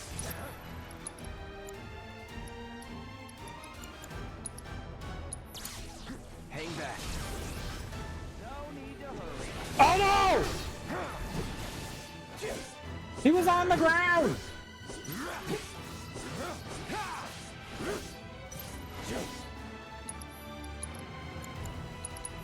Calling wind. It's on you. Let's do this. Here we go.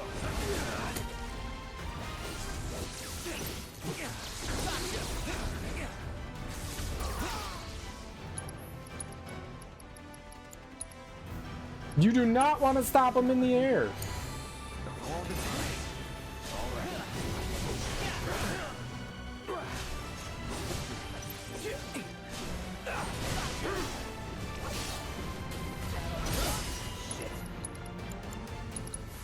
Roar. Just like that, okay?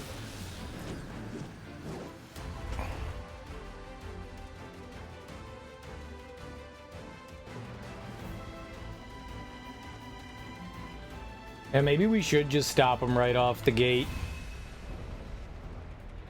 I don't know. Oh no, you don't! How you like this?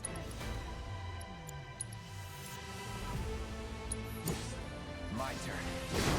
Let loose. Gotcha.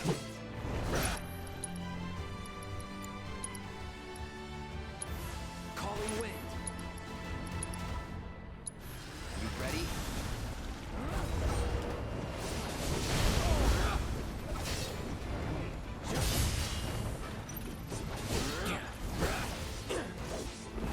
Let's do this.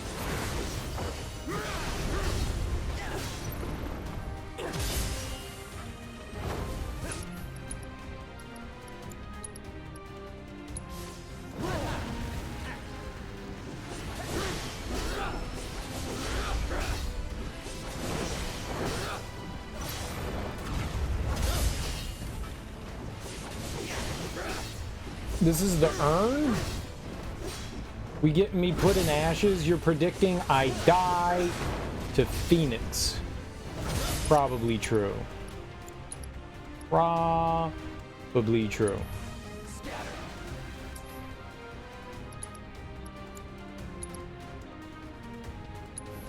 It's on now.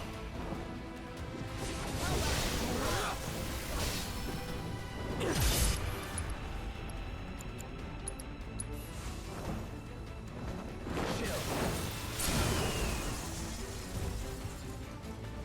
You're mine. Probably the most true. Calling right now. Oh, the run. Oh. Oh.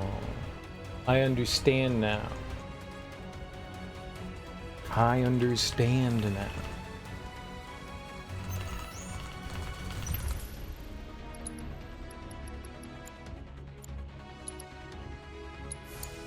Take it over.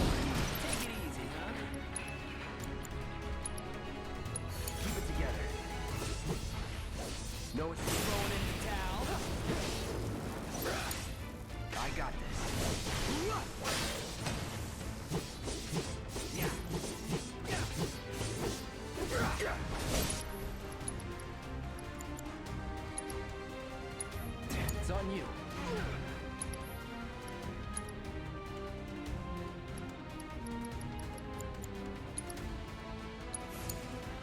Taking over. No need to hurry.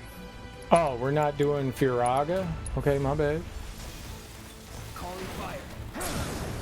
Let's do this.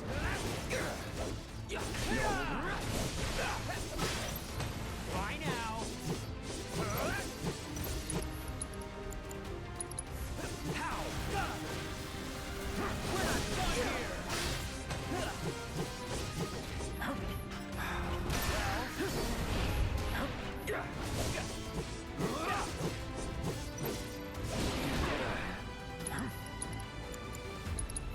Scatter. All done. Whew. Sounded to you like Cloud suggestively said, well endowed to this enemy you're fighting here? Probably. It looks like it's got a big old donger, doesn't it? It probably has got a big old heaping sack of salami. The old bony macaroni. My turn. Ready to rock. Just in case.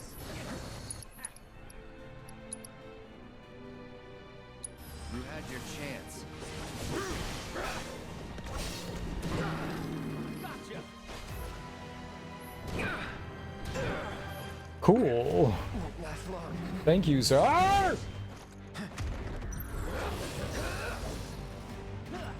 Why now?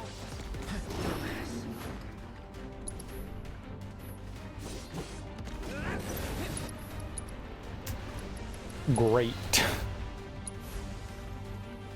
I missed one block, and that's just it. You missed one fucking block. What?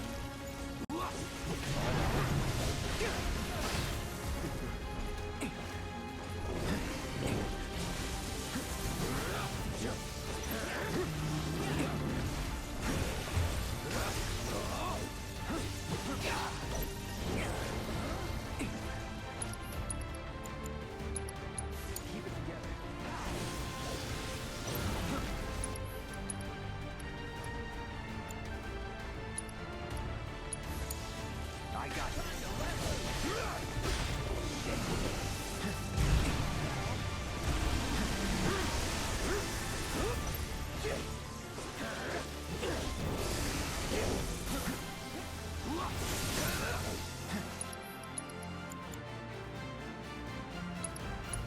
Calling wind. That's it.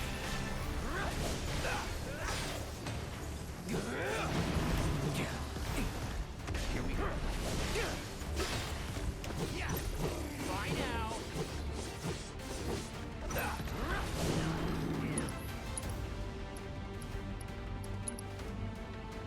Here I come.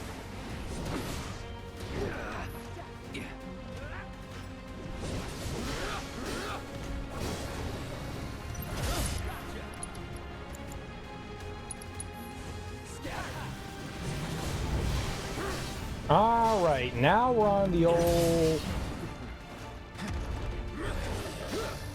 All right.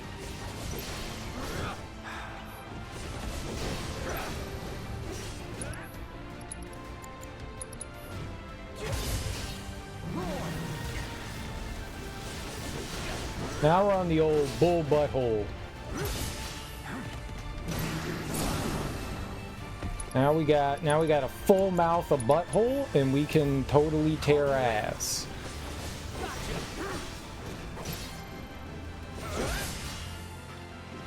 You're like, what the hell did you just say, Cereal? Don't mind me. I'm just over here minding my business. You don't think Spliffy Poo can stop your greeting? I don't think he can either. Oh, top. My bad. He could totally not top it. Smoking that Kukata. Oh my god, that's dirty. Did you know that Kukata is a euphemism for vagina? Holy ripperonis. Oh my god, and that is dirty slang. Holy crap. Dehumanizer. I didn't know you were like that. I didn't know you were like that. Jesus. I might have to report you for that.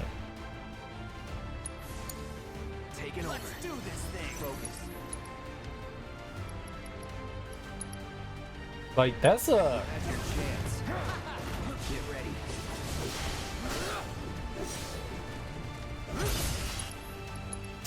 That's nasty, bruh. That's Calling lightning. so nasty. All right.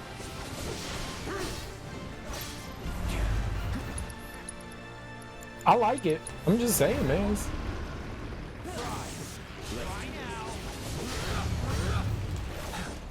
No holding back.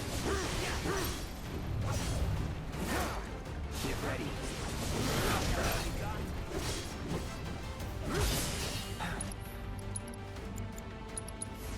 Roar! Gotcha. Here we go.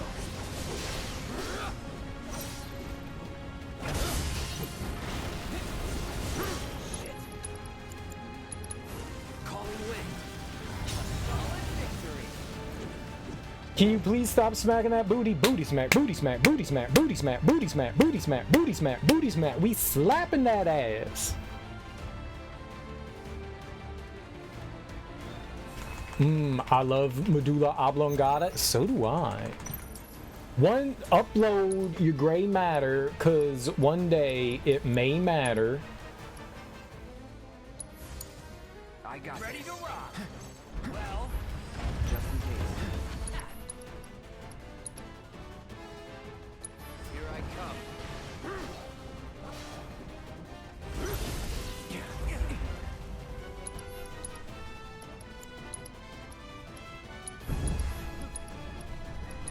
No, no. Bang. That's it.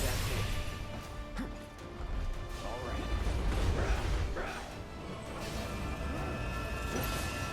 Shit. Here we go.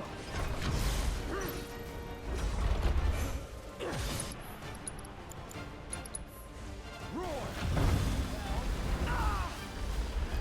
Oh no.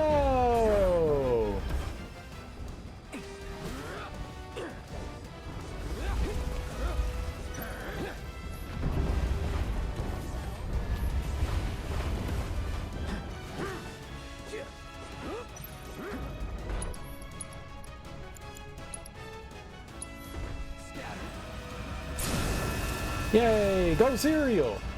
No going in. It's cereal time, it's cereal time, it's cereal time, it's cereal time, it's cereal time, it's cereal time, it's cereal time, it's cereal time, it's cereal time, it's cereal time.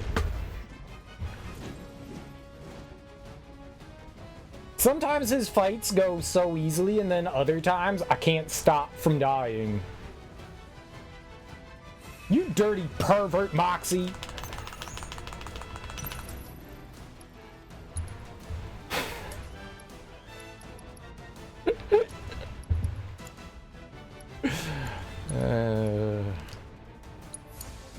My turn. Let's be smart. You had your chance.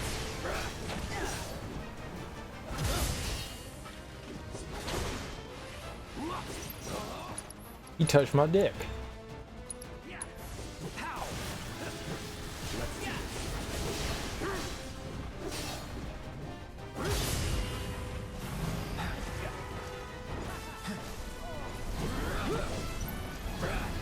Here we go.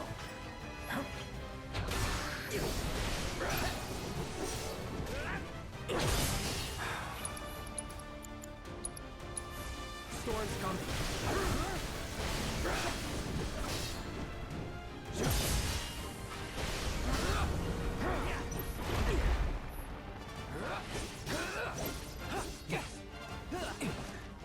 All right, where you going, boss? Yeah, we'll hide behind this one. Hey, Zachary, can you haste up Cloudy Wowdy here? Thank you, Spanky. What are you doing? Deal with that. Taking over.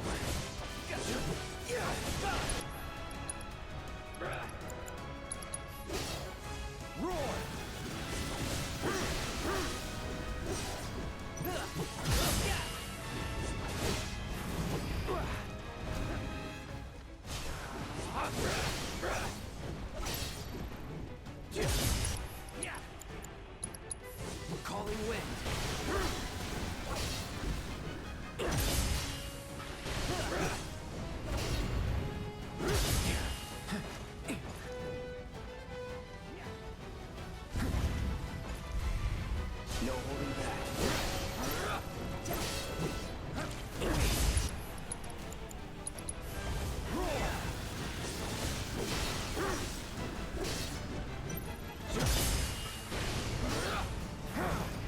No Eldritch Horror. Here we go. Zachary!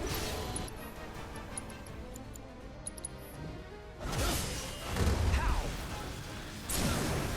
Let's finish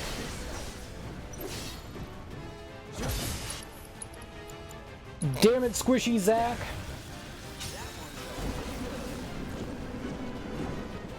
Yo, Squishapus, I need you with health, homie.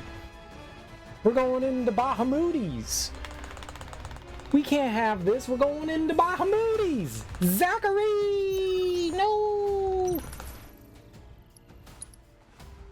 Zachary! Right. I got this. Focus. Here I come. Come on. Copy. Gotcha. Okay, definitely not fair. Now. Double not fair?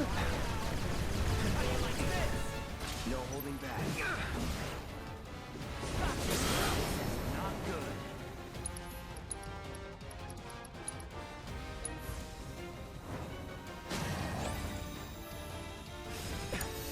Take it. Keep it together.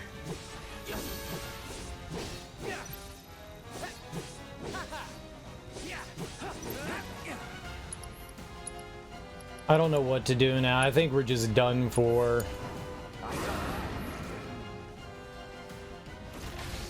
You bitch, did you not heal?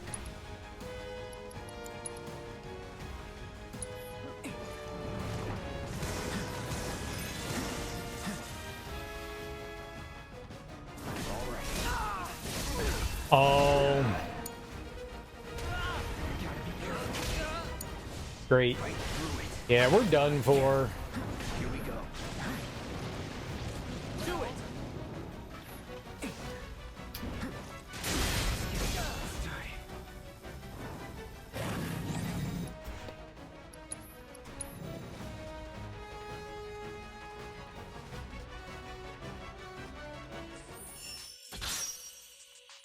Yeah. That went terrible. That went terrible. Very saddening. It was the great saddening of 2024. Oh. Let's do this. Take it easy, huh? Deal with that. I got this.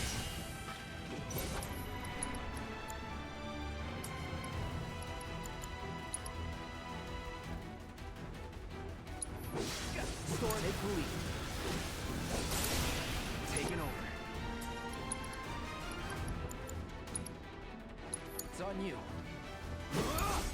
Let's do this.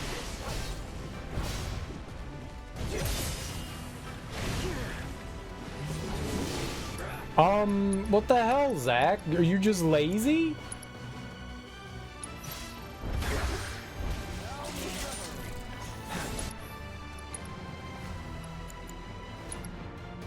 Deal with that. Calling wind.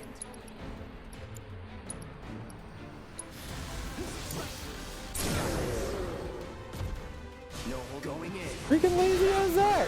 I tell you to do something and you're like, nah, B, not today. Not today.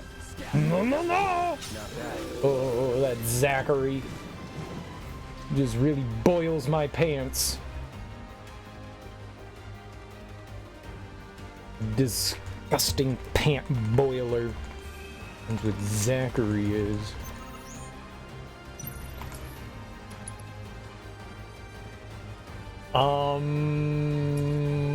Potato pancakes? Hang back, just in case. You had your chance. Oh, okay. It's on you.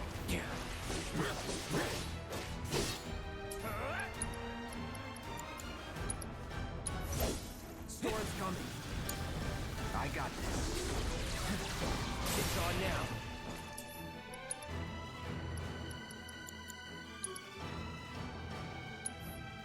Let's do this.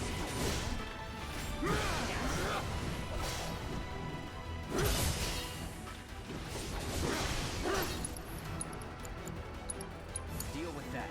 Roar! Let's do this.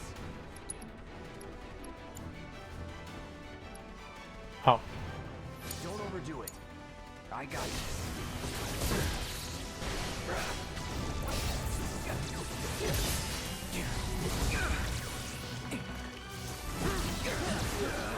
Never again. Not looking good. Scatter. Is that it? He does tend to make people hot in the pants area, Zack. Yeah, but for all the wrong reasons. It's because he pees his pants and it gets warm. Look, everyone! Zachary peed his pants!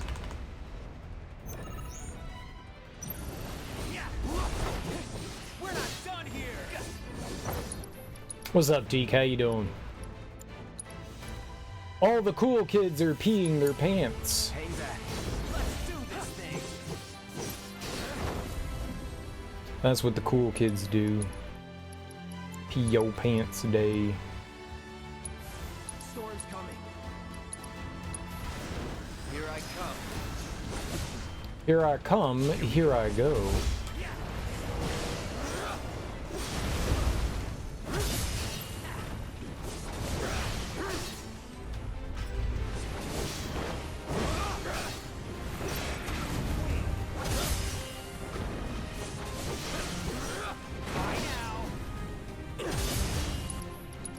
Did he do the creation thing? I didn't notice. Yeah, okay.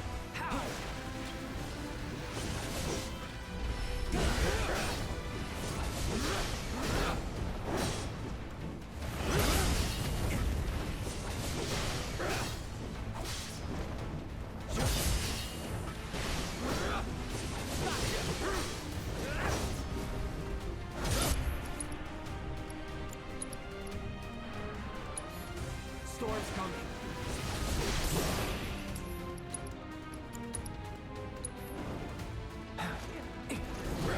Button up.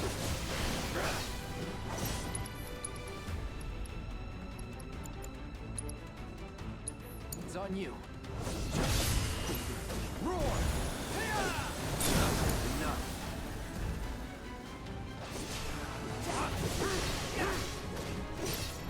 Here goes nothing. Finish it. Shadow. Just like that. I think that works better.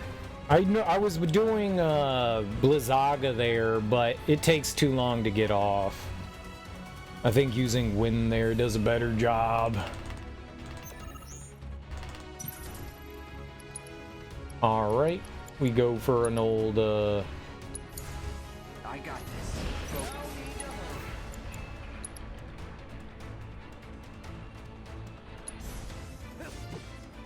Burn now. Get ready.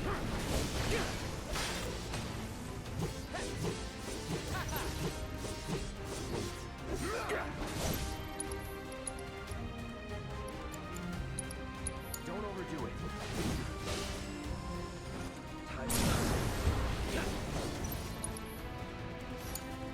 Watch this. You go nothing. Gotcha.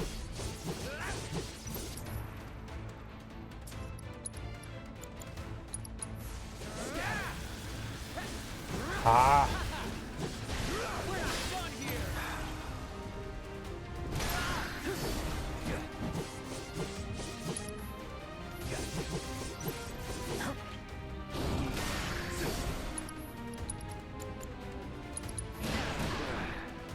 Calling wind. Well, Alright, there we go. Remember when Ace Ventura was working deep undercover in Africa when he was inside that mechanical rhinoceros? That scene just popped into your head for some reason. It's because you're a disgusting pervert. Why would you want to watch a human being birthed from a rhinoceros? Disgusting, Moxie.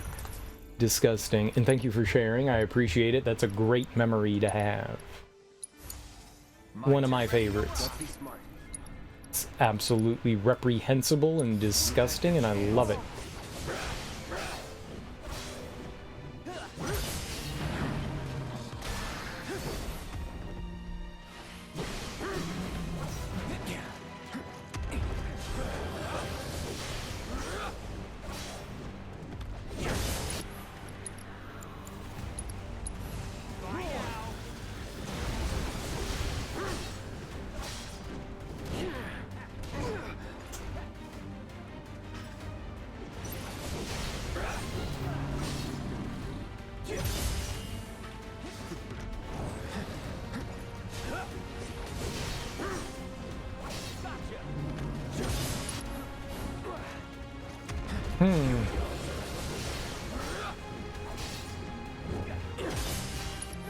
I think he just needed to, like, move there. Better than the other way around. Rhinoceros coming out of a human.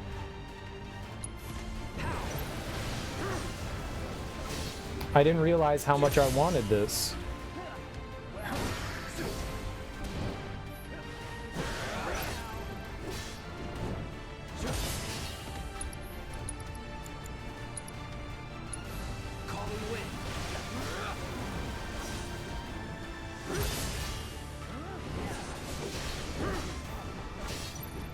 I'm good with this.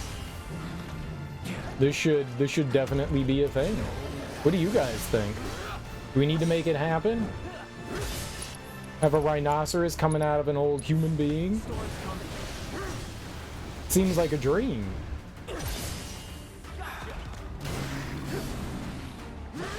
Maybe a fever dream, but a good dream, right?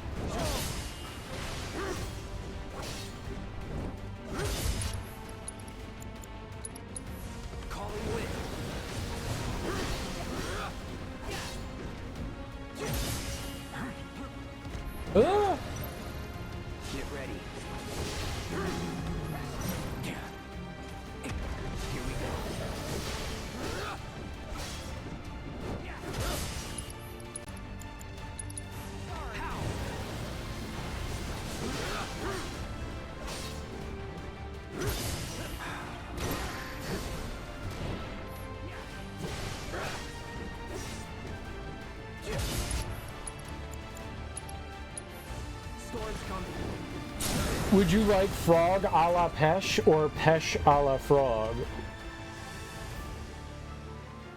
Was pêche. My French is rusty. Gave him the old rusty French. Peach? I don't believe you. It's probably some dirty word for vagina in French. Tamani Python skit? Yeah, sure. A little pop-up just proceeded in Serial's brain. New fetish unlocked. Hell yeah, it did.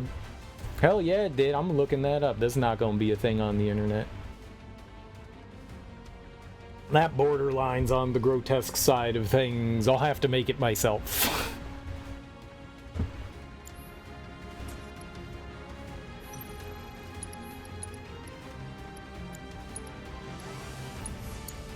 Hang back. Just in case. Ready?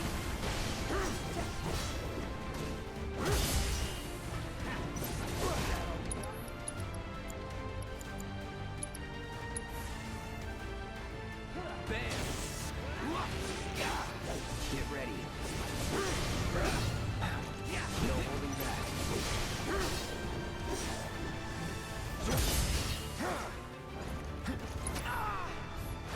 Oh man, that reach is insane.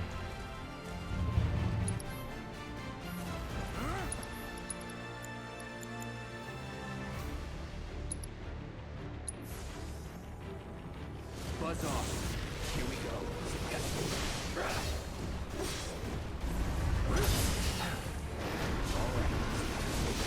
Gotcha. Shit. Holy shit!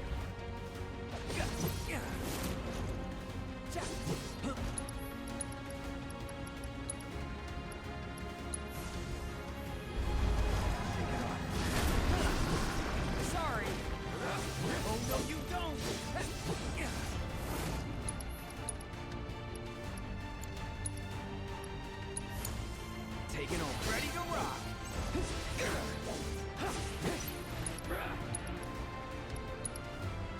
Here I come. Dude, what was that jiggle? Here we go. That slow motion jiggle was so weird. I loved it. Scatter.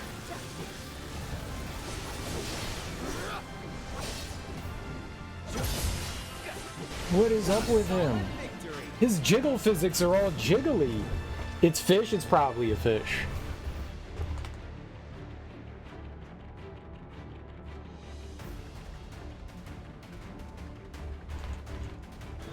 Oh, you mean in French? No, poisson is fish in French. Poisson. Poisson. Poisson. Poisson.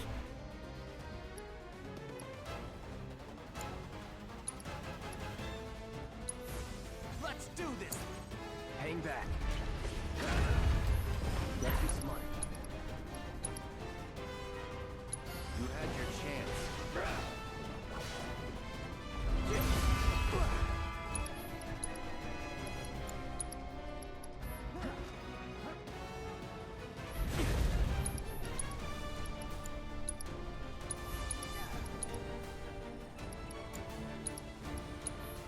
There. Buzzer's on now. No holding back.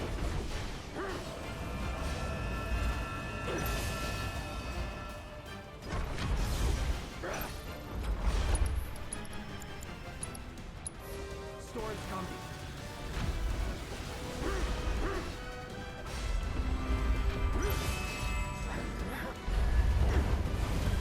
All right. Scatter. You're mine. Time to get serious. Yeah. Bye now. Bye now. Let's go. Team up with a friend instead of AI more fun? I think they could do something like that. You could have, if they were to implement multiplayer, yeah, I guess they could do like 2-player challenges. I could see them doing something like that. That could be kind of cool.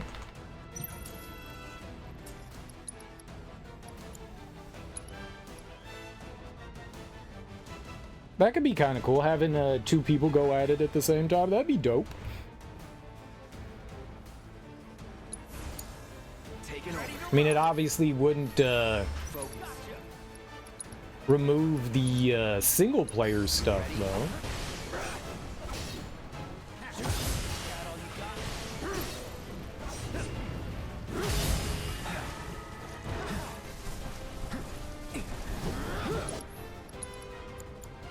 We'll just go for it. No holding back.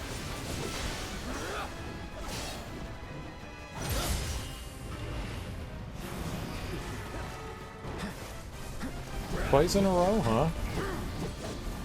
Get ready.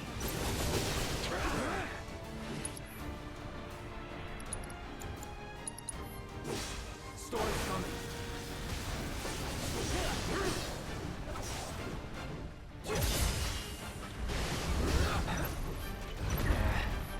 Here we go.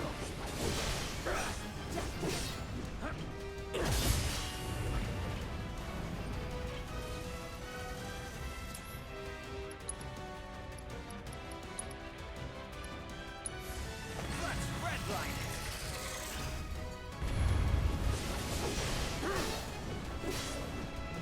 Gotcha. Stop. Scatter? What'd you call me? No holding back.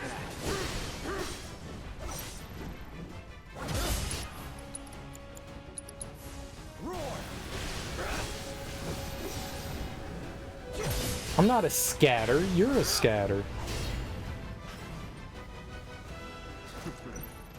Disgusting. Shit. Last moment.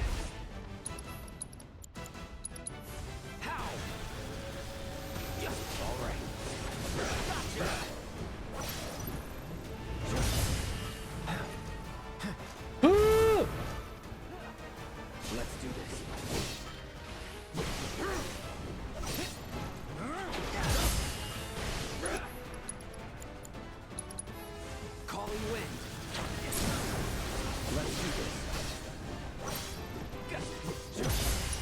That Eldritch Horror is like instant guaranteed death. About what I expected. Oh man, alright, back over to the big bully. Finally.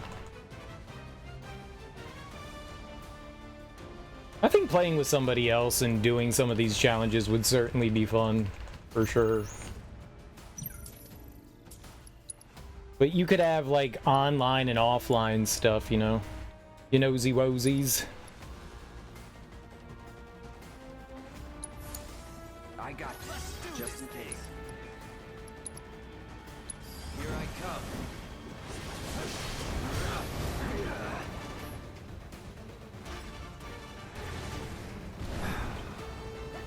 Ready?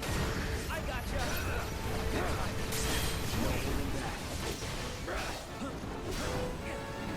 Why did he go after Zack?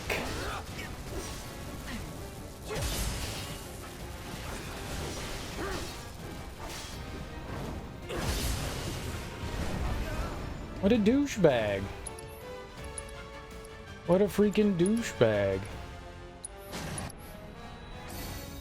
Here we go.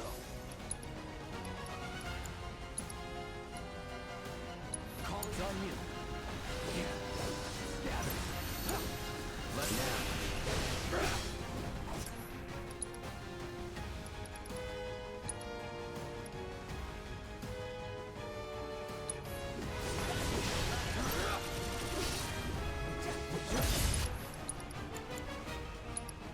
Take the lead.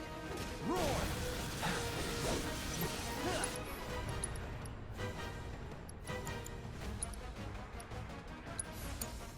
My turn. Safety first. Why did you jump in the fucking air? Not looking good. Dude, I'm holding. Fuck me, man. This is not good.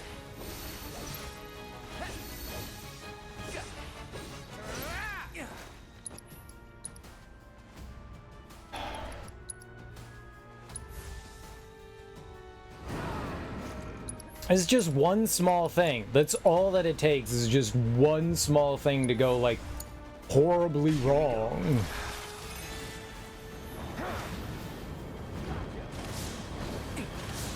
No holding back. Shit.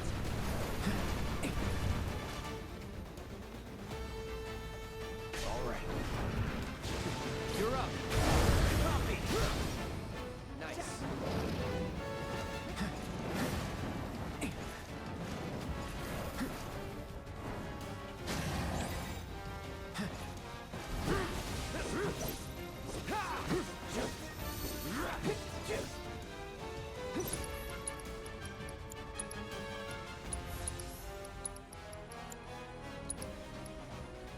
It's on you. Storm's coming. Here go nothing.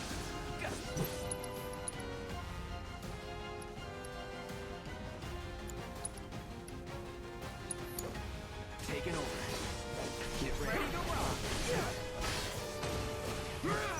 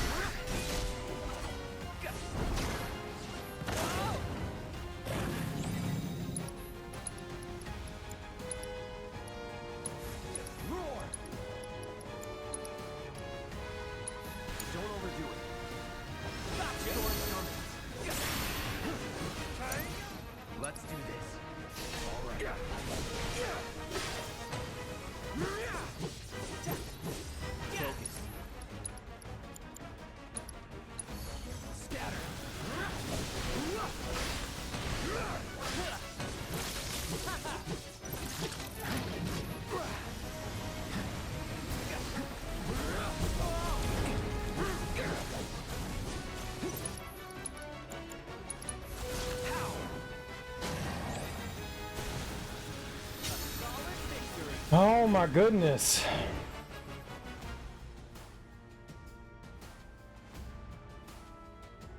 Oh my god. It's been a while since we've been back to fucking Odin. Oh man, we've gotten close. We got close once, but we've only been here like 2 or 3 times, so it's stressful. This is so damn stressful. This is so damn stressful. You guys are like, you guys are probably wondering why I keep like pausing it. I need to like calm my nerves for a second sometimes. Like I just need to like not get overly anxious and try to do things smarter sometimes, man. Oh, gotta take my time. I got my coffee running through my veins, so I'm like getting all, you know.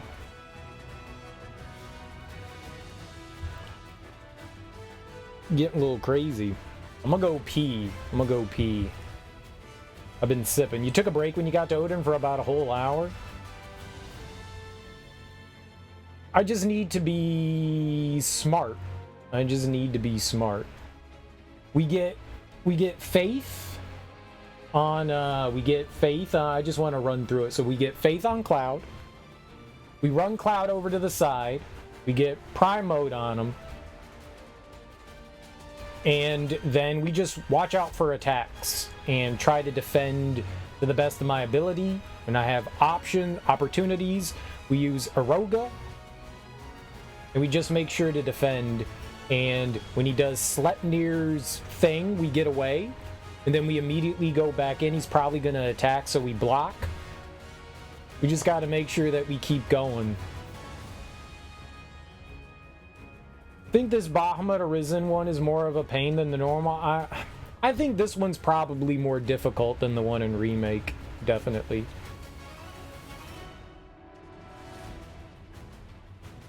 But when do I have time to do that, though? I mean, that's great, but when do I have time to do that? Like, getting Mana Wall and Haste on Cloud is cool, but when do I have time to get something like that on Zack? We should definitely try to get Mana Wall on Cloud for sure, and if I have the opportunity, I'll try to get it on him. I don't know.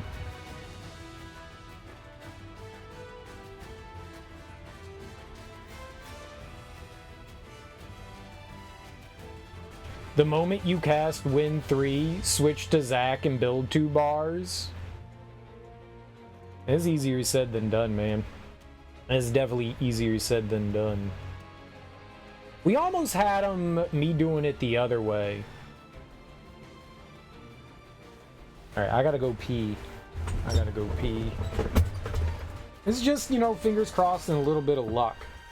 I don't know where I want to put my... I'm just gonna leave my controller here. I'll be right back.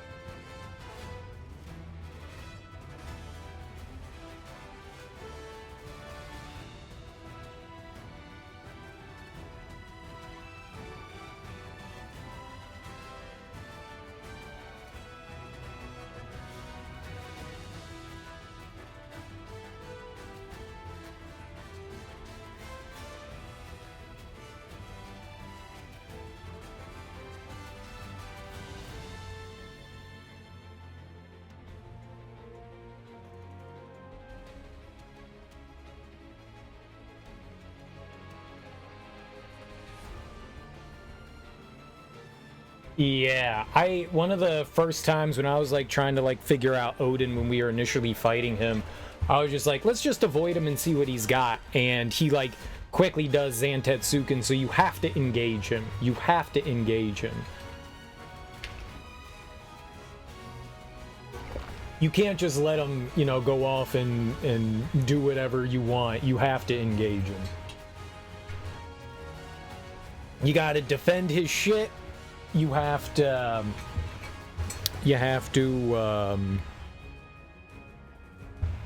yes, I have ATB boost. You have to defend his stuff. You have to attack him, or else, yeah, he does the ripping.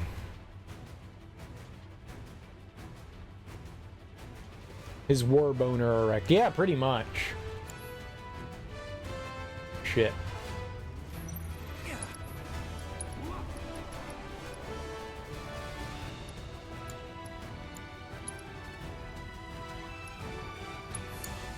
Hang back.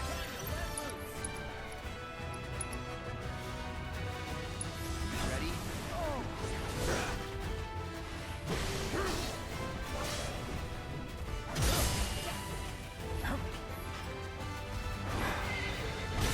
Do it. Deal with that. Let's do this.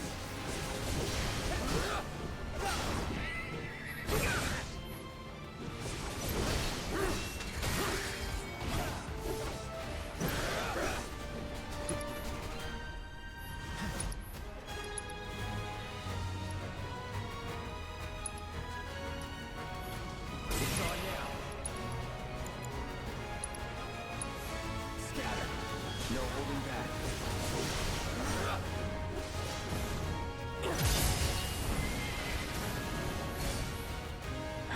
Gotcha. Yeah.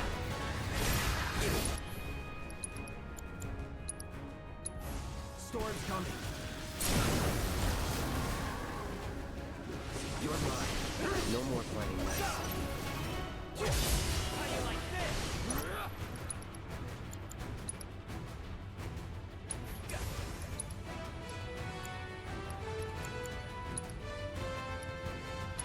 Calling wind. Safety first. Yes.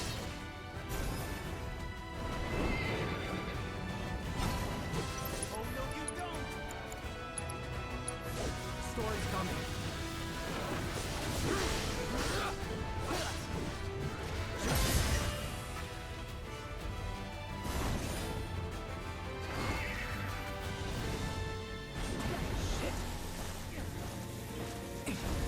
It's on you. Not going easy on you.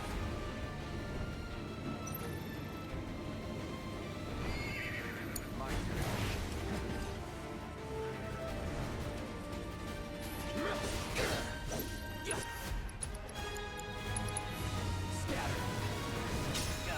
Yo! Let's go, baby! Alright! Nice!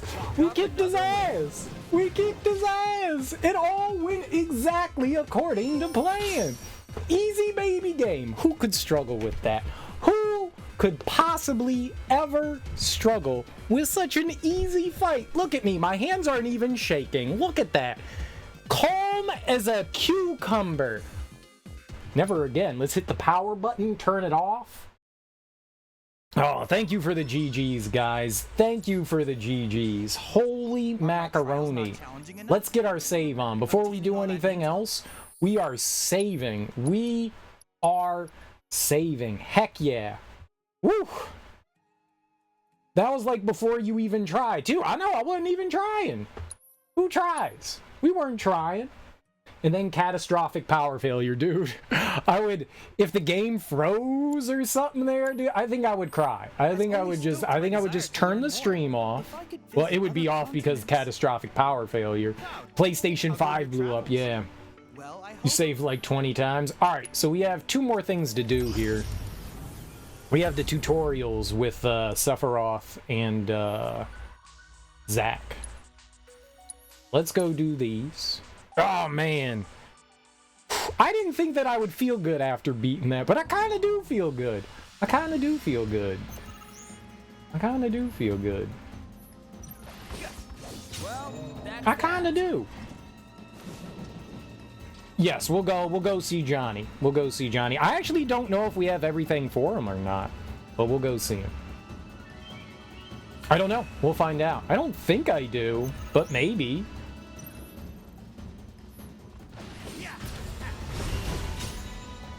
Maybe. I didn't think I would. I didn't think I would. Sometimes I feel dead inside after I accomplish things, but you know what? Yeah, I feel good after that one. I feel good. That was tough. Those challenges are extremely difficult, man. They are extremely difficult. They are by no means a cakewalk. By no means. It would be nice if they let you do these before you actually control Zack and Sephiroth. This won't be the last. It's weird that these get unlocked after you beat one of them. Is weird, right? I'm already calling it Chadley and Sephiroth gonna be in round 1. I'm down, man. I want to beat up Chadley. They better let us beat up Chadley. I don't hate Chadley, but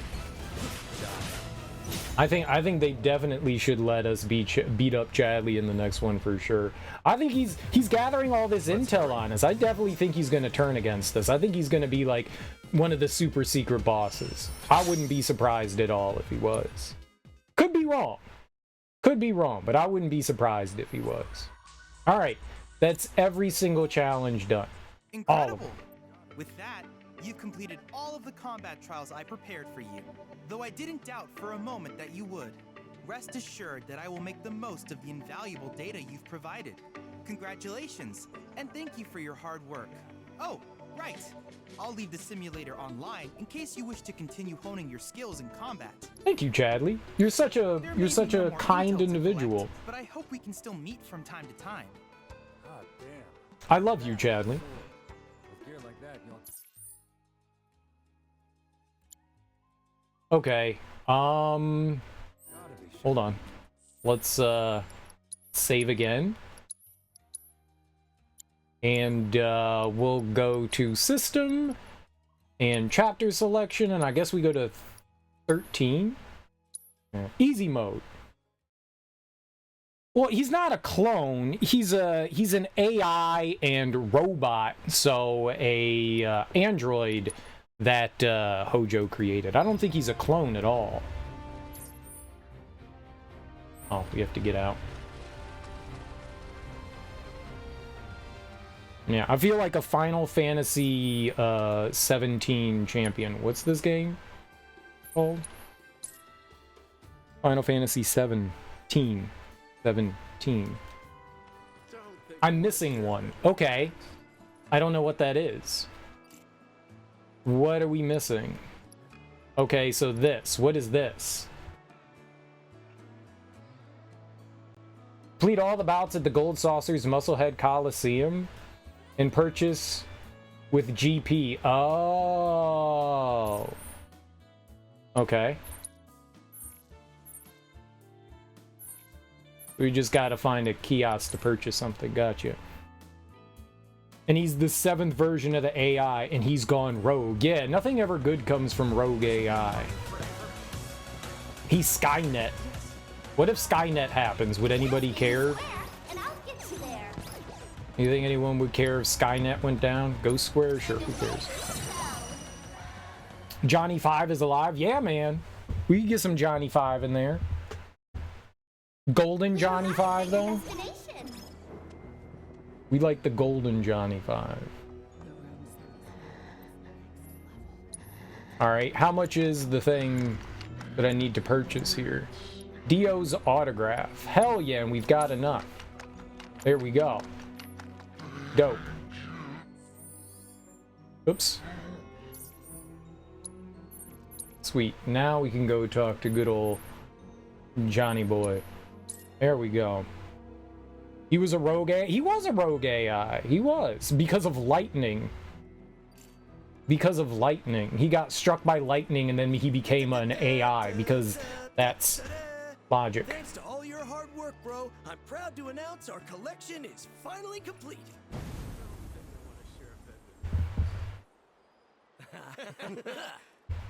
3, 4. It's only a matter of time till we're certified as a 7-star hotel. And I'll always remember that you're the guy who helped me turn that dream into a reality. Yeah! Thank you so much, bro, for everything! Thank you so much, bro, for everything! Now, show me all your Thank you wieners. so much, bro, for everything. Is that just in his head? Don't think I want to share a bed with All right. you. We got our platinum trophy. And what kind of trash do they give us? Obtained a page of sheet music, 1 winged angel. Nice, I love the piano mini game. Let's go play the piano. It's changed so much. You have to play it? Yeah, let's go try. That sucks. I don't want piano. I didn't ask for that.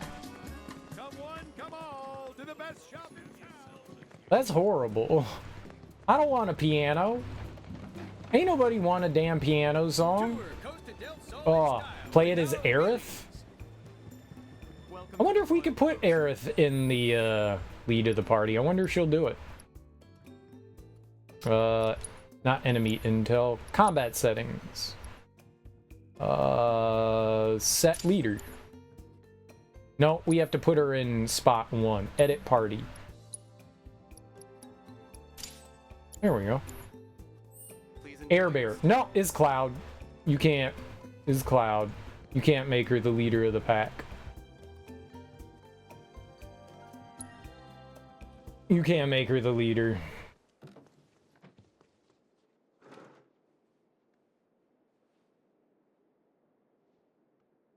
It wouldn't let me. His game scammed me. Alright. I got a C on let the battle begin. That's pretty good, right? Alright, I got this. You're a triangle. Did I not do it? Did I not set her as the leader? My bad. I thought I did.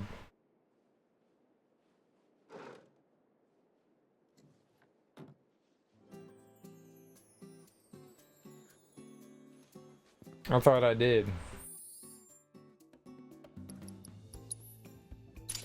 Well, no, Barrett's the leader. No, it's just Cloud.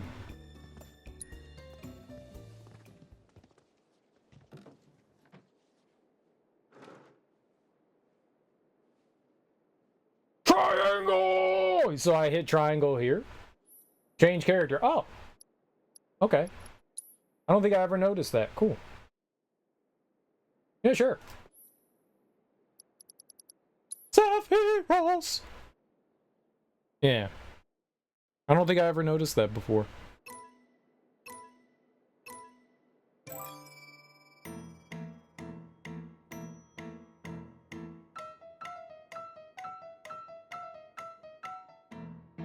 Boo, boo, boo, boo, boo, boo, boo, boo.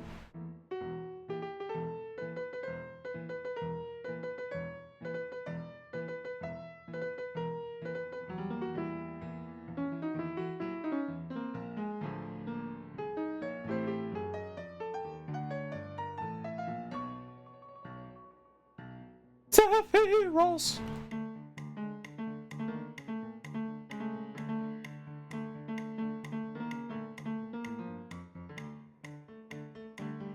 You see, I did good there.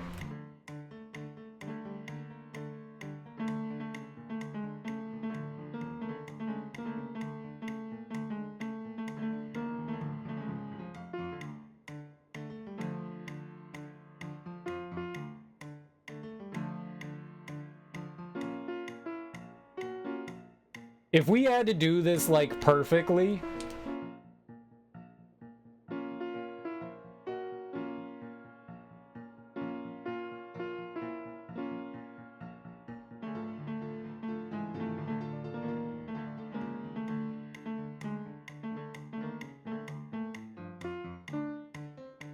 Boo, boo, boo.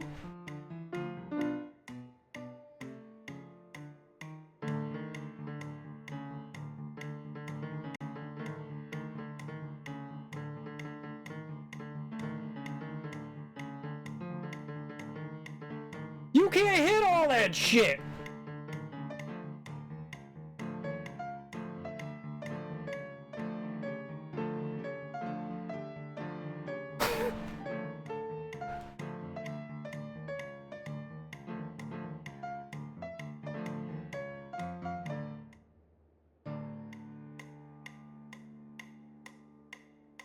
Surprisingly, I only missed 56. See. Yes. All right, I played it. And we're never playing Final Fantasy VII Rebirth ever again. We're so sorry, Nobuo Uematsu. It's not my fault he made an impossible to play song. It's not my fault. It's literally impossible to do. The man put his heart out in his music for Sephiroth, but we're ruining it? Yeah, I ruined it real good. I don't know how to play the piano. Thank God you only need A ranks on the first 6 songs. They're tough. The music is like insanely difficult in this. I am abysmal, as you can see, at rhythm games. Like, I'm abysmal. I'm sure I could get better at it if I sat here for 6 hours and we did that. I'm sure I could. I don't want to, though. I don't like rhythm games. I'm not mainly because I suck at them. But I mean, I got A's on all of them. I think 2 Legs, Nothing to It was probably the hardest one to do. Of the ones that, like, mandatory. If Star was required, I wouldn't do it. If Star was required, I never would do it. A is good. They knew what they were doing. Star is for, like, the perfectionists that want to, like, get all that. I'm glad that there's, like... I wouldn't even mind if they gave a reward for starring at all. I never would be able to do it. I do not. That is... I can grind out battles. I don't think I have it in me to be able to do that. My brain doesn't function in that way. I get dumb hands. That's my problem with rhythm games, is that my hands, like, I see what I need to do, but my hands are just like... I can't control them sometimes. You started the first 4 because you were trying 100% the whole way through?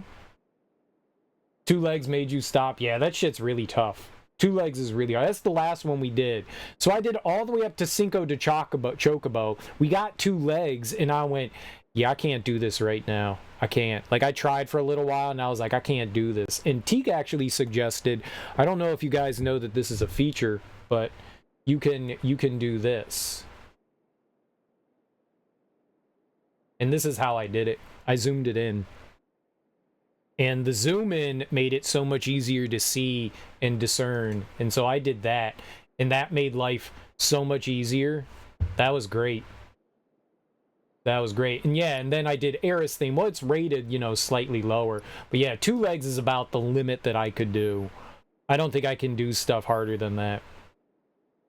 So I did my best. I did my best, and I'm surprised. When I first sat down at the piano for the first song, I was like, I don't think I can do this. But most of them, once you learn patterns and stuff like that, aren't too bad. But nothing like that One Winged Angel, man. Oof. I don't know that I would ever be... I could probably get up to a B. I don't know that I would ever be able to get an A on that, let alone a perfect. That just looks chaotic to me. Yeah, I can't do that. I am not very good at rhythm games. I don't know if he streams anymore, but Starpy, the guy that donated all those subs, he's really good at rhythm games. He was playing through... what's the Final Fantasy rhythm game that came out? It was on the Switch. V8 Rhythm or whatever, like the new one. And he was doing them on extreme, and he was like missing like 1 note. And it's like, holy, like, I see what's coming, and I'm like, I don't even know how he's doing this. It's insane what some people can do with rhythm games. It truly is impressive. I don't know if, like, you have some sort of already tendency towards music, because it's not really... There's music and there's maybe a bit of a rhythm to it, but it's also, like, recognition and comprehension, like very fast, like reflexes and stuff like that, seeing what's coming ahead and all that. I mean, I'm sure a lot of it comes with practice, but I'm always impressed with people, whether they're doing Rock Band or whether they're doing Guitar Hero or whatever number of rhythm game things are out there. I'm always impressed watching people do that stuff. Every once in a while, I'll tune in and watch someone doing something like that, and my jaw just drops, and I'm like, yeah, I can't do that. I can't. Like, we all know our limits with our capabilities of stuff, and rhythm games are definitely some of the ones. I tried playing a little bit of Persona Dance All Night because I was like, dude, I love Persona 4. I'm gonna buy Dance All Night, and I'm gonna play the crap out of it. Did like the first like 3 or 4 songs, and then it got too hard, and I was like, well, I'm still on beginner mode. Like, I can't do this. I know my limits. Like, I can do combat in video games. I can bang my head against that. Sometimes I find it frustrating, but I can do it. And rhythm games, just, they're too tough for me. They're a different kind of game mechanic that I'm just not good at. We're back. What's left to do? We've done everything, man. We got the platinum trophy. Check it out. Look, we did everything. It's all done. It's all done. We just finished. We literally just finished Dusty Kid. We just finished Zack's trial, whatever, the hope and friendship. So we just did everything. We are finally done. We're free of Final Fantasy VII. I have put in 306 hours into this game, almost 304. Oh man, I'm honestly glad that we're done. I think this game was a lot of fun. I had a good time with it. I think some of the side content is a bit much. Now, granted, my second playthrough, I took my time again. Like, we did a lot of the stuff. We didn't have to do the Chadley intel stuff, which was cool. But like, we watched all the cutscenes again. I let all the cutscenes for the side quests play out. So it took like another 100 hours to play through hard mode, and that was doing a bunch of the yeah, it was just doing side quest stuff and like the extra stuff that they add on to it. I think in total my first playthrough was 170 hours, and then hard mode and all the extra side content was another 130 hours, but I did let all the cutscenes play, so you could probably get through it like way quicker than that. Like, we sat and watched everything again, so you could probably cut another like few hours out of that by like not doing that. You know, I explored around still. You know, I looked at stuff. You know what? I think we're still missing a cache. I didn't technically do everything in the game, you know. We're still, as far as like play log, we're still missing things like allies with strongest bond. We're missing a cache location. Enemies assessed. I didn't assess everyone. There's still 6 that we missed out on. So there's like a handful of characters we didn't max. I don't know what the hell we're missing with Aerith. I know what we're missing with Red there, and I don't know what we're missing with Yuffie either, but I'm not going to go through and do all that. That's tedious. I'm not doing that. That would, if we ever play through this game again, I'll try to figure out how to do the rest of that. Like when the third game comes out and I'm like, hey, let's play through these again. Let's just do easy mode and watch the story stuff. I may try to figure that out. So technically, I don't think we did 100%, but we got all the trophies and stuff, and that's enough. Thanks, Moxie. You think about it, doesn't it feel good to be able to spend that amount of time on a game rather than just passing it and that's it? Sometimes, not with this one. I think some of the side content in this is not that fun. Not that fun. I think they can like reel some of that stuff in. The 10 rounds, I think if you have 1 or 2 that are 10 rounds, that's okay, but they had a bunch of them in there, and that's a bit too much.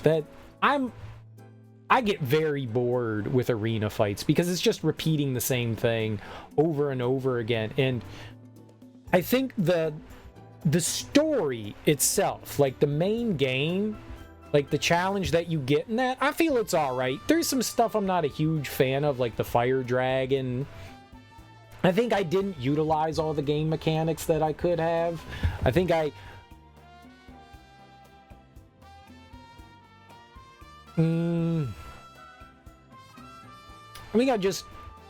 not intentionally, but ignored some of them because I kind of forgot that they were a thing. Like Red XIII and Barret, like with the Mythril Golem, I didn't realize, I didn't even think about it, the block techniques, those are super useful. And I think a lot of people tend to forget that they're there, and they're really helpful in hard mode, and I kind of forgot that, and I think that definitely made some of the fights a lot harder for myself. Like having Barret's like perfect defense is really good. It helps out with a lot of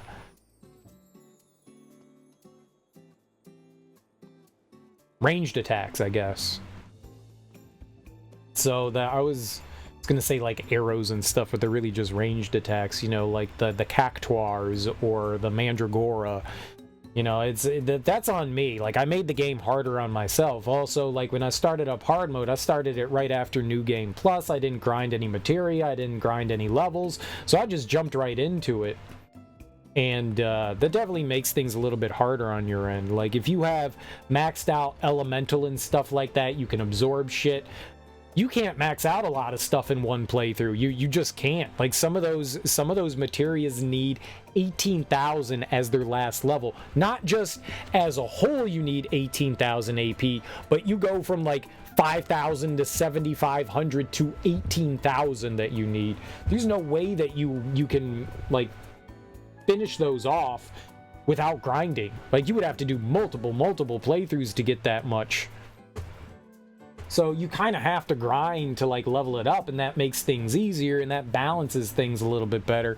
I don't know that that's my favorite way to do hard mode, but I mean, we got through most of the content without ever having to do it. I never grinded my material until we got to the party animal one in chapter 13, the one in the golden saucer, and that arena battle was extremely tough.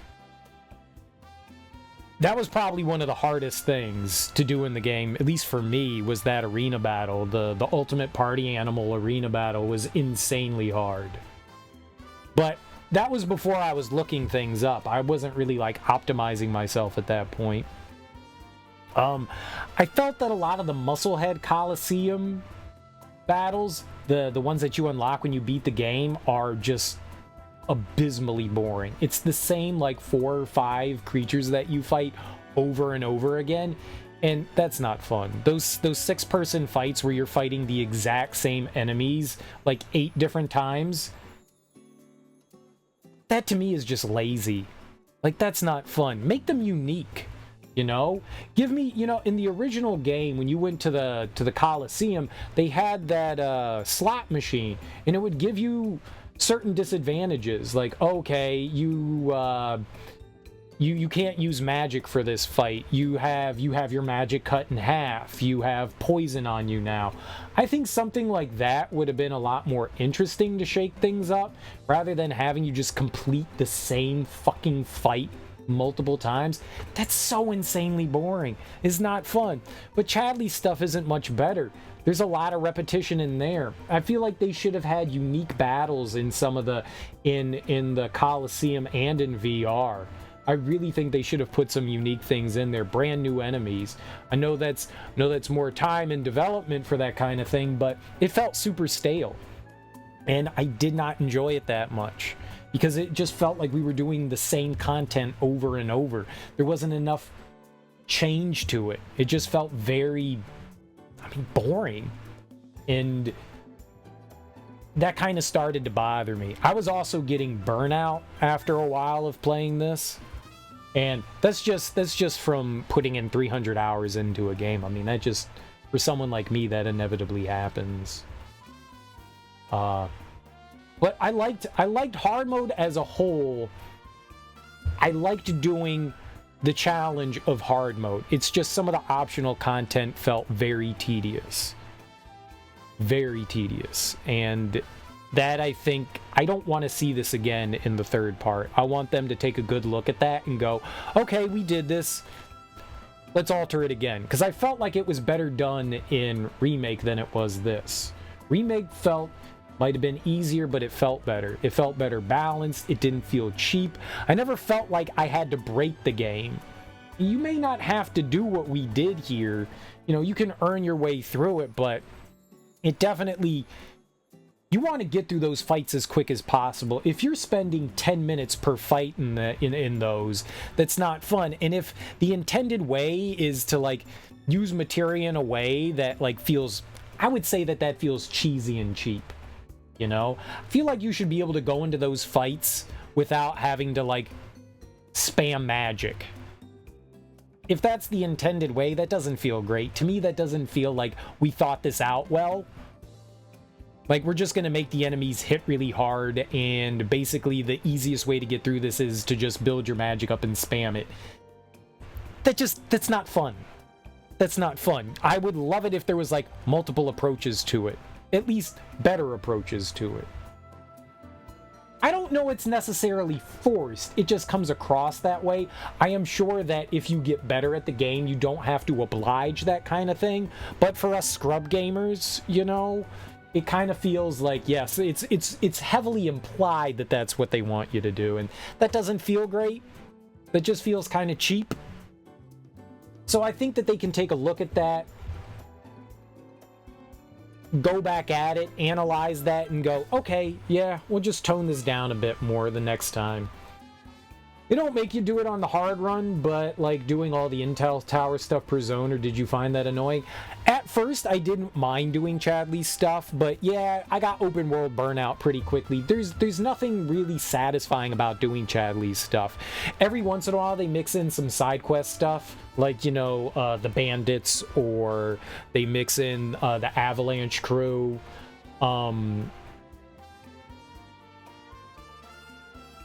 So yeah, there was a little bit of like difference, but a lot of his stuff is just like go in and fight enemies and then come back and talk to me and fight more stuff. And I get that's what it is.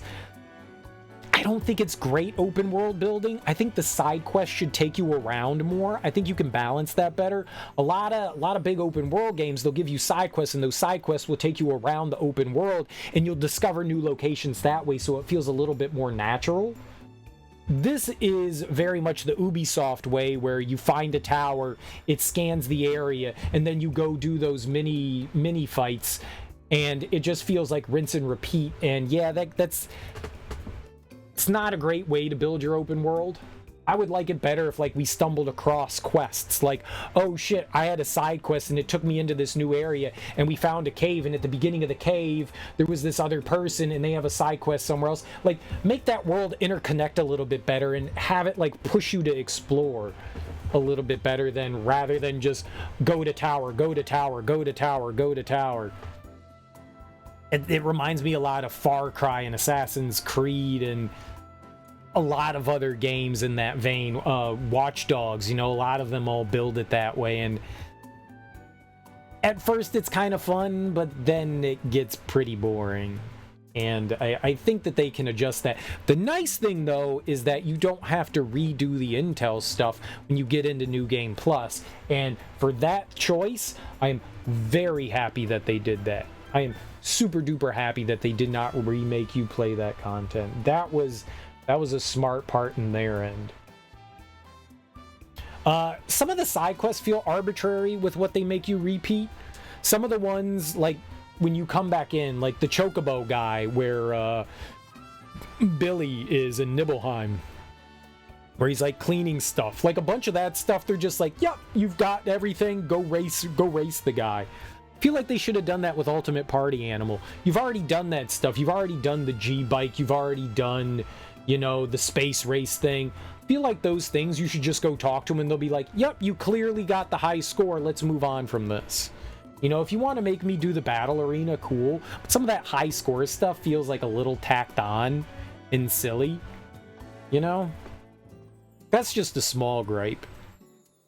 But yeah, I feel like they can do some balancing and stuff. I was definitely getting burnt out towards the end. I definitely was. Like, I do like the challenge of the hard mode bosses and stuff like that. I like how basically in normal mode, it didn't really matter what my setup was. I could just kind of go in and win. In hard mode, actually made me look at my materia, look at my weapon abilities, look at everything, and make sure that I could go into this fight with a good build and, you know, figure my way through it. And that felt satisfying. That felt satisfying. I feel like the fire dragon heal through my magma wave kind of bullshit. We're gonna force you to take damage. I don't like that in any game. The only way to get through this is to heal through it. Yeah, I don't like that, man. Like, fighting, like, in a turn-based RPG, you're gonna take damage. The enemy's gonna attack, you're gonna get hit. But in an action game, if you're putting down an unescapable attack, I don't like that. I always feel like I should have an opportunity to block, get out of the way of, prevent it. I wasn't a big fan of that one. I was not a big fan of that. It was one of the few attacks in the game that I was just like, yeah, that just kind of feels shitty. That kind of feels shitty. Final Fantasy's hardest content has always been you have to do exactly this specific tactic to have a chance. Yeah, to an extent. I feel like you can build your way around, like, say in 7, where you're fighting Ruby weapon and Emerald weapon. I feel like there's a little bit of leeway in there, but yeah, you kind of do. You kind of do. I don't think it's as crazy as this is, though. But you kind of do. I mean, either way, I did like beating hard mode. I did like it. I just feel that some of the optional content could be, like, toned down a little bit. It didn't go as crazy in Remake, and I enjoyed the optional hard content in Remake a bit more than in this one. And you know, the crazy thing is, you never in Remake you get a cool optional boss, like brand new to the VR thing. You get a couple. You get the one from Yuffie's DLC, but you also get the Pride and Joy. I don't know what Pride and Joy is, but you get that. There was nothing unique that was just unique to the battle arena. Any of them. Which is kind of a shame. I guess maybe the Type 0 was unique to it, but there was like maybe 1 or 2 enemies that were pretty unique, but there was no like mega cool, like unique monster. Sephiroth is just a repeat. Odin is just a repeat, you know, those final ones. Kind of wish that there was something unique in there. Like, you don't get like the bonus cool, like, oh shit boss, you know? Sephiroth, I mean, you just fight Sephiroth again. Okay, Sephiroth, we already did this. Like, there's nothing unique in that one. You ever do the monster breeder battles? Yes, but I never beat the whatever the ultimate, is it Nemesis? Is that what's at the end of 10? I did everything but Nemesis. I don't think I ever did that. The battle arenas are just a lazy and easy way to make more content. Yeah. I don't think I ever beat Nemesis, but I did all the battle arena stuff. Yeah, the breeder shit. Yeah, that was tedious too. And grinding and trying to like blank out your entire I don't know, ability tree, like trying to blank that out and then put in like the very specific ones you had to grind to get all that stuff. Yeah, man, that was definitely tedious. Yeah, what's up, Maisku Make? Welcome on in. Hope I said that close enough. Maisku Make. Did I get it? And then I just did something really offensive. Welcome on in. Yeah, I was not a big fan of that. I think they can do a better job. Nice. Sweet. But by and large, I really enjoyed Rebirth. There's a lot of content. Some of it's not great. Some of it's fantastic. I feel like they can tweak some things, and I think combat still needs some tweaking. I think combat still needs a little bit of tweaking, but it's better than Remake. Remake was okay. Remake felt very bipolar with its combat. Like, there were some really good things and then some stuff that you're like, what the fuck is even happening here? I think the AI can be improved. I don't like the idea that they made a small baby step by giving you materia that can help with your AI, but it feels like that shouldn't be materia. You should be able to go into a menu and tell how you want the AI to set up an attack. I know that there are other ways to build ATB for yours. I want the AI to act better. The AI is abysmal in this. I mean, another action game, and I said this before, is Tales of. The Tales of series has a very minimal AI system that you can go in and you can tell them what to do, but it works and it's nice, and I feel like they should do something similar in this. It's kind of like a dumbed down Gambit system, you know. If this, if that, you can do these. You can turn on and off abilities and spells that you want the AI to use on their own. You can use them, but you can tell the AI you can use this, you can't use this. That would be so great. That would feel so good to like be like, all right, I know that the AI is going to put haste on me, so you can like focus more. It would change up combat a bit, but it would be so much more satisfying to have the AI actually build ATB. I would like that so much better. They're like, I'll attack a couple times and then just wander around blocking. It's just, I would really like for them to improve it. I think making combat, it's right on the edge of being really good. I think they can make it a little bit more fluid. I did mention that I would like it if when you can roll out of an attack, but you can't roll and then block. And I would like that. If you can roll and then attack, you should be able to roll then block. They want you to block a lot in this game. It took a lot for me to understand that, like a long time. Games have taught me roll to get out of the way of attacks, but the enemy tracking on their attacks is fucking insane. You can't get out of the way of a lot of attacks, which tells you you need to be blocking.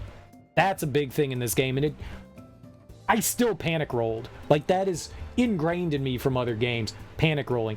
You don't get iframes in your rolling, so they definitely want you to block, and that was a hard thing for me to learn. That's a me thing, but I still feel that while you're rolling, you should be able to throw up your shield and throw up your block. I still think you should be able to do that.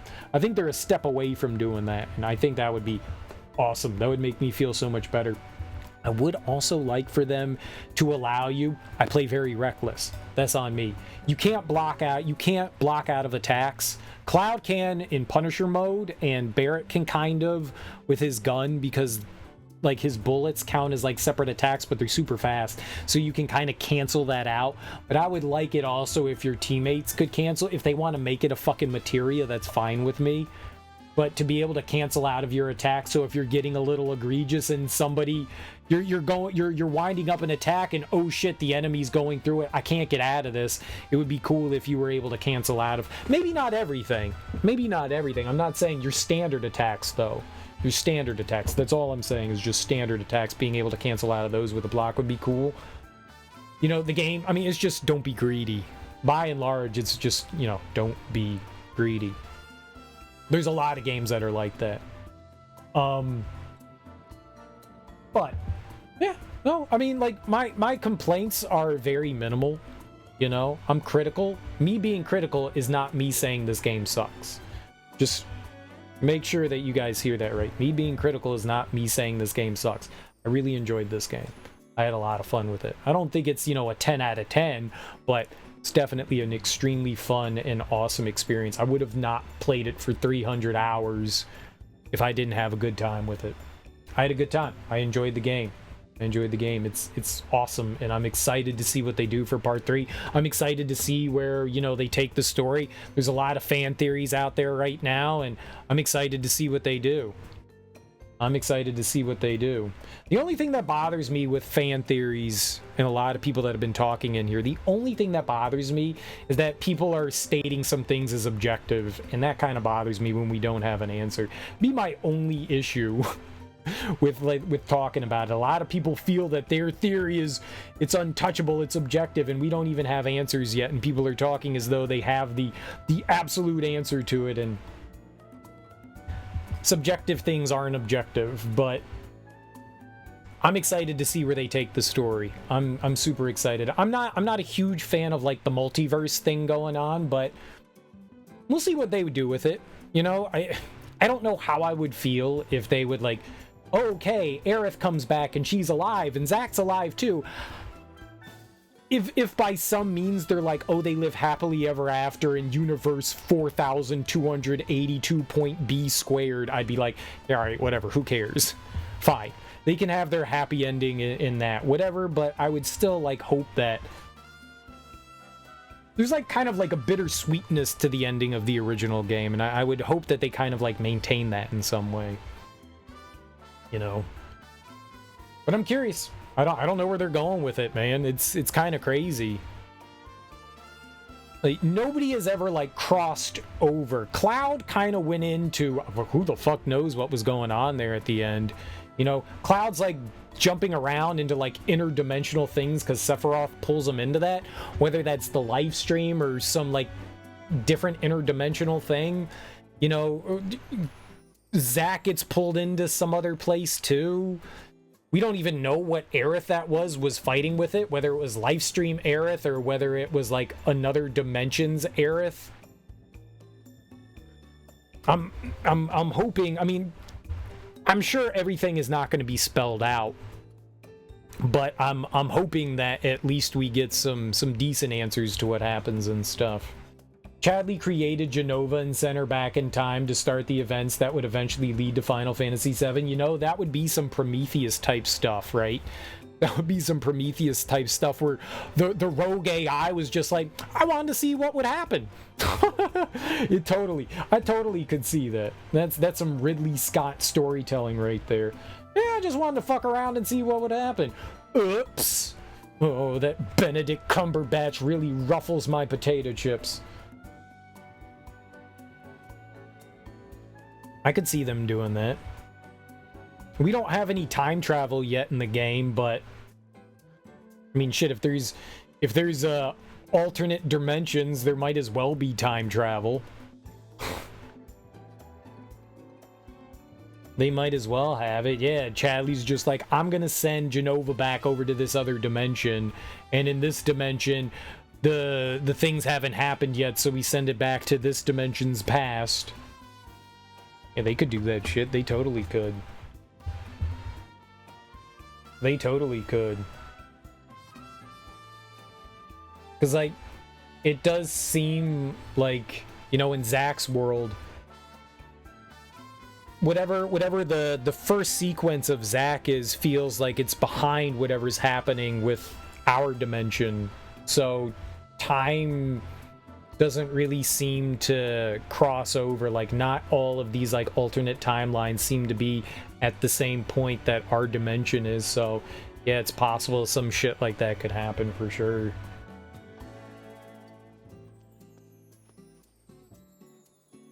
And it feels like those dimensions are on their own like time scale. At least that's the way it seems. Oh man, I'm glad to be done, guys. I'm glad to be done. Someone asked if I had done Crisis Core. We played Crisis Core back in December. I think it was December that we played it, so I'm not going to play that again. If you're interested, this is this right here above us, probably in front of you, is a YouTube channel that's got everything basically that I've played on stream. It's basically an archive of VODs. But there's the paste bin up there too. And the paste bin lists just about everything I've beat on stream. So if you're ever curious about like what I've played and stuff like that, you can just check the paste bin and be like, oh shit, there's a ton of games on there. I gotta update that. I don't know that I put Remake on there yet. I gotta remember to check that out. And then there's Discord. I don't self-promote myself often. But yeah, the paste bin lists everything. I am going to be starting up Dirge of Cerberus. That's what we're playing next. We're gonna play through Dirge of Cerberus. So we did Crisis Core, we did Remake and Rebirth, and we'll do Dirge of Cerberus. Why not? We're already dick deep in Final Fantasy VII. Let's dig in deeper, you know. So I'm going to play that next. Usually I don't announce what I'm going to play next because honestly I don't know what I'm going to play next. I don't really have like upcoming games or anything. I fly by the seat of my pants. I kind of play whatever I'm in the mood for. When I beat a game, sometimes I'm in the mood for something. Sometimes I'm in the mood for something else. I never know. I'm a fickle beast, so I'm never quite sure. But I play a lot. I'm a variety streamer. You know, I don't just stick with like one genre of game. I can't do that. I can't sit down and play like one game for like thousands of hours.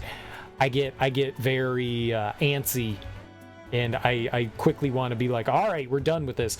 When I get around the 100 mark in a video game, I'm almost always like, oh my god, let's just fucking finish this and play something new. Dude, I was honestly tonight before streaming, or I guess last evening before starting streaming, I was like, dude, I don't want to play this anymore. Like, it's not often. I was just sick and tired of just like doing these challenges.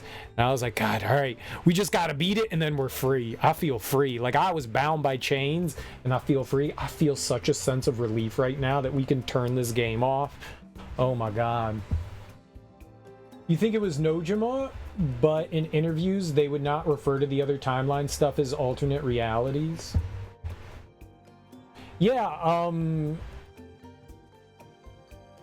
what is it? Both,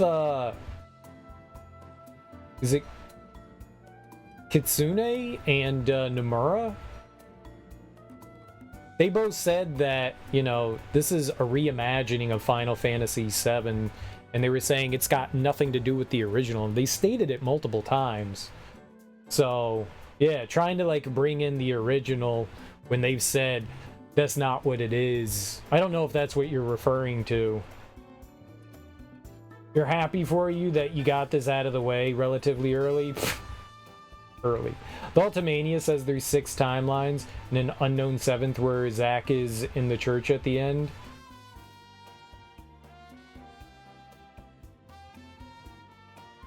Oh, okay. Sure. It seemed like there were unlimited. Basically, the game made it seem... So I haven't read Ultimania, so I don't know, but the game made it seem that anytime someone made a choice, there's like a branching path. And, you know, like, they make it very obvious. When Zack gets into the underground tunnels, and he's got, you know, Aerith's, I don't know, kerchief on his hand, and he's choosing whether to go to the Shinra building or to go visit Biggs, he's like choosing paths, and he goes, oh man, do I go help, you know, Cloud and Aerith, or do I go help Biggs? And he goes off and he goes to the Shinra building to confront Hojo, and then you see, you know, an alternate reality get created there. That's what they're implying. And so, yeah, so then vroom, there's an alternate there, and then later on in like a cutscene they show Zack with Biggs, and that's a brand new alternate reality that was created. He didn't go there to go and save Aerith and Cloud, he went to go save Biggs. And then they show a third one where he's sitting indecisive in front of the church deciding, oh, should I go help Aerith and Cloud or should I go help, you know, Biggs? And he's indecisive. Like, there's constantly like new branches being sprung. I thought they were like implying that it's not just the ones that they're showing, but it felt to me that they were implying that there's like infinite, you know, choices that are springing off from everybody doing things. Now, maybe there are just a handful, but then based on what Sephiroth said, he basically said, you know, realities are springing from when people make decisions. So that made it seem, you know, infinite. I could be reading into it too much. I don't know. Rainbow Theory is how we know a new timeline spawned, allegedly. And Stamp. There's all those different stamps. The chips Biggs is eating has, yeah, oh, all of them. They keep showing. I mean, that's one of the things. I think that's how they're like differentiating. Like when you go on the date with Aerith, when you're in whatever Zack's reality, like the one that we've experienced, every time, yeah, they like intentionally, like Johnny runs by when Zack's sitting at the church and they show he's got a stuffed animal of a stamp. So they're making it very obvious that these are all different alternate realities. They're very much saying that these are all different ones. So we don't even know. Well, I guess we're not. One of the Zacks got pulled in, but it might have not been that same Zack that was like with us. Yeah. So that much is clear. Outside of that, though, it's anyone's guess. It's anyone's guess. You can just theorize and guess as to where they're going with that, but there's a lot that you can sit there and postulate on. It's fun to fan theory about it. It is fun. It is fun because you can speculate on anything, and until we have confirmation, we don't know. What I thought was actually really interesting, and it's kind of a shame that it's hidden, is that when you go on the date with Red XIII, they spell it out that Aerith and Red XIII once had the ability to foresee the future, which I thought was kind of cool. And as things go on, so Aerith starts out with a pure white materia, right? That's holy, yeah? She starts out with a pure white materia, and it seems they don't show it happen in this way, so this is just me guessing. But every time Aerith interacts with the Whispers, it seems like they're taking memories away from her. And so that was like her like losing her like ability to like see the future, and eventually the materia becomes clear. And so I feel as though that was taking the memories away, and that's their kind of way of like spelling that out, that Aerith no longer has this ability to see the future. Same with Red XIII, they both lose that ability once they defeat the Whispers at the end of Remake, and that's when the materia becomes clear. That was the final thing. The Whispers took away all of whatever memories were stored in there, planet's memories, Aerith's memories, whatever. All those memories are taken away. And that's when she loses the materia. And I don't know if that's what it is or not. That's just me guessing.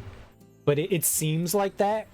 And I thought that was kind of interesting. So Red XIII is like, yeah, I kind of remember it like a little bit, but most of that's all gone. So he's like, you know, like he has this faint memory, he says. And, well, no, we can't say that for sure. It seems that, but maybe... Maybe? I don't want to say anything 100% until we have things like actually laid before us. It's still a theory. It seems that way.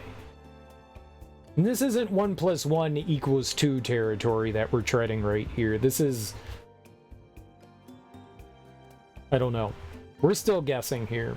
I don't want to put anything down and, you know, like sign it and have it notarized. Yeah, we don't know if it's holy. We don't know if it's holy. It probably is something like that. Holy's what does it, but yeah, they may call it something else. It could be something else. It absolutely could be. And so then you get to the end of the game, and Aerith makes the old okey doke switcheroo, right? And one of the alternate dimension Aeriths that doesn't have an impending ending with whatever those sky rifts are, whether it's meteor or not. She trades you out the empty one for a whole one, and then you give that to, I'm guessing it's Lifestream Aerith. She's like, oh, cool, thanks. But it might be different dimension Aerith. I'm not sure. But you give it to her, and she's like, cool, dope. So it could be Lifestream Aerith. And she'll just continue to pray, you know? Holy didn't work anyway, right? Cloud's gonna fill the transparent one when he finds himself in video. No, did he end up getting the I didn't think he had the blank one anymore. Our World Aerith gives him the blank one, and then he trades it away, and then he like gives it. I don't think he has it. He has the black materia. I don't think he does. Did they show that at the end that he still had the empty one? I don't remember. I've already forgotten. He's got the black one and the empty one? Okay. Oh, that's right, because the other Aerith gives him the empty one. That's right. They trade. He then trades again. She gives him the empty one, and he gives her the filled one. That's right. I watched that cutscene like 30 fucking times. You would think that I'd remember it. And he's hiding the black materia. I like how Aerith lied about that. I like how she was just like, yo, it's fake, and Cloud was like, nah, I see through your bullshit.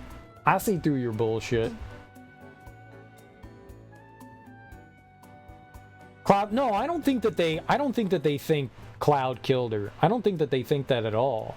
They didn't see him, but I don't think that they think that. Sephiroth was right there. I think they think Sephiroth did it. I mean, I don't know. It's just how I feel. I don't think that they think that he did it. I think they think that Sephiroth did it. Cloud was standing to the side. Sephiroth is there. I mean, yes, Cloud is touched in the head right now. He's got some serious damage, brain damage going on, you know, but I don't think, because the first thing, you know, Barret comes charging into the room. Aerith is lying in a pool of blood, and the first thing is Barrett's like, I'll fucking kill you, you know? And he's not going after Cloud. He's going after Sephiroth. I think they try to make that clear. Like, everybody has their reaction to it, and they're all angry at Sephiroth. They're not angry at Cloud, so I think they're assuming that Sephiroth did it. Could be wrong. Could be wrong. We'll have to wait till part 3, but I would guess that they're assuming that it's Sephiroth. And Cloud never sits down and has that conversation. You can only assume that he sat there and explained people what happened before they got there. Aerith has a big conversation with the party that we don't get to hear before we go into the ancient city. That's true. And we'll probably get that in part 3, but yeah, there's a lot of information that we don't have. What's up, Puika? Would be cool if combat-wise we could do something cool since Cloud has the black materia. That would be interesting. I wonder how they'll implement that. I wonder how. I wonder if, like, it'll be like a permanent, like, you can't do anything with this materia slot because Cloud has it, and it's just like in there, and it's kind of a like hindrance to Cloud. That would be kind of cool. Like, this puts Cloud at a disadvantage until like whatever X moment happens, you know, and he can free himself of it somehow. That would be kind of cool. So Cloud is now like a weaker member, you know, until he like goes nuts and disappears for a while into the live stream. I could see that be kind of cool. Cloud doesn't even realize she's dead yet. Yeah, it seems that he's kind of like willfully blocking that out. That's why he doesn't have a limit break during the Jenova fight. Yeah, people were speculating on, like, everybody, because they all got angry, they all raged and had their limit breaks, and Cloud was the only one that didn't. Yeah. Oh, and good job on the platinum. Thank you. I really appreciate that, Puika. It was one of the harder 100% I've done in a game. One of the hardest ones. I don't know if it was Elden Ring difficult, because I didn't fight a boss for 17 hours in this one, but yeah, it was definitely tough. Definitely tough. But yeah, it's cool. There's a lot of unanswered questions that we have. There's a lot of unanswered questions, and we're just going to have to wait. We can speculate, you know, till our faces are blue. It's fun. Fun. Oh, man. I'm super excited for part 3. I'm very pumped. I'm super duper pumped. And, you know, 3 years down the line, I will 100% forget everything by the time part 3 comes out, too. It'll be interesting to see where they go. And yeah, I think they could possibly do some cool things with the black materia. We won't know. We won't know. We won't know. There's just... Yeah. Yeah. Cloud's got some serious PTSD. He's been hallucinating and shit like that for a while. Who the hell knows? He tried to kill Tifa. I kind of like the fact that, you know, Tifa goes into the live stream and gets kind of a glimpse at what's going on, you know? It adds to things, like the planet is fighting off Jenova's or Sephiroth's, like, whispers, so there's, like, this, like, inner turmoil going on that we don't get to see, where the weapons and the planet's own will is fighting against another evil will, whether it's Jenova or Sephiroth or them combined or whatever that is. They're fighting against, so like there's this unknown battle happening. I'm curious if they'll bring the Gi back at all, or if we're just done with them. It would be kind of cool if like Gi Nattak's like, oh, you're not coming back, I'm gonna fuck these nerds up, you know? Be kind of cool if there was some more going on there. I hope that's not just like thrown out the window. I mean, I know they said that they're not going to give the black materia to the Gi, because the Gi just want to destroy everything, kind of like Sephiroth, because they feel like nothing is better than their suffering because they're in this limbo. So they're angry about something, but it would be cool if they brought them back too. I hope there's like a confrontation with them as well. I hope they bring all that into there. There's a lot, man. You really like the expanded Gi lore?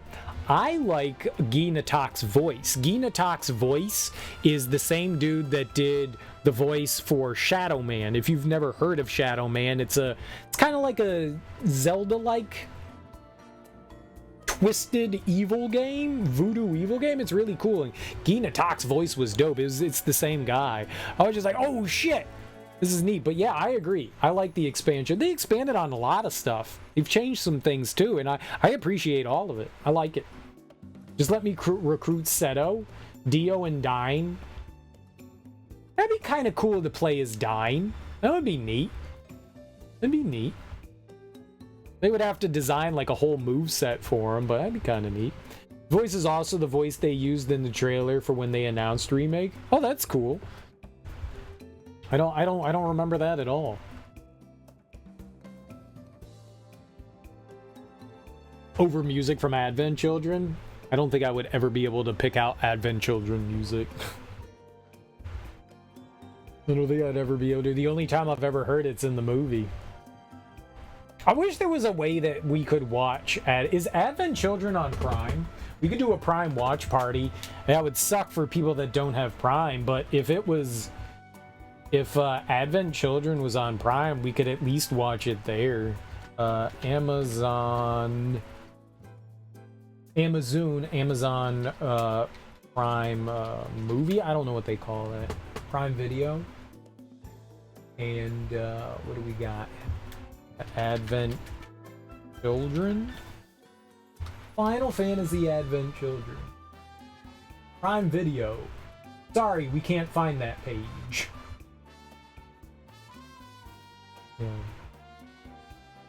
Yeah, it's not available for streaming.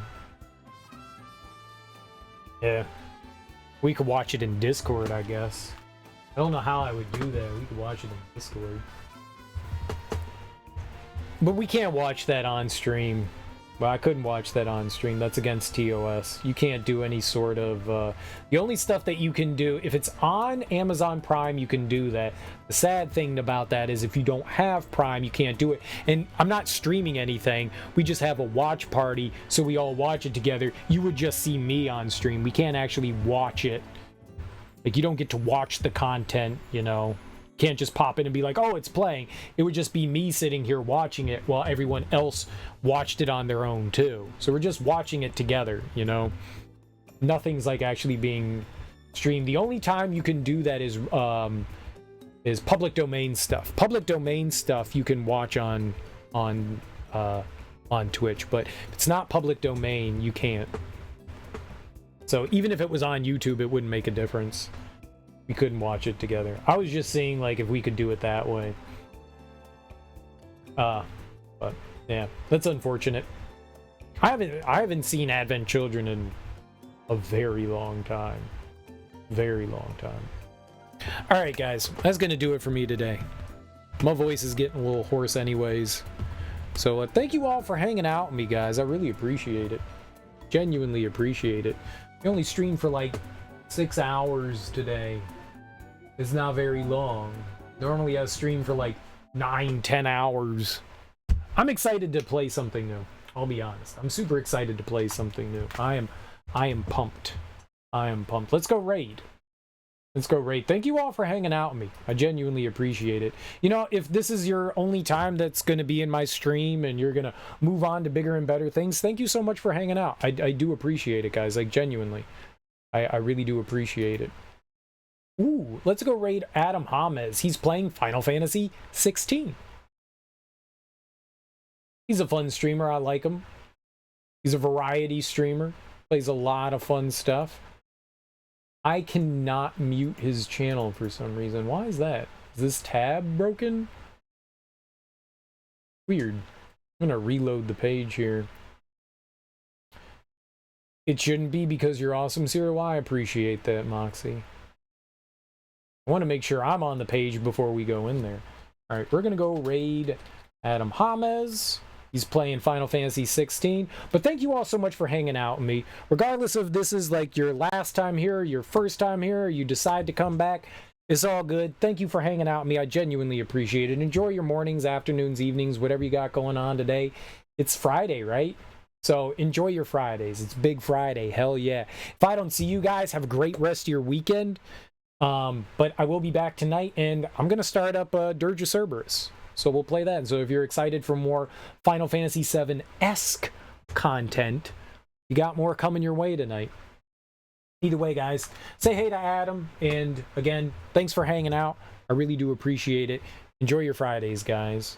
Enjoy your Fridays. Peace out.